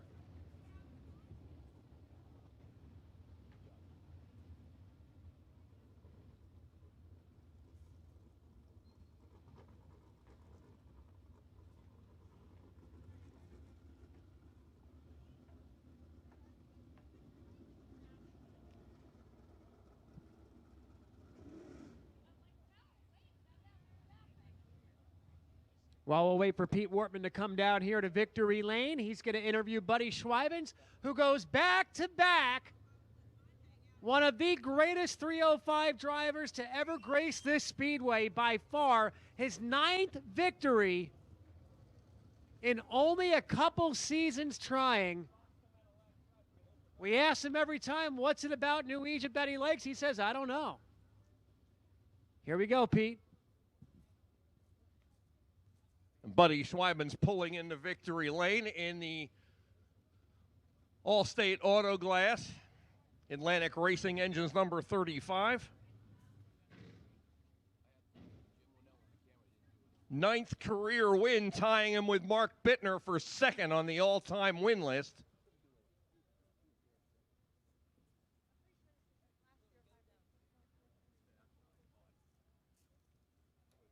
Let's hear it for Buddy Schweibens. He is out of the car. And we'll get a word with Buddy here.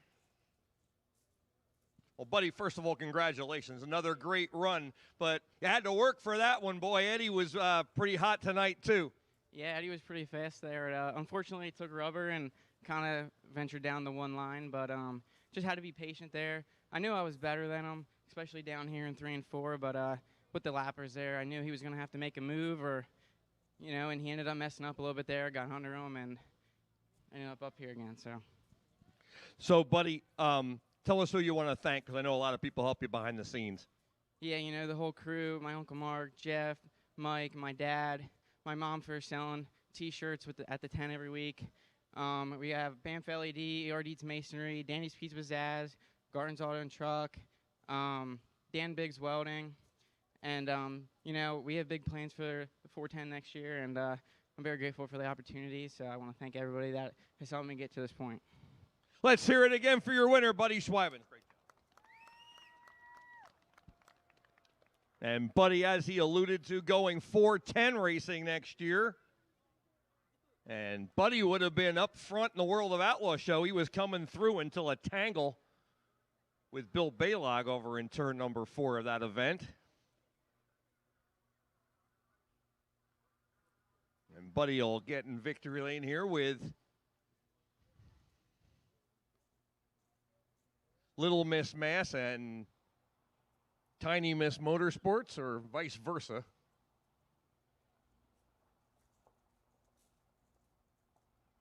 Oh, yes. Sorry. Hold on. We also have we alluded or talked about several times about the double header, the Diamond double header point series for all the double header events that Mass did. And Troy Betts is the point champion for that with his 6th place finish. And Troy, you run real well here the last couple of years, and actually all the time you've been here, but the last couple of years have been pretty special. You got a win. Tonight you're only 6th, but you take home this point championship, which is pretty cool for the Diamond doubles header series. Yeah, we just ain't got what the 35 has, man. He's unbelievable here. He's just, hey, he has it figured out, so he can have it. But, yeah. So the Diamond doubleheader series is kind of cool with the doubleheaders this year, running doubleheaders like that and having a special point series for it. Yeah, it's nice. Get put a little money back into the series. It helps with these guys. We're trying to get this series building up. Eddie and Eric do a hell of a job with it, and doing these little small things like this always helps. Well, we always enjoy you taking the time to travel up here and race here. You always do a great job. We want to thank you for that. I appreciate it. Yeah, we struggled this year here, but, there's always next year. We'll figure it out. So. Let's hear it for Troy Betts, your Diamond doubleheader point series. Thanks. He wins the Diamond doubleheader points.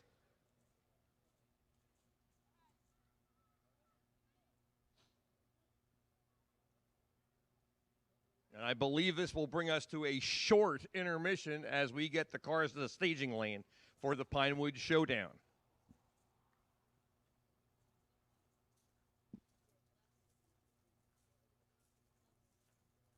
Folks, if you have to go to the restrooms or concession stands, don't forget 25% off. This is going to be very, very brief. They have called the cars to the line, and we're going to go right into the Pinewood Showdown 50-lap Sportsman as soon as the victory lane ceremonies wrap up for the 305 sprint cars. So get what you have to do done now, and then get ready for 50 big laps, the finale of the 2025 racing season here, coming up next.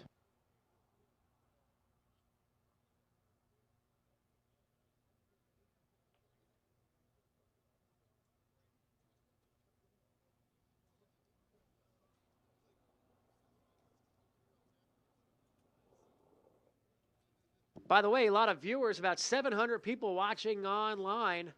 Drop us a line. Let us know where you're watching from. during this short little break. We'll try to give you some shout outs out there in the comments section. Before Pete makes his way back up here with the starting lineup, we'll try to say hi to the folks watching.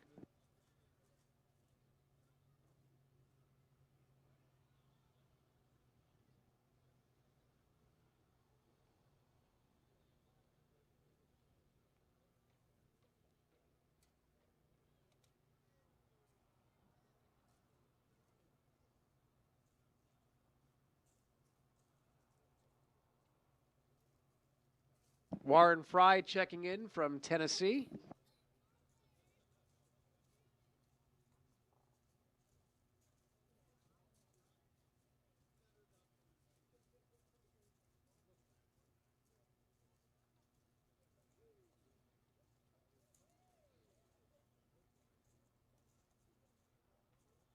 Hello, Raymond from Allentown.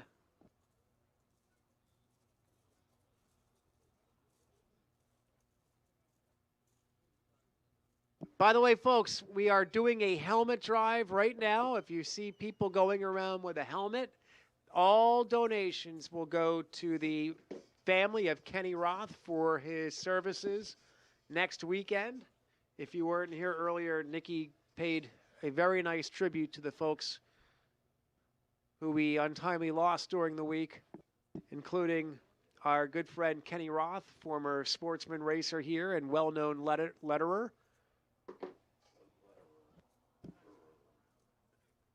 Responsible for so many beautiful designs here back when we started getting going. So if you see the helmet drive going around, donate whatever you can, and it'll really help out a family going through a nightmare scenario right now.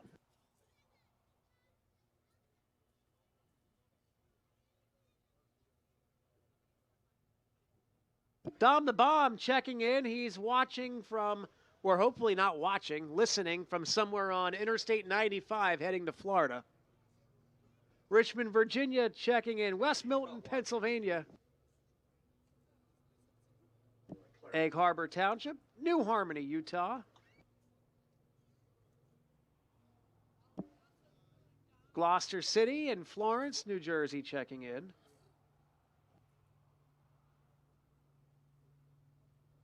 Joanne watching from Newfield, New Jersey. She says she is supporting Pat Wall.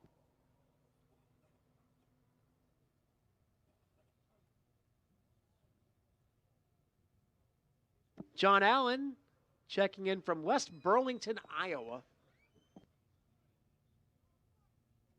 Liberty, Kentucky.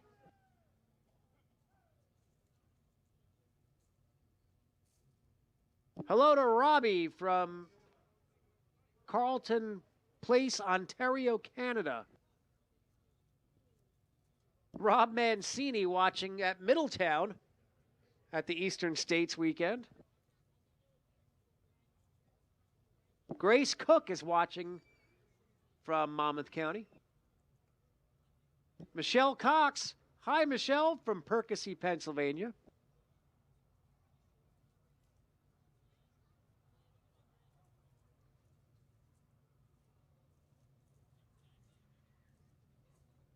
Chris Lobo is watching in the grandstands. We have a 50-50 winner to announce, too. $477. It is a locally sold ticket. Red ticket, folks. 738-252. 738-252.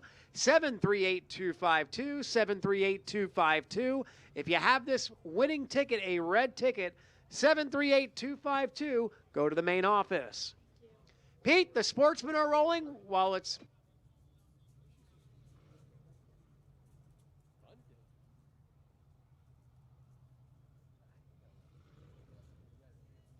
While it's relatively quiet, we'll pass the microphone back over to Pistol Pete, who'll give you the starting lineup for the Pinewood Showdown 50.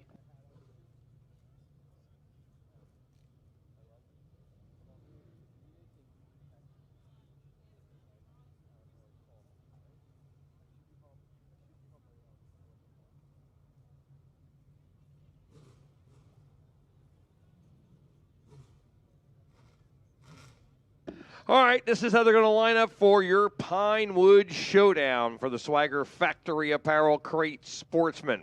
50 laps to distance, all the lap money we talked about on the line. And this is your official starting lineup.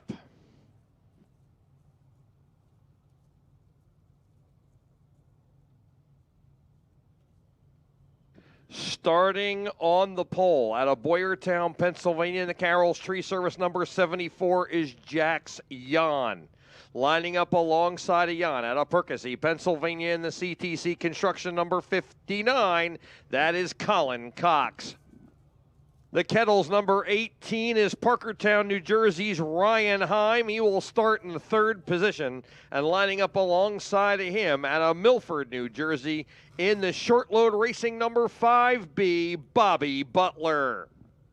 Fifth starter out of Piles Grove Township in the Izzy Trucking and Rigging number 14, Ethan Bill. And lining up alongside of him out of Upper Makefield, Pennsylvania, he drives a Sweetwater Marina and River Deck number 9, our all-time winningest crate driver here at the New Egypt Speedway, Joe Toth. Seventh starting spot. Driving the Smart Choice Automotive Services number 59K out of Kutztown, Pennsylvania, Dakota Kohler. And lining up alongside of Kohler out of Bedminster, New Jersey, driving the short load ready mix concrete number 04, Mike Butler. Ninth starting position out of Jacksonville, New Jersey, driving the A. Yaros Industries number 41, Nick Van Wickle. And lining up alongside of Van Wickle out of Bordentown in the number 4U, our fastest qualifier tonight in the time trials, lining up the heats. That is George Garish Jr. He'll start outside row number 5. 11th starting spot. In the Weller Motorsports number 38 from Fleetwood, Pennsylvania, is Dylan Swinehart. And lining up alongside of Swinehart out of Elmer, New Jersey, in the Iceless number 4H, Travis Hill. The other Iceless entry, the number 4, will start 13th. That is our 2025 Crate Swagger Factory Apparel Crate Sportsman Champion, Steve Davis. And lining up alongside of Davis, driving the Ellery's Neighborhood Pub and Grill number 29 from South Plainfield, New Jersey, Matt Ellery. Duncan Molesworth is in the number 53. He will start 15th. Alongside of him will be Logan Starr in the 04L. 17th starting position from Southampton, the 32C of David Malozar. And alongside of him in the Elegant Exteriors number 20 is Ryan Simmons. P.J. Bazowski in the 07 will start in the 19th position. Alongside of him in the number 2 is Chase Gular. Row number 11 inside out of Hellertown, Pennsylvania, the 89 of Mike Toth. And then it's Jesse Herthler in the 117 starting in the 22nd position. Charlie Casaboon in the 7A will start 23rd. Alongside of him out of Lehighton, Pennsylvania, the 21 of Ryan Graver. Ryan Marr out of Neptune, New Jersey, is in the 51. He'll start 25th. The guaranteed starter, Jimmy Wires, is in the 84. He will start outside row 13, 26th starting spot. And then we have 2 provisionals added to the field. The S2 of John Scarpati, who finished 13th in points this year at New Egypt. He will start 27th, and starting 28th, the driver who finished 11th in points this year at the New Egypt Speedway. That is Glenn McIntyre in the 88. They were the top 2 point drivers at New Egypt that did not transfer, and they get provisionals to start at the rear of the field. You may notice that Pat Walls in the 5W, who was fastest last night and locked into the redraw for tonight, is not on the Speedway. He broke when he was out there practicing before and has loaded up to go home. So a tough break for Pat Wall, as he will not make the green flag here in the Pinewood Showdown. So The cars roll around. We should have 28 starters.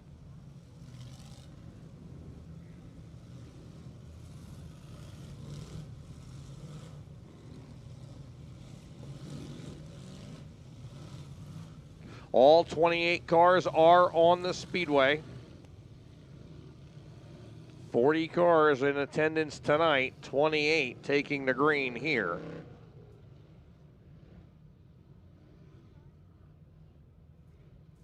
All right, this is going to be your wave lap. Let's send them off as we get ready to go Swagger Factory Apparel Crate Sportsman Racing with their biggest show of the year, the Pinewood Showdown. 50 laps, 4,000 to win.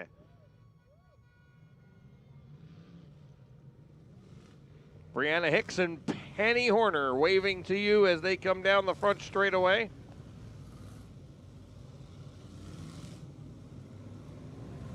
From the pace truck. Lights have gone off. We are ready to go 50 laps of racing for the Swagger Factory Apparel Crate Sportsman. What a field we have assembled here tonight. Race fans, are you ready to feel the thunder in the pines? Because the Swagger Factory Apparel Crate Sportsmen are racing.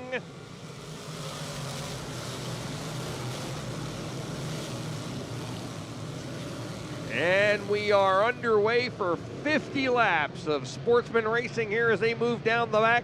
Jax Jan grabbing the lead from the pole starting spot. They are 3 wide in numerous places back through the field as they come off a 4 and back down the front. Colin Cox battling with Ryan Heim, but holding on to second. Heim is third as they move down the back, then Ethan Bill. Bobby Butler is fifth. So they work off before, whoa, we got a car backwards and it looks like he is up out of the way. One car got up high there and just missed him. I think that was Casabut who just missed him, but I believe that is Dakota Kohler in the 59K. Kohler was way up there the previous lap, and that time the car got out from under him. Fortunately, it slid up and out of the way, and he was already on the outside groove. That could have been a offshore boat wreck. And here you see the field coming through if you're watching on YouTube. And yeah, he just kind of gets up and out of the groove there and slides up and out of the way. Casabun wasn't as close to him as it looked from the tower.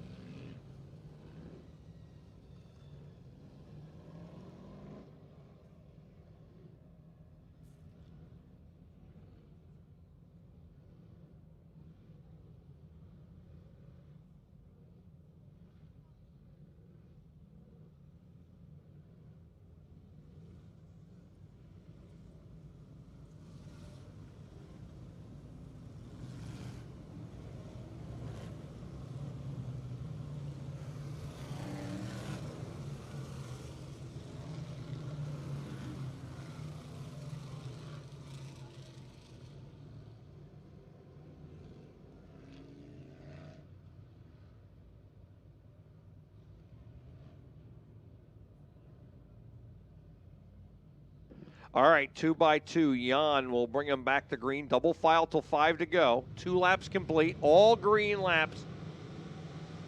As we go back to racing, well, we got a car got kind of sideways. They straightened it out, bounced off the inside guardrail and kept going, but we have a car that spun to a stop. I think it's Glenn McIntyre.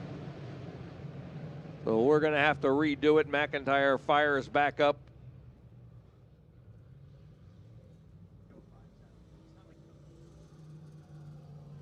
Car got sideways and then was able to correct it and bounced off the inside guardrail lightly and kept on going, but that caused kind of a chain reaction. I think that's what happened to McIntyre there. So we'll re-rack them and try again here. Still 2 laps complete.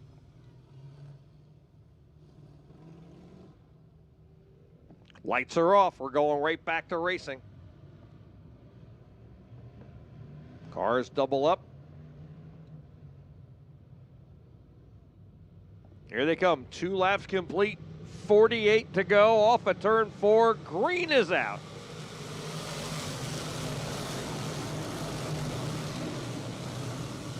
All right, into 1 and 2, Jack Xian leading him off at 2 and back down the back. Colin Cox second.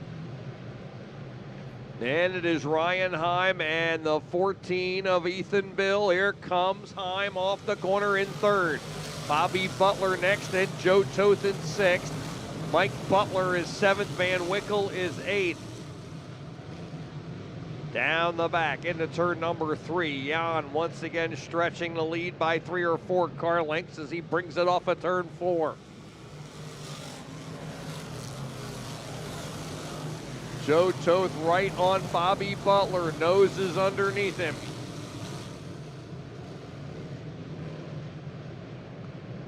All Jack Xian right now over the 59 of Colin Cox off at turn 4. Ryan Heim.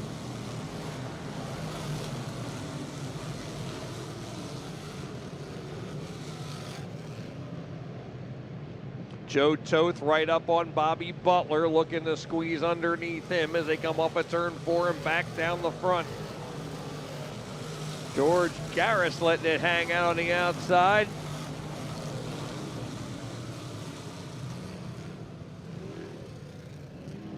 Believe that is Charlie Casaboon in the 7A as he spins in the exact same spot, well, a little bit before, but just about the same spot that Dakota Kohler spun in. Casaboon spinning and backing it up next to the wall. Yellow out with 6 laps complete.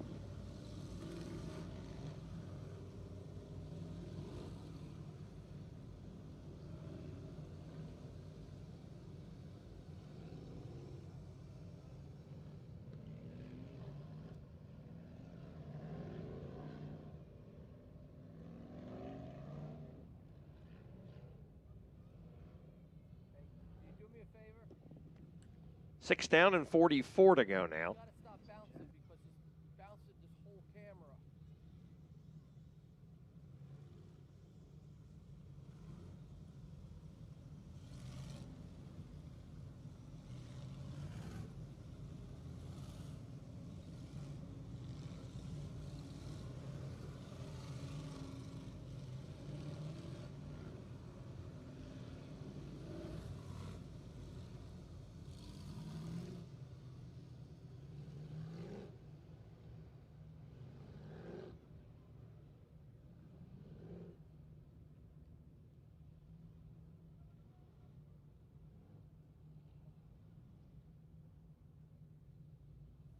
Ryan Simmons in the 20 going to the pit side as he drives down the ramp right before they push Casaboon over there, and Simmons into the pits. We'll see if he can return here.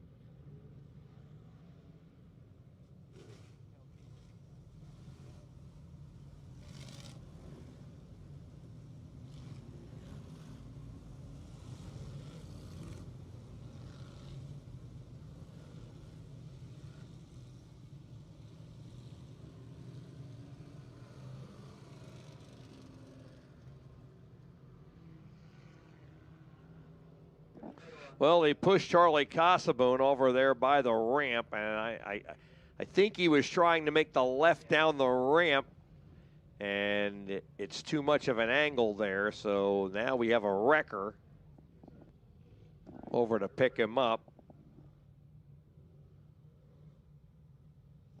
And you can see, yes, he made part of a left.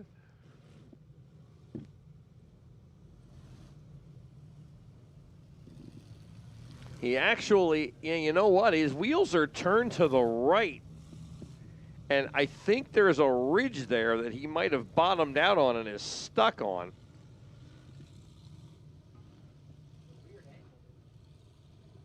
Well, they're going to pick him up. We'll see what they do here. You can watch it on YouTube. We have a camera that's right at that exit ramp there.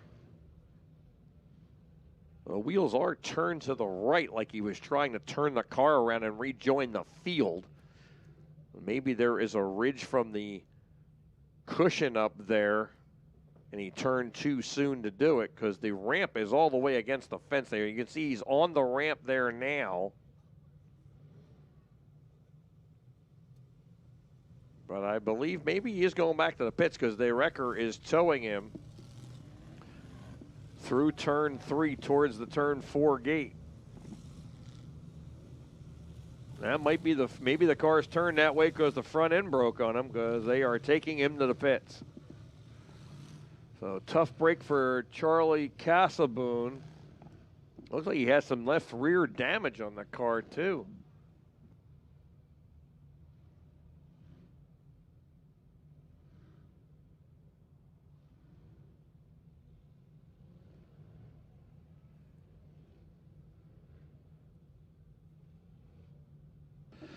Well, he is the first car out of the event as Ryan Simmons has rejoined at the rear of the field in the number 20. So Charlie Casaboon is the first car out of the event here, 6 laps in.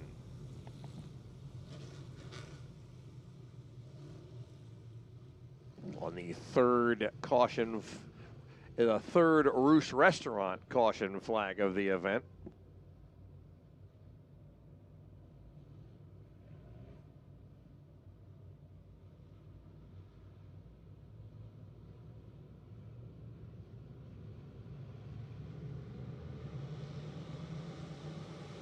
All right, green coming back out. Oh, we got a car back sideways and another car or two into, and we got a bunch of cars there.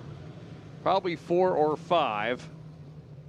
John Scarpatti's up on the outside, not involved, but sideways.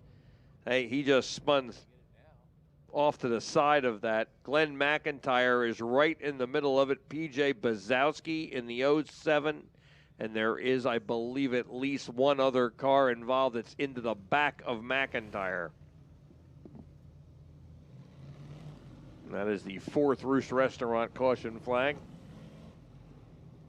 Happens right on the restart here. Scarpatti has turned around to rejoin. He was spun on the high side and had turned his car around already and waited for the field to come by to completely turn back around. There is a third car into the back of Glenn McIntyre. What would be a 4th car? Scarpatti's rejoined. All right, we're going to try to get you some kind of a replay here. Not a great angle, but keep your eye. Oh, there it is. But they slide. Somebody got around. Those cars were kind of all bumping there on the start, and one car got turned around, and then that caused a chain reaction. Several other cars getting into them, but it happens off the camera on that angle we showed you. That's the only angle we were able to get.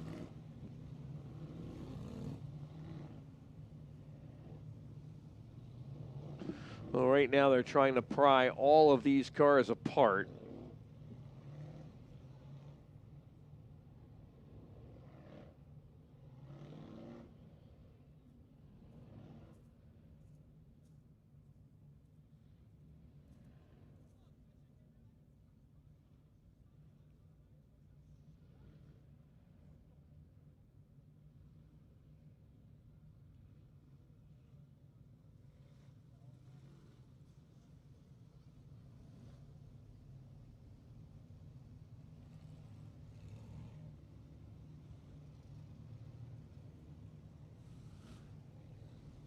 All right, so Jack Xian is your leader here. 6 laps complete, 59 of Colin Cox running second. Ryan Heim, Ethan Bill, and Bobby Butler, your top 5. Joe Toth in 6th after 6 laps.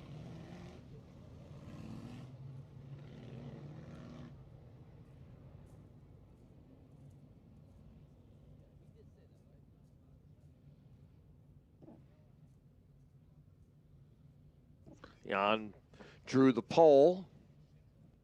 He was one of the cars locked into the redraw from last night. Of course, the other car, Pat Wall, had mechanical issues tonight and had to withdraw. And Jan, the only car from last night left in the redraw, picked the pole.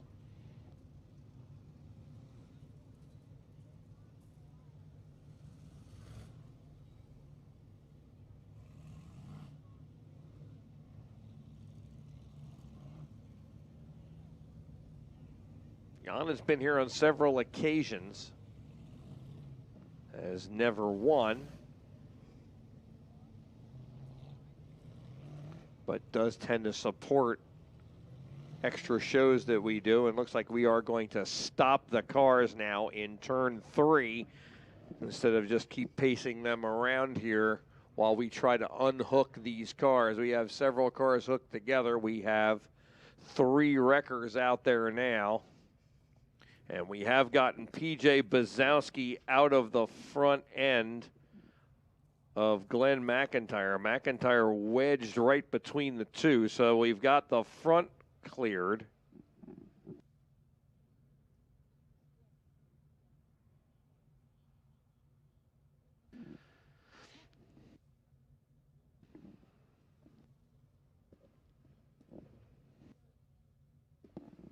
Still trying to figure out the car that's behind him. It's the Mark V. For those who know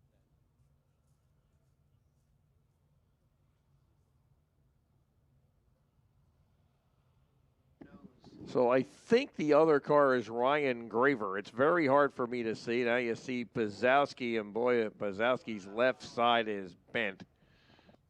Hopefully that's more body damage than anything else, because that is.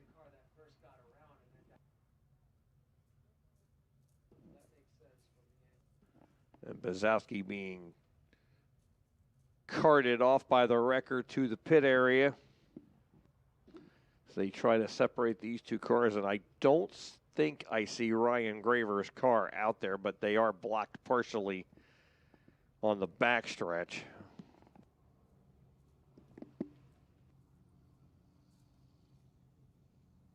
I do feel like I see the pink on the bottom of the car over there, but we'll see once they separate them.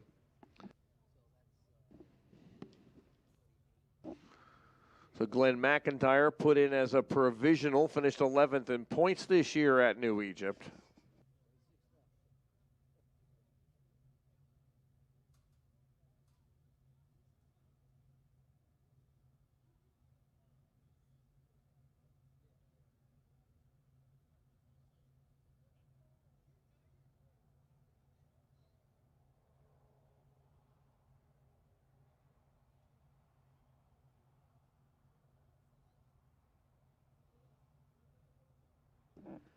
And McIntyre is picked up, so the cars are separated.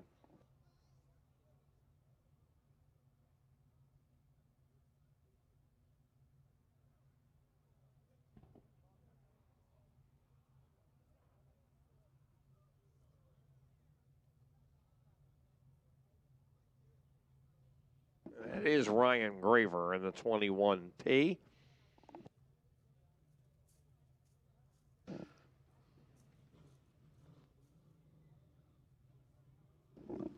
And once they picked Glenn McIntyre off of him, Graver is rejoining.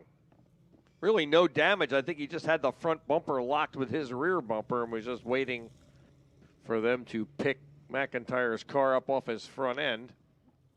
Graver checking the wheels. The red lights are not on. We are under yellow. The pace truck just stopped the cars there so they could shut off or just idle and not have to keep driving around here. So McIntyre being rehooked.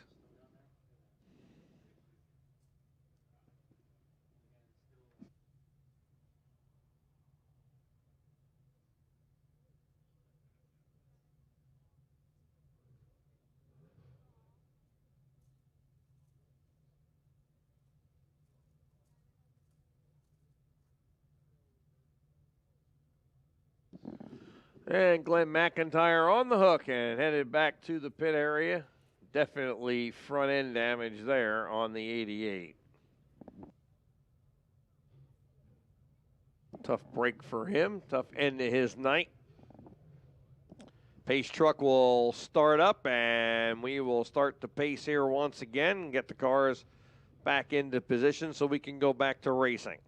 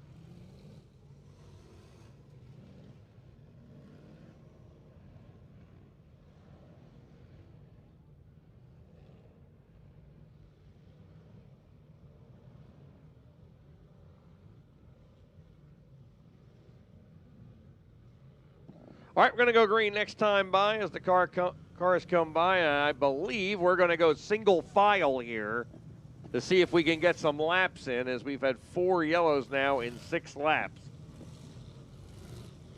2 of those 4 were on the 2 restarts. So we really got stopped twice and then took 2 tries to get started.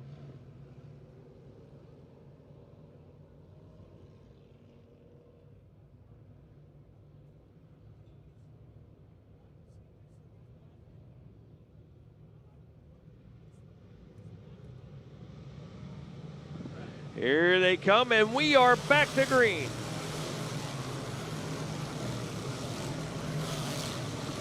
Toth looking to the outside. Joe Toth running 6, jumps to the outside. They're going into turn 1 and will move around. Bobby Butler trying to take 5th, and he might have found something up there because here he comes up on Ethan Bill. Joe Toth, and we are yellow again as Dakota Kohler is slow in turn 2.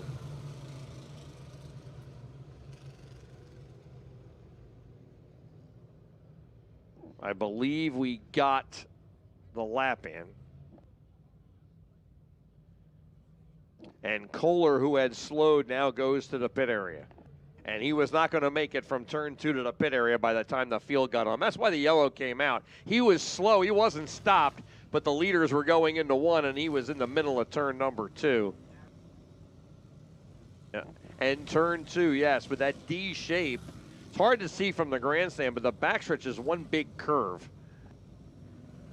And it gets a little narrow there in turn 2. It kind of funnels out there as they come out of the corner.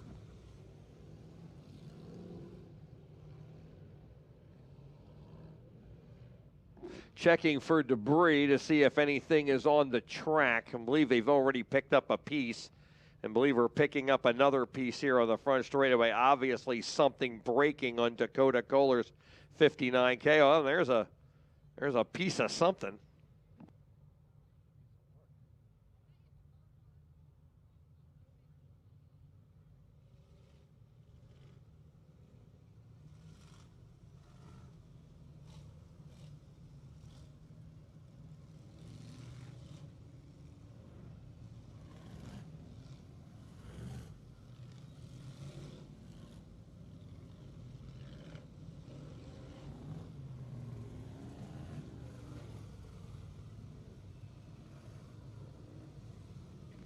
Well, 2 pieces picked up from whatever broke on the 59K. He was able to drive it into the pit, so I know it wasn't a drive shaft.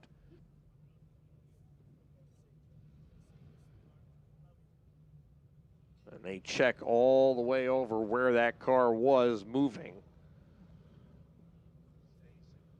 We are going to stay single file here. A white flag comes out. We'll go green next time by. Jack Sean, Colin Cox, Ryan Heim, Ethan Bill, and now Joe Toth. And Toth decided to try the outside on that restart, and he got Bobby Butler, and he was working on Ethan Bill. He was the only one in the top 10 or 12 to get out of line and try to make something happen out of the regular groove.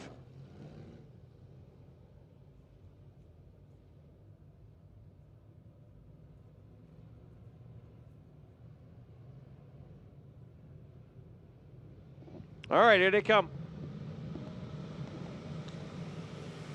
And we are back to green here in the Pinewood Showdown. 7 laps complete. Off the corner and down the back. Jack Sean by 2 car lengths over Colin Cox.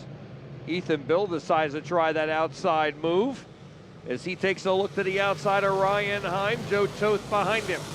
Toth stayed in line this time, and Ethan Bill goes way outside, gets some momentum built up, gets back around Toth, who snuck underneath him when he went that far outside.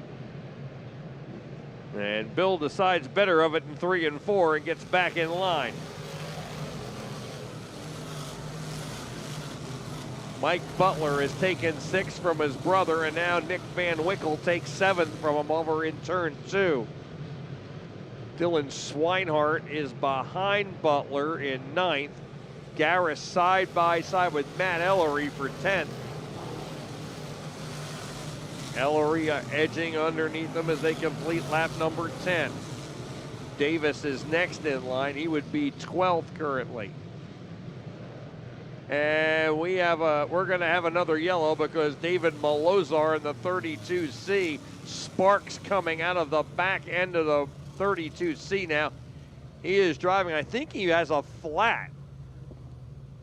I think it's a left rear flat, and maybe that's why the sparks, because the car is scraping,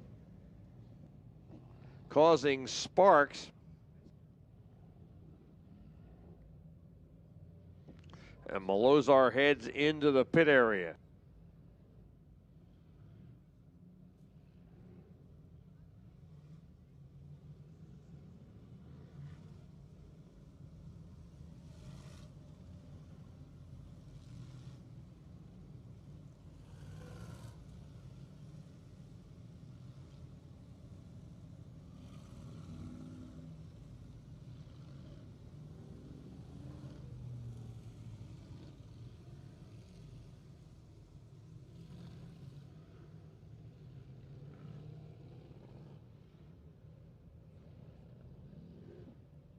All right, car is back behind the New Egypt Speedway pace truck.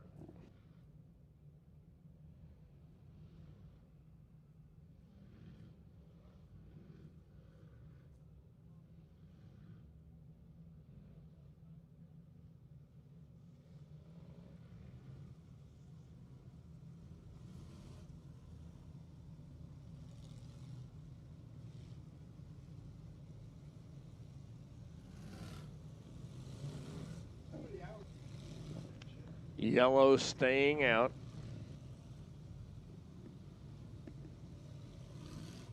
Believe anyone with a flat gets 2 laps, or or 1 courtesy lap.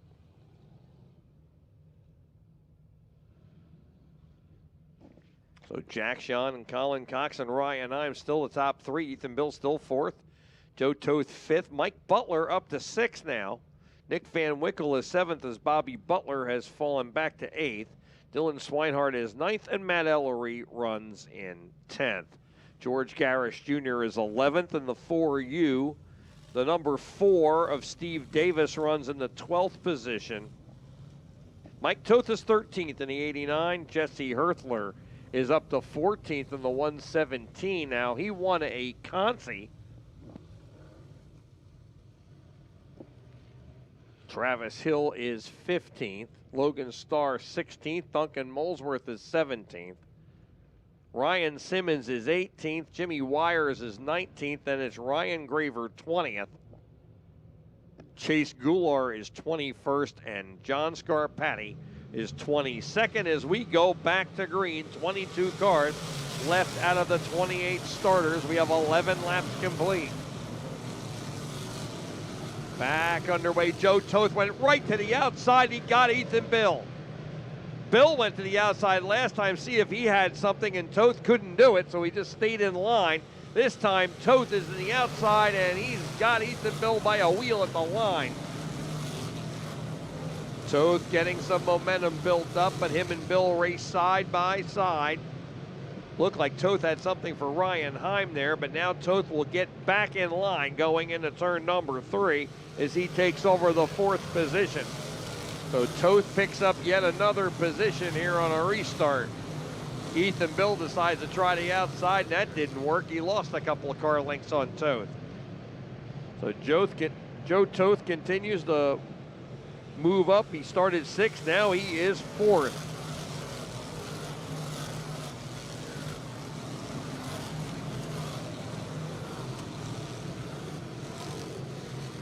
Butler, Van Wickle, Bobby Butler, Ellery, and Garris the top 10. Steve Davis 11th as Dylan Swinehart has fallen back to 12th now. Mike Toth 13th. Herthler is still 14th. He started 22nd, Jesse Herthler. He's moved up 8 spots right now. In the 117, he's one of the fastest movers as Jack John continues to click laps off. Jan leads lap 16 now in the books. Still quite a ways to go here.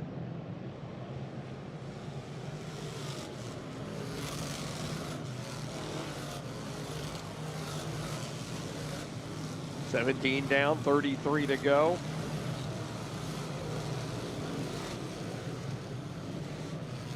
Jan brings them through 3 and 4.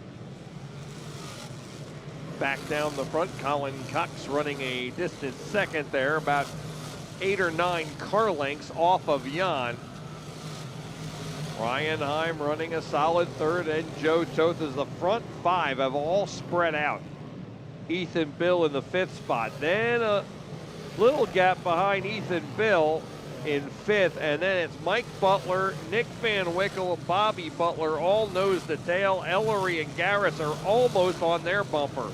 So just about 6th through 10th are all right together. Then there's a little bit of a gap back to Steve Davis, and then a bigger gap back to Dylan Swinehart. Lap traffic could be a real problem here on this track, as there is one main groove that is working right now, and you're going to have to get out of it to lap these cars. Maybe not all of them, but a vast majority of them, because they are all running the same groove right now. Joe Toth has shown that the outside groove has something, but it tends to work better on cooler tires because it's worked for him twice on restarts. John Scarpati keeping the car way down on the bottom, so that will leave the fast groove open for Jack Jan, who puts him a lap down. Colin Cox now coming by. Colin Cox has closed back in on Jan. He's about 6 car lengths behind, and Jan has not hit lap traffic yet. 23 laps now complete. We are 2 laps from halfway. Ryan Heim is with Colin Cox, but about 6 car lengths back. So we are about 6 car lengths between each of the top 3. Joe Toth's like a half a straightaway behind Heim in 4th. Ethan Bill trying to stay with Toth. He's about 8 car lengths behind Toth, and then there's a big gap back to the 6th place, Mike Butler, and again, the 6th through 11th are all nose to tail now.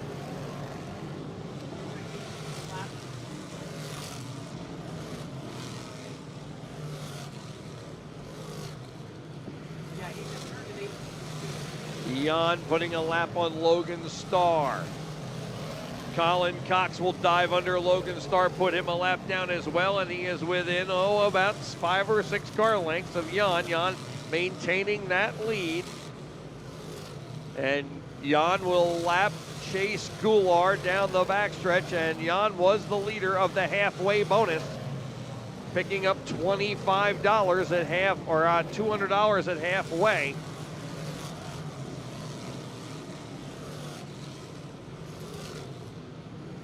And Short Load Concrete putting up $200 for the halfway bonus besides the other lap money.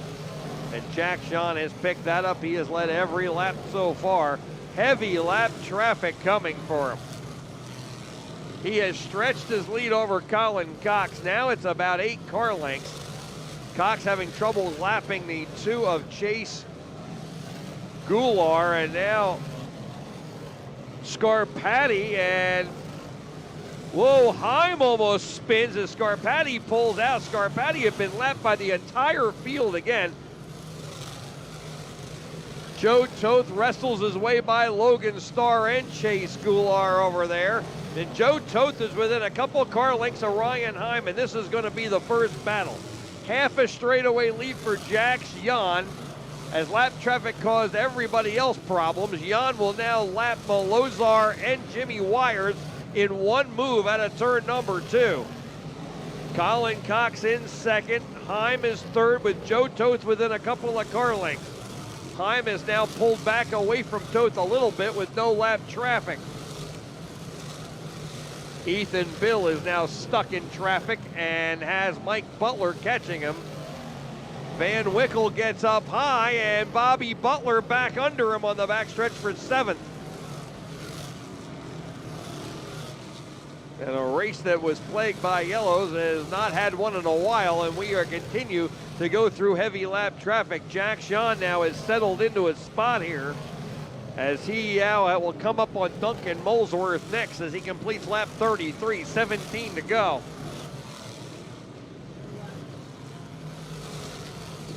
Colin Cox, about a third of a straightaway behind Jack Jan.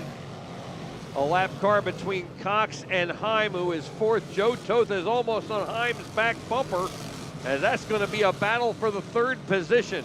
Then there is a huge gap, and Ethan Bill still can't get by Chase Goulart. He finally does.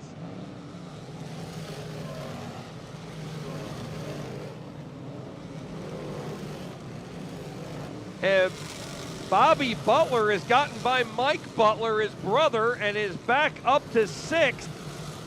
Him and Mike battling in lap traffic now. They're trying to get by Goulart.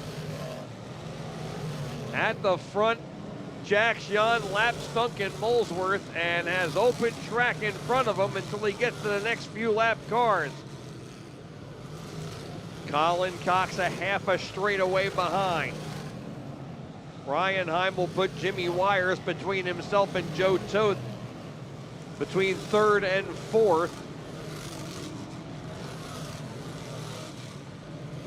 And then Ethan Bill now in clear sailing as Mike Butler trying to hold up has got back by his brother Bobby, and is working on Goulart. Goulart has a long line of cars on the same lap that are trying to lap him. Laps are clicking off quickly. The laps have actually gotten faster. We are down around the times that time trials produced. That was at the beginning of the night. We're having laps in the upper 17s and low 18s. A lot of that has to do with the momentum these crates gain over lap after lap after lap, and as they spread out with open track. Jack Sean coming up the lap, Mike Toth, and we got a car at Dylan Swinehart in turn 2 is going to bring out our first yellow here on lap 40 since lap 11.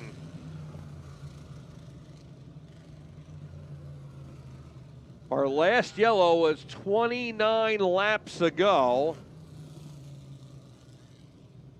We had 6 in the first 11 laps. We went 29 laps before Dylan Swinehart broke here. Not sure what happened, but the car came to an abrupt stop. He suddenly swerved up out of the groove and stops up by the fence in turn number 2. Dylan Swinehart was running around 12th, I believe.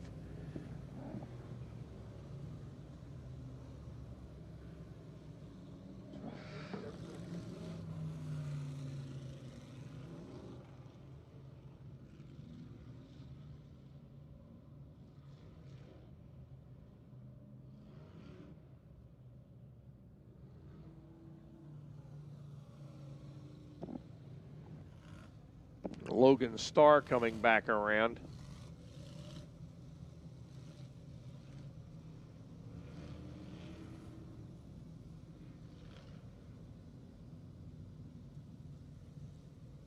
So Jax Jan has led all 40 laps, but the Big 10 are coming up.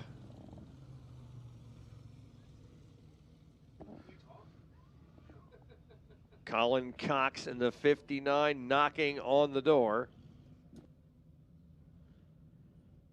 Ryan Heim in the 18, Joe Toth in the 9, Ethan Bill in the 14. They are the top 5 runners right now.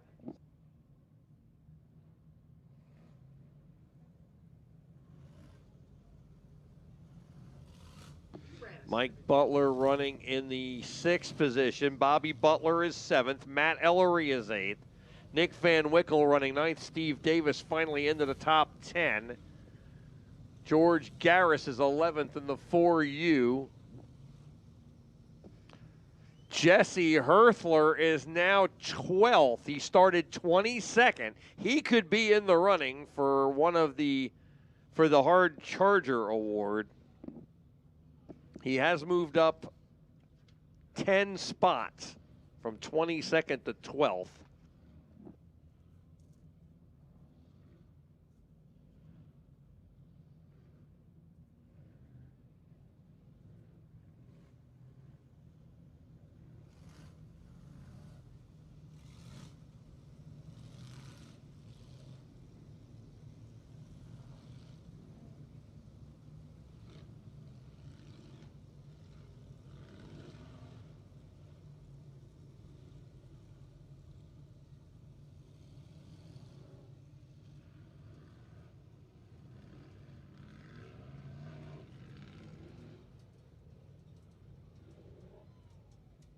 Swinehart, I believe that as quick as that came to a stop, I had a feeling it was driveline, and he is hooked up from the back.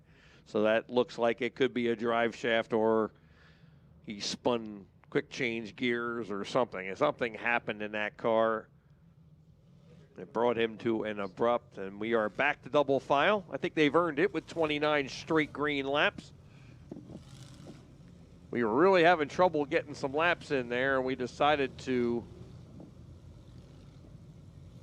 believe it was 7 yellows, actually. I forget, I lost count.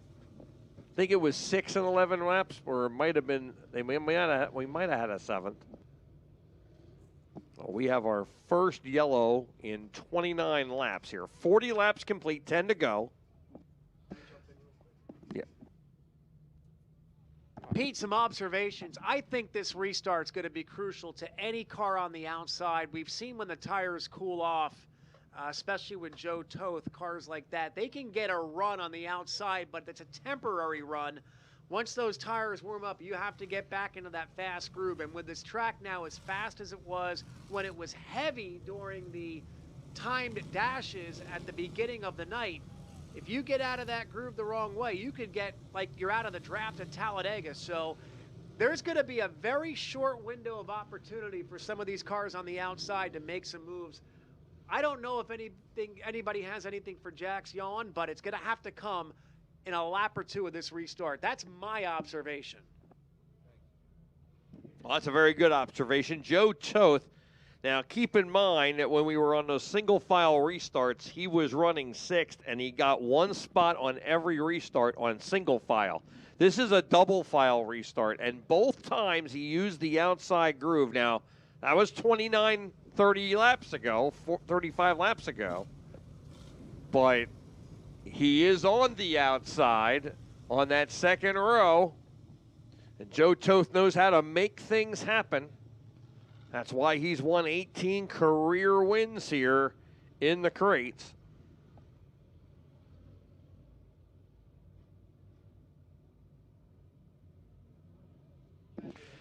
Lights are out. Jack Sean, Colin Cox, a pair of invaders here as they work off a turn 4. We are back to green. Heim down on the bottom and Colin Cox. Cox got a little loose there on the restart. Ryan Heim getting a run, and Heim into second. Ryan Heim, 5 career wins, 3 of them are this year. And he is in the second spot now in the 18. Duncan Molesworth pulling out. He is pit side. Off at turn 2 and down the back. Heim now second and setting his sights on Jack Sean. Colin Cox third, Joe Toth and Ethan Bill. None of that has changed.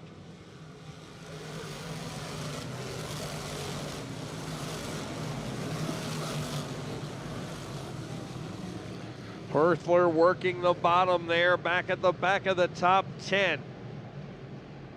The top 5 remaining the same, but here comes a challenge. That looks like Bobby Butler. Butler down on the bottom. He's got Ethan Bill, and Bobby Butler has raced his way back into the top 5. He had fallen back to 8th, and Ethan Bill has a problem because he's been passed by 3 cars now. Van Wickle goes by, Mike Butler goes by, Ethan Bill is way outside at turn 4, and he is going to stop.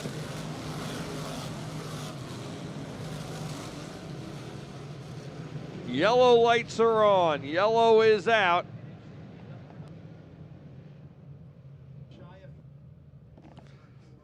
.44 laps complete, so the magic number for single file at the end of the race is 5 laps to go. We got 6, which means double file.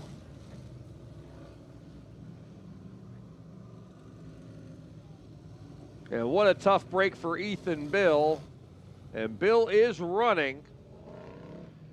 And he cuts into the infield and will bring it to the pits in the 14. He went in high, he got up high, and there was something wrong. He got passed by about 3 cars, went into 3 and 4, and was sliding hard on the high side of 3 and 4 and lost a bunch more spots and quickly came to a stop in turn number 4. But he is running once again. He does not have a flat, but he is going to the pits in the 14. What a tough break for Ethan Bill, who had been running 5th until these last couple of laps. 6 laps to go, Jim. They will double them up because we are not in the final 5 yet. 1 more lap and we will be single file till the end. Cars all doubling up. This could be one big restart here. Ryan Heim, 3-time winner this year. 3 of his 5 career wins all this year. Started the season off with a win with the non-point race during the Super Dirt Series show. He won on 4th of July weekend, and he won the final point race.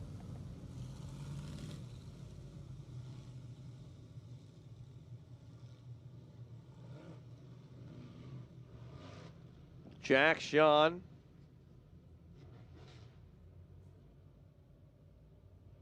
Jack Sean had a win at Bridgeport, was 4th in the points down there. Colin Cox was the champion at the Grandview Speedway this year. Well, we got some hot shoes at the front. Joe Toth right there. Here they come off of 4 green coming out, 6 to go. The Pinewood Showdown, 6 laps remaining, and it's Jack Sean getting a run off the inside. Heim kind of spun wheels out there. Joe Toth takes 3rd from Colin Cox. Now drives underneath. Heim looking for 2nd. And Toth will have 2nd off of 4. Joe Toth, 4th to 2nd at the 5 to go sign. Toth has advanced this far, and now he's going to set his sights on Jan, who's led all 45 laps. Bobby Butler is 5th. Mike Butler, his brother, is 6th. Steve Davis is up to 7th, and it's Van Wickle 8th. Travis Hill 9th, and Ryan Graver is up to 10th.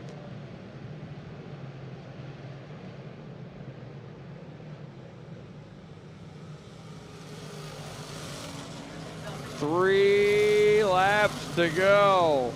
Toth within 2 car lengths. Toth is giving it everything he's got as he starts to close in on Jan. At first it didn't look like he was, but he is now. 2 laps to go and 2 car lengths separate the top 2. Into the final 2 here, down the back. Jan leading the way over Toth. Yellow's out. And it's George Garris who spun in turn 4 in the 4U.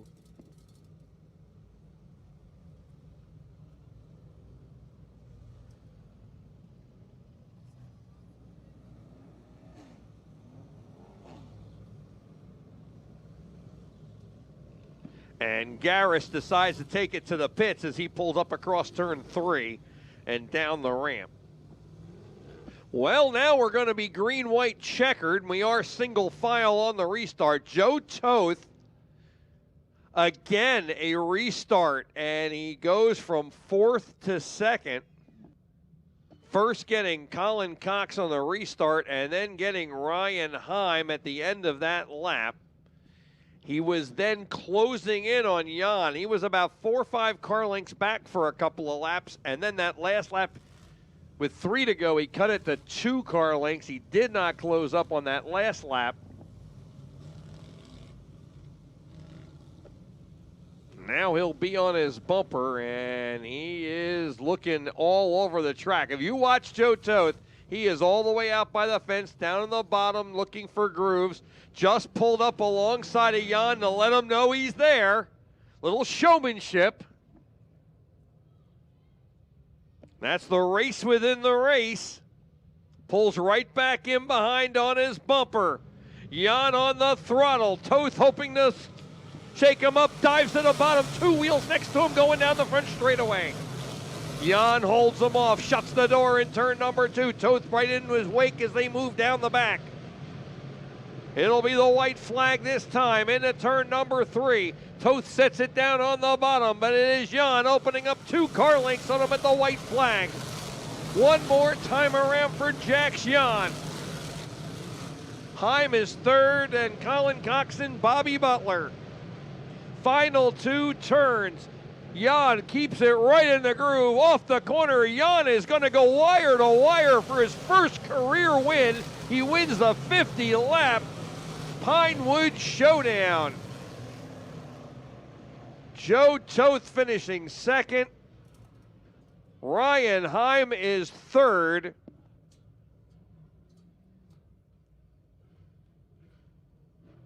Colin Cox and Bobby Butler rounding out the top 5, and Jax Jan has added his name to the all-time win list here at the New Egypt Speedway.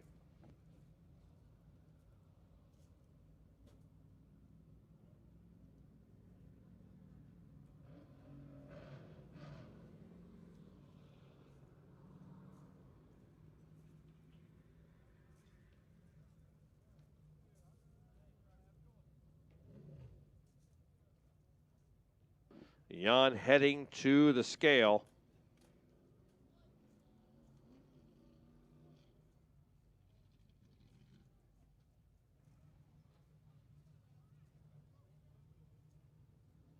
Nick Leach will be doing victory lane, and he is down there. Jan is off the scale.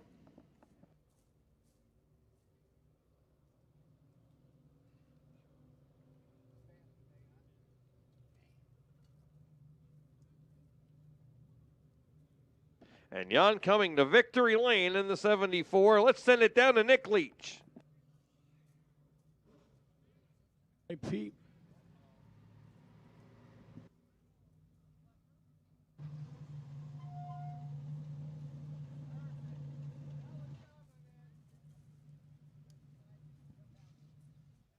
All right, Pete, we're down here waiting for Jax to get out of the car. This is going to be a popular win for him. Carroll's Tree Service, HY Pressure Washing and Painting.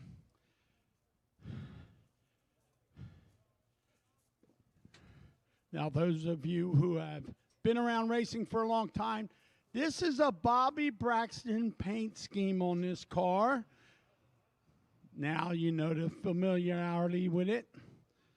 Behind the wheel, Jack John.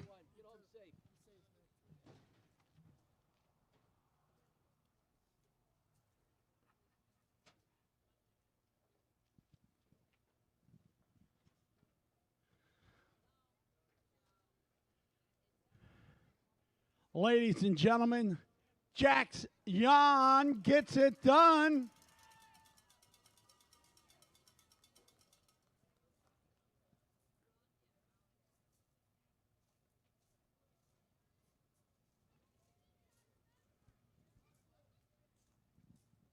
Let's go over here and talk to this young man.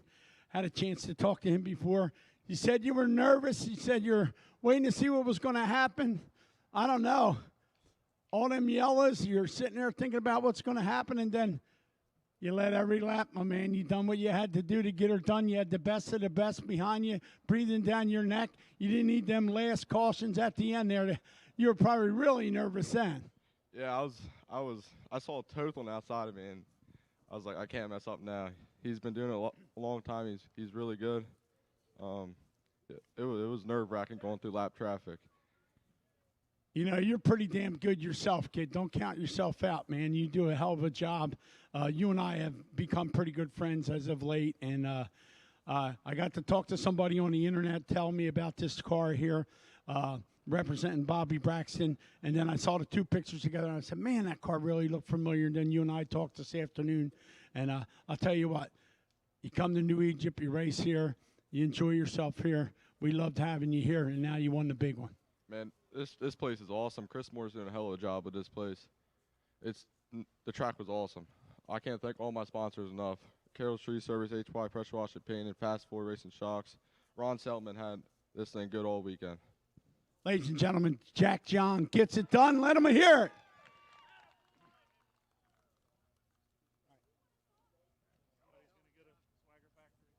Somebody's going to get a suit. Somebody's getting a suit.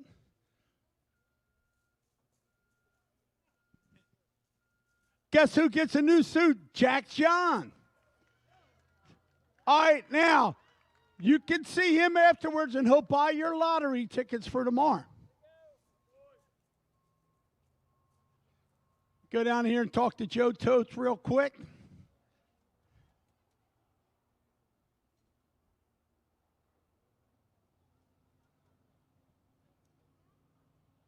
Well, Joe, you're the leading feature winner here. Done everything you could do. You waited and waited and waited. Had 5 laps to get to him. He was just a little bit better coming off. Yeah, I mean, if we would have had a racetrack to work with to actually be able to pass, it would have been a lot better race. It's a shame that we get a good crate race and it's single file around the bottom. Only can really pass on restarts. I know this place could do a lot better. I mean, this place is always really racy, and this is just unfortunately one of the bad ones. It just happens to come on one of our big races. But I can't thank all of our guys for helping me get here, and hopefully we get we'll get this thing turned around for next week, and we'll head down to Charlotte to run down there for one time. So you're going to go down to Charlotte and try and make some deals down there and do what you do. Joe, you've been raced a lot of races here, won a lot of feature events. Go down to Charlotte and do us proud. Yeah, that's the plan, and hopefully next year when we come back here, it's going to be a better surface for the features. There you go, Joe Totes.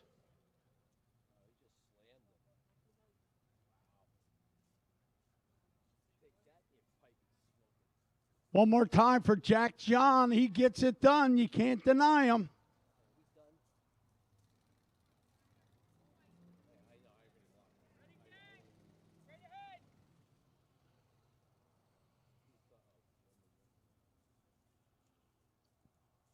Go over here and talk to Ryan Heim, see what he has to say.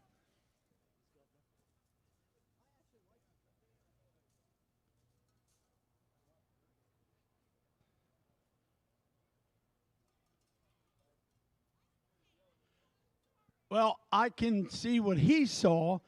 You have no right rear left, my man, and that's very rare here at New Egypt that you burn some tires off. Yeah, we've been doing all right all year with tires, but I guess the 50 laps was just a little bit too much for it. Well, you were there. I mean, it wasn't like you wasn't there. It's just that's not your fault that the tire gives out. You can't do too much more than that when the tire gives out. Tough deal. If you had some more tire, you might have been able to make better moves. I don't know. I got tangled up there with the lap car brake checking me to pull into the infield, and I think it bent the front end because it got really tight after that. So I don't think I had anything for him. I'm just happy I stayed up here in the top 3. Cheer for Ryan Heim. He gets third. On behalf of myself, Fred Volsing, everybody involved here at New Egypt Speedway, we appreciate you being here. Make sure you come back in 2026. Keep an eye on our outlets, all our media outlets, to let you know what's happening in the off season. If you don't get it from them, you can get it from Wide Open Wednesday. They'll keep you all involved all throughout the winter.